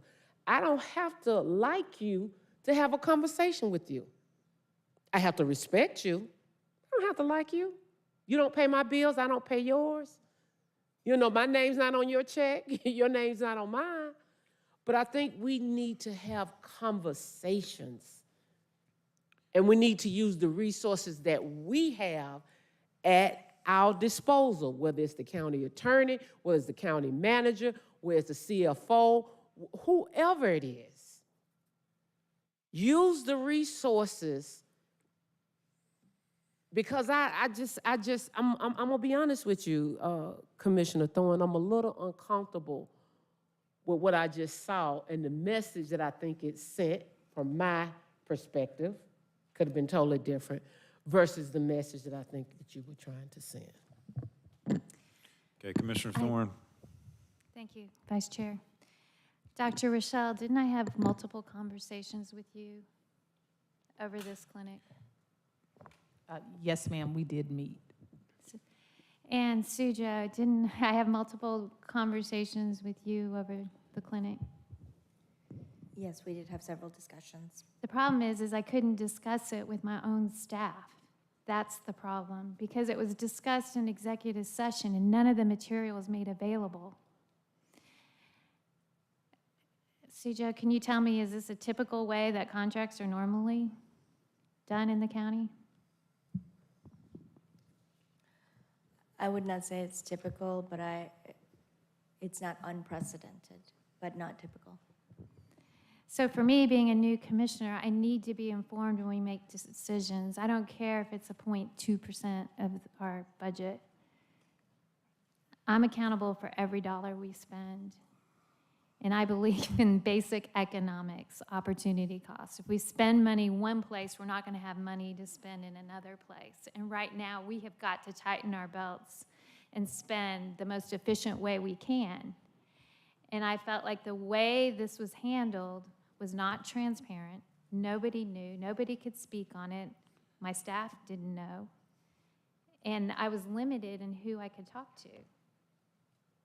Yet, this was passed back in March. It was just now put on our consent agenda in August, or it was passed in May, and it's just now put on our consent agenda in August, so that even the public hadn't seen the actual contract till now to chime in. So again, I have to use an example because this is an experience that I had, and I feel like it was a lot of money, even though some people don't think it was that much money, to prevent it from ever happening again in the future, I want to take action now. Thank you. Commissioner Abdur-Rahman. Thank you, Vice Chair. You are sitting elected official. If your staff can't give you the information, your staff know where to go and get the information from. If your staff doesn't know where to go get the information from, then that's an issue. And here again, I don't want to seem to be adversarial, but having sat here for 3 years, and Commissioner Barnett and I had this conversation. She said to me, telling me this is the way it's been done or telling me that this is how they did it in the past is not an adequate reason. So I get it. But what responsibility do you have as an elected official to make sure that you go seek out? Because I promise you, you are not going to get all of the information you need. You're not. I have never, sitting down here for 3 years, had all of the information I needed. I needed to reach out to somebody, and then this person gave me information that was totally different from the person who I thought had the information from me. So now I had to go even further. And so here again, I'm gonna limit my comments on this because I really don't want to beat you up and I don't want to come across like I'm beating you up. But I also know as a sitting elected official, whether it's Fulton County, whether it's the state representatives, whether it's a congressperson, you got to get in there and find your way. Nobody's going to make it easy for you, but you have to walk in your own strength, your own power. You have to ask. If you did not get something, you have to ask for it. And as a sitting elected official, I'm not going to know everything. So guess what? I ask other elected officials. I ask county manager. I ask executive leadership. I ask other elected officials that's not even with Fulton County, depending on the actual issue. And so I don't want this to sound that's right, Commissioner Thorne, I don't want to convolute it or belabor it. But I also don't want a message sent that we're entering into these contracts and we're doing all this stuff that we should not be doing. And then we have an example that you may have strong feelings about that may be 360 degrees different from mine, so I cannot get to the gist of what you are trying to say based on the message. I know the messenger, so I'm not killing you for the message, but I would not be who I am. See, other folks gonna go behind closed doors and not say this to you. And I would do you a disservice if I did not tell you right now. That's the issue I have. I know exactly what you're saying, but I don't think that that was the best example of what you're trying to say and do. And so I'm going to close out on it. I never said that you didn't talk to Sue Joe. I never said that you didn't talk to Dr. Rochelle, so I'm not sure where that came from. But what I'm saying is, if you are not getting the information as a sitting elected official who was sent here by your constituency base, that's a problem. But does that problem become let's wrap this discussion up. your colleagues, or is that yours? We need to wrap this discussion up. And then, just a quick point again. I think you've both expressed, kind of opinions on this. I think this is tee up into an action item in a response to Commissioner Thorne's statement that she didn't feel like information was properly provided to us or to the public to make a decision, and she would like to offer a proposal to, allow that type of thing not to occur in the future.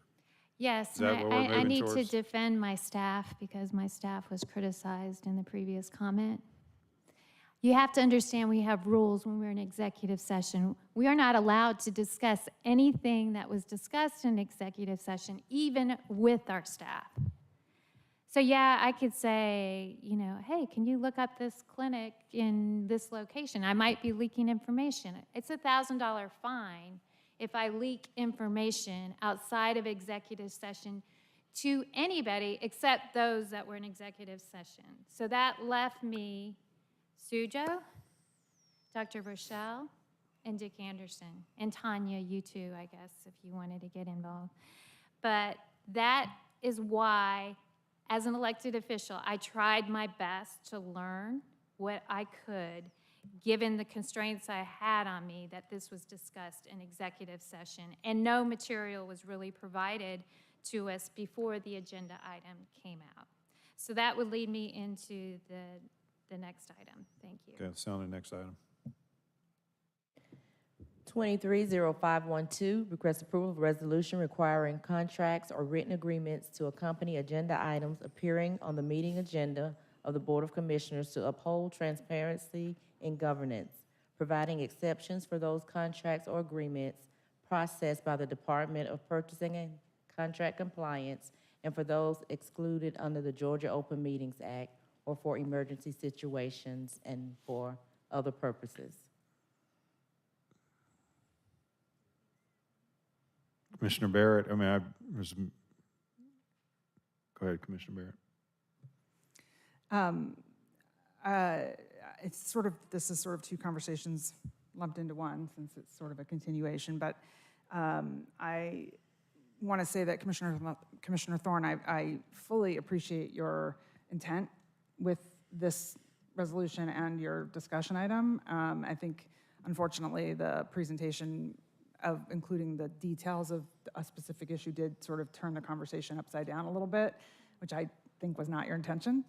But I respect your need, and you have every right, and you were right to respond, because that did sort of call some of us out in a way. But I want to put that aside and focus on your original intent and just say that I put a discussion item on the agenda as well, because I fully agree with you that we need to be given more information, not just on contracts, but on any agenda item.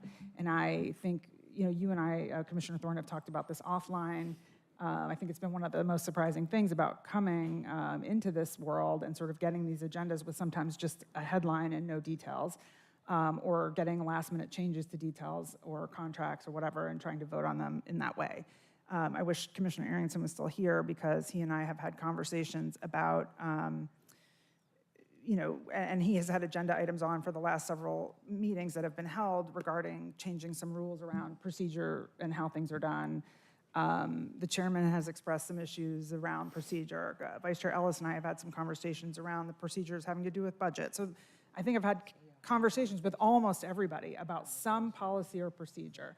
And so that is why I put my discussion item on there. So I'm not in support of what you're doing here, Commissioner Thorne, pardon the double negative, but I would prefer that we either hold this or just include it in this larger conversation about the rules and policies and procedures altogether. And we can get to my proposal specifically later, which is just a discussion item. But I'd make a motion to hold on this. Okay, I'll offer a substitute motion to approve. Wasn't there already a motion to approve? Well, I have a motion, there's not a second. Oh. There's a second? So then I would like to make a motion to hold. No? Can I do that? Now I'm confused. Substitute motion to hold. Does that work? We're going to wind up the same spot, so let's just move it along. All right. Motion to hold on the floor. Let's vote.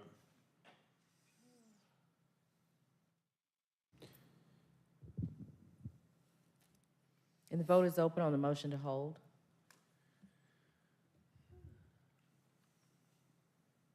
And the motion passes, 4 yeas, 1 nay. All right. County Manager's presentation, 230557, Public Works. Presentation and request approval of the Fulton County Executive Airport Charlie Brown Field Master Plan, Report and Airport Layout Plan. All right. Thank you, Mr. Clark, and thank you for you all being attentive and being here all day. If we don't keep a lot of your time, don't interpret that as meaning we don't care about this. Interpret that as meaning you've done a great job in terms of getting this teed up. So. Thank you very much, Commissioner. David Clark, I'm the Director of Public Works here for Fulton County. With me is Jim DeGay from our consultant, Michael Baker, as well as the Port Manager for Fulton County, Jonathan Goutier. I'll quickly go through this presentation, but I did want to take a moment. This is really a milestone for the airport. This master plan represents about 3 years of hard work, primarily by these two gentlemen right here. This will allow us to apply for a number of federal and state federal grant monies to make improvements to the airport that have been so really sorely needed for a number of years, and we'll be able to put the airport in the position that we need it to be to compete for air traffic in the upcoming decade. So with that, could you go to the first slide, please? Just kind of show you where we're at. Like I said, this is a 3-year project process that started back in the fall of 2019 when we did the airport visiting study. That really was the foundation that we built this master plan on. We've had a number of times where we've had some community involvements and some outreach. We've had good communication with our neighbors, especially the residential community, as well as users of the airports. We recently received GDOT's concurrence with our plan, and so this is basically the step we're at now. We need final approval from the Board of Commissioners so we can submit it to the FAA, and that takes about 6 months to get their final approval. Next slide, please. The master plan has to be based around a specific type of airport or aircraft, and I want to make it clear that at no time as part of our master plan did we ever think that we wanted to expand the airport in such a way to attract larger aircraft. No cargo planes to serve UPS, which some people at times thought that maybe that's what we were looking for. Certainly not commercial service with 737s, for instance, those types of things. Instead, we really want to make sure that the airfield serves the existing type of planes that are there. Right now, the Gulfstream 550 and the 650 that's on the screen are the planes that are coming into and out of the airport. The problem is the way that our airfield is configured right now, the full use of those aircraft, primarily how far they can travel, cannot happen because, for instance, our runway is too short for them to make it nonstop to Central Europe like they can when they're fully fueled. We need a longer airport for that, or longer runway for those types of activities. Next slide, please. So I'm not going to go through every single one of these, but you can kind of see the various areas that we have identified is part of the master plan here. And we'll highlight just a couple of the main ones, starting with the next slide, please, Tanya. I'm sorry? Oh, that's them. Okay. I was giving you too much credit. I thought you were in charge of the clicker. The first, next slide, please. The first project is really a short-term extension of our runway. Our runway today is 5,800 feet. We have a project in mind that allows us to extend it to about 6,100 feet to identify some immediate needs, runway safety issues. And we've already started that process. But once the master plan gets submitted, it will allow us to actually go into design and construction elements of that. Next slide, please. One of the things we've talked about in the past was the closure of our crosswind runway, our 1432 runway, which is primarily used for prop planes, which we do not see very many of anymore. Most of our traffic is jet traffic, which uses our main runway. So this smaller runway is underutilized. We use it for overflow parking a good part of the year because we just don't have the use for it to actually serve as a runway. If we permanently close it, it would allow us to probably add a number of new hangars to the area, which the area sorely needs. We think we can get between 4 and 6 additional hangars that could be used for corporate-based tenants along the way. Next slide, please. One of the areas on the north side next to the Norfolk Southern hangar that's been there now for about 2 years is a plan for a customs building to serve our international tenants as they come in from international Europe, Caribbean countries, for instance, to be cleared by TSA before they can deplane from the airplane, as well as, and we have a RFP on the street right now that recently closed to put another hangar tenant right next to Norfolk Southern. And we should be able to bring back a recommendation of who that tenant may be in the next 60 to 90 days. Next slide, please.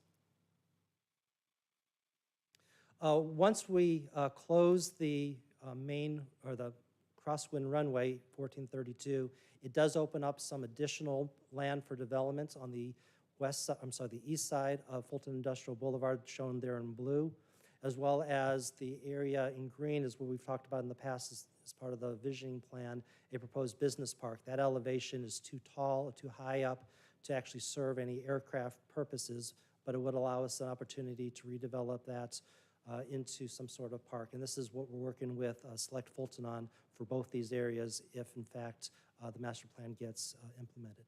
Next slide, please. And then all this leads to really our main project in the master plan is to increase our runway to 7,000 feet. The 7,000 feet is the magic number because that allows that Gulfstream 650 to leave fully fueled and make it nonstop from our airport to Central and even Eastern Europe during certain parts of the year.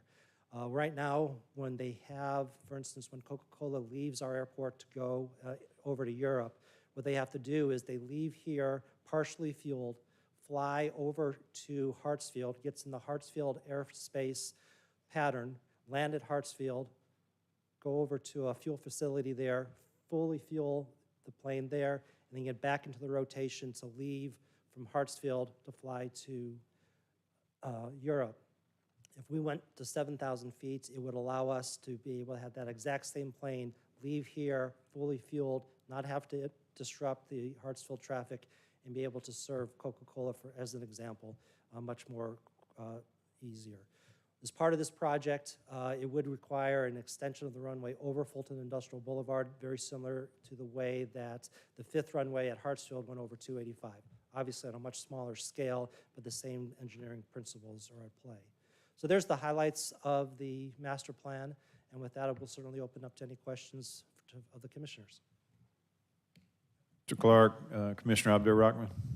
Thank you, Vice Chair. I just wanted to, from seeing the airport, from when my mentor, the late Emma Darnell, represented that area, seeing the 3 years that I've been here, you all have done a phenomenal job. I've been in conversations with people who, for whatever reason, have had to use the airport and have business, and they talk about it as a jewel. But I think the biggest thing that I am really proud of you and the manager and the team there is I have constituents that love the airport. They love how you all have it set up, how they've been able to come and take a tour, how they've been able to have their children to be part of the classes over there. And I just wanted to openly thank you all for the very hard work that you all have done. And I see the fruits of your labor, and I do really appreciate what's going on with that airport. Thank you. Thank you very much, Commissioner. Commissioner Barrett. I just have a couple of questions, and some of them stem from me not being here at the beginning of this process. Okay. And I do have to say, in light of the conversation we were just having, if anybody presented too much information ever, it might have been y'all. I think it was 800 and something pages that was attached to the agenda.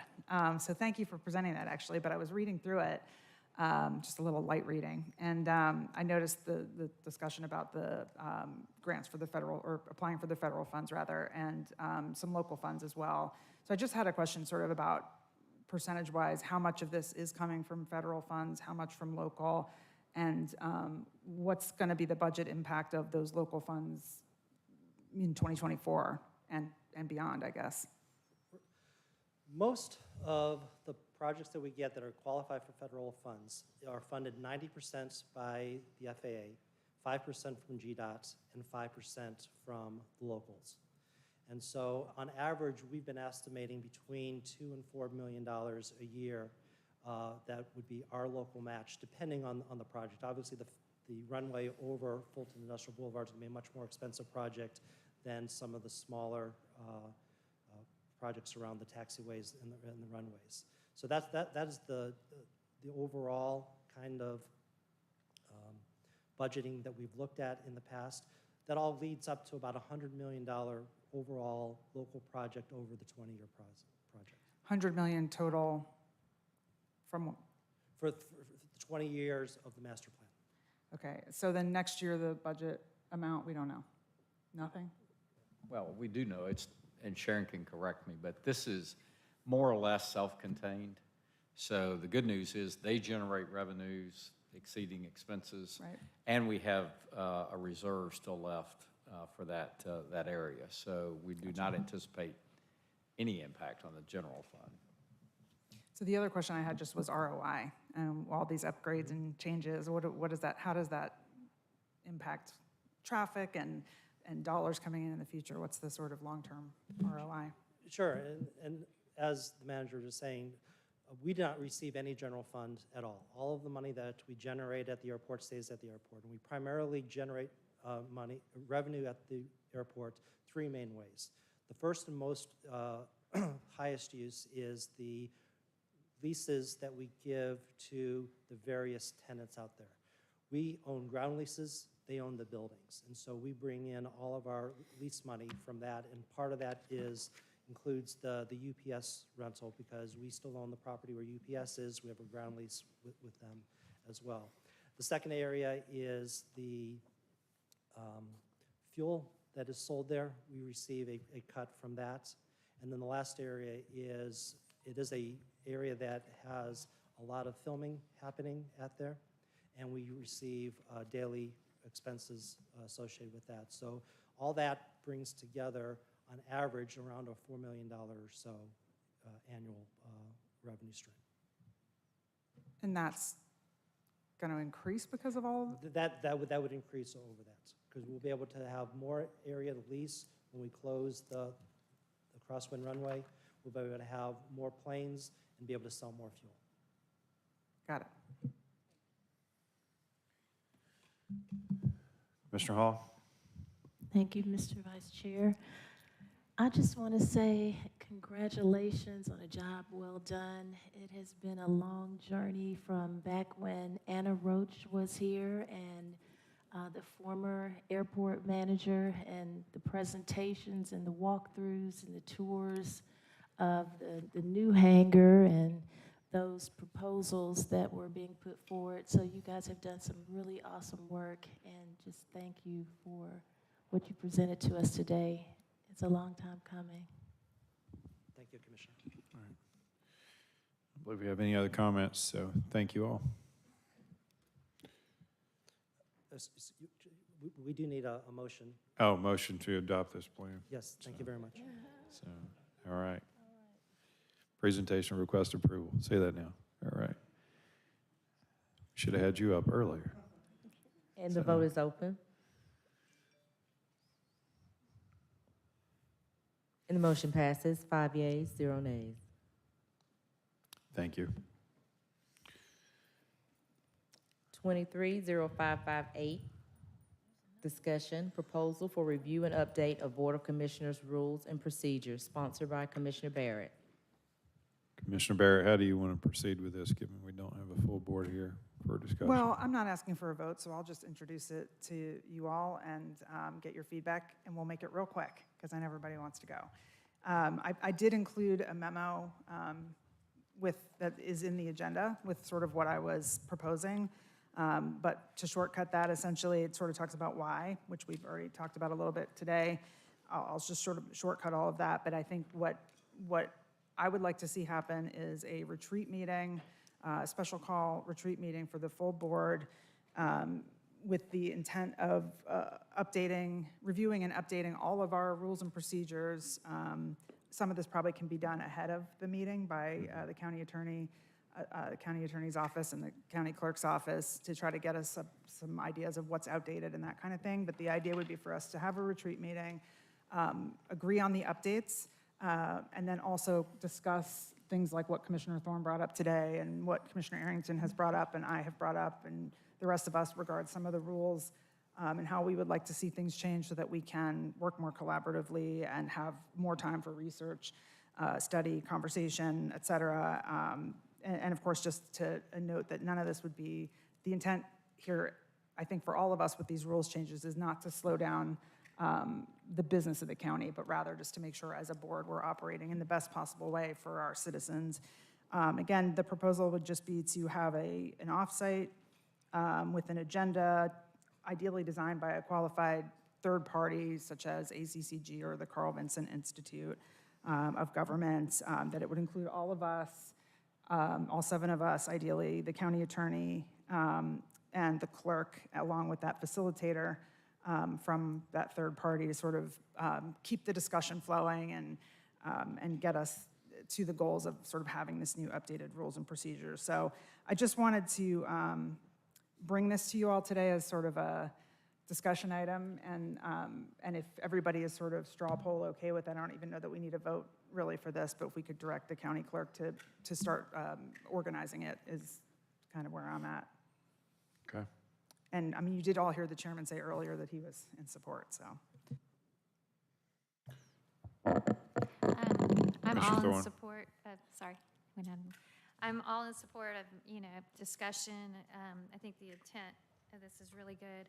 I just wanted to understand the logic of not having the executive team involved, if you could explain. The logic was that this is really about how we operate as a board. Certainly anything that we do that might affect their operations of their business, of the business portion of what we do, we would certainly run it by them. I'm not suggesting we would do this and then sort of shove it at them. But I think having less voices in the room and really just have it be a board discussion. The only reason I'm suggesting the county attorney and the county clerk be there are the county attorney is the parliamentarian and can give us advice regards Robert's rules and the various laws we already have on the books, and that the county clerk is the one who has to implement it all directly.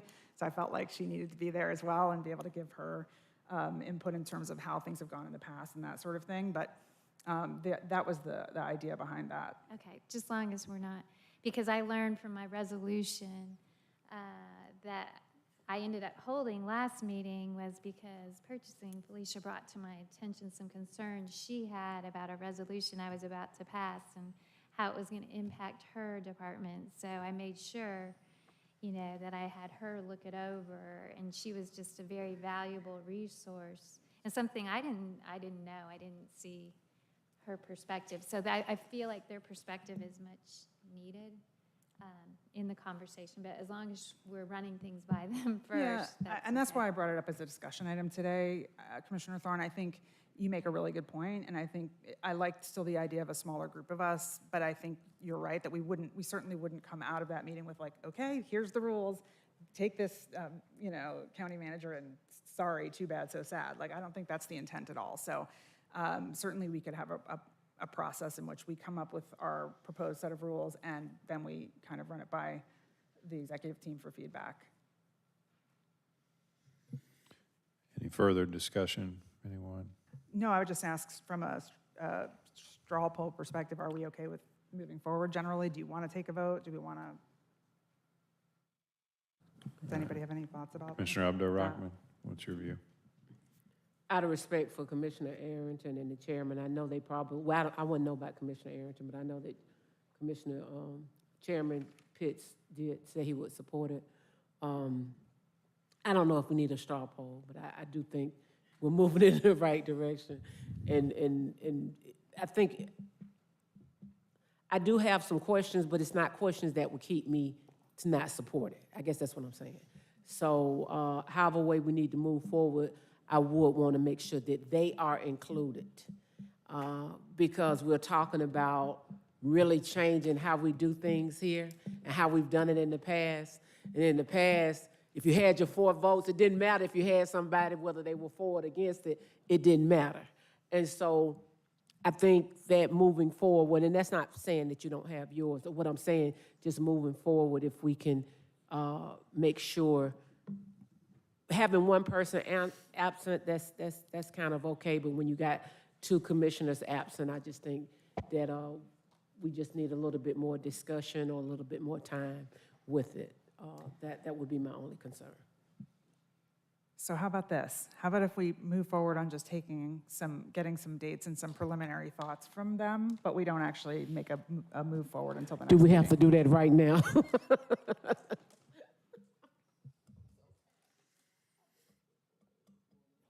Okay, moving on, Vice Chair. Back to you. I mean, I think, well, we can put it forth a vote whether or not we want to move forward with circulating dates, or we can have further discussion on it at the next meeting. What's the pleasure of the board? I mean, it's one or the other. We either provide direction to circulate some dates, or we have further discussion at our next board meeting before we try to start circulating dates. I mean, pick one. I don't see the harm in starting to move forward because it's Well, not like let's we're really call a vote committing.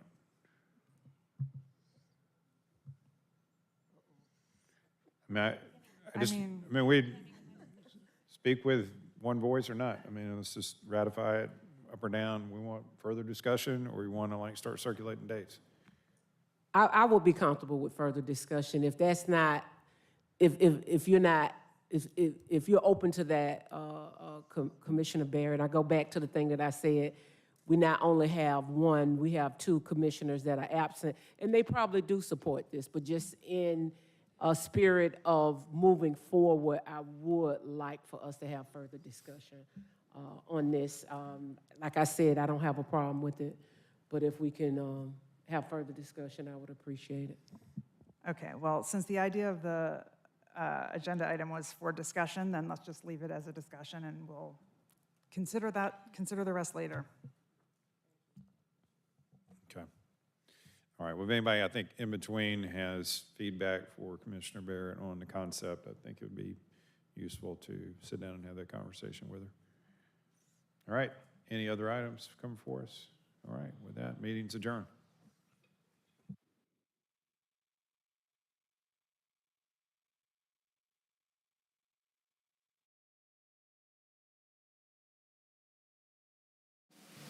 For a written transcript of this meeting, or if you need reasonable accommodations, including this communication in an alternative format due to disability, please contact the Clerk to the Commission's office at 404-612-8232.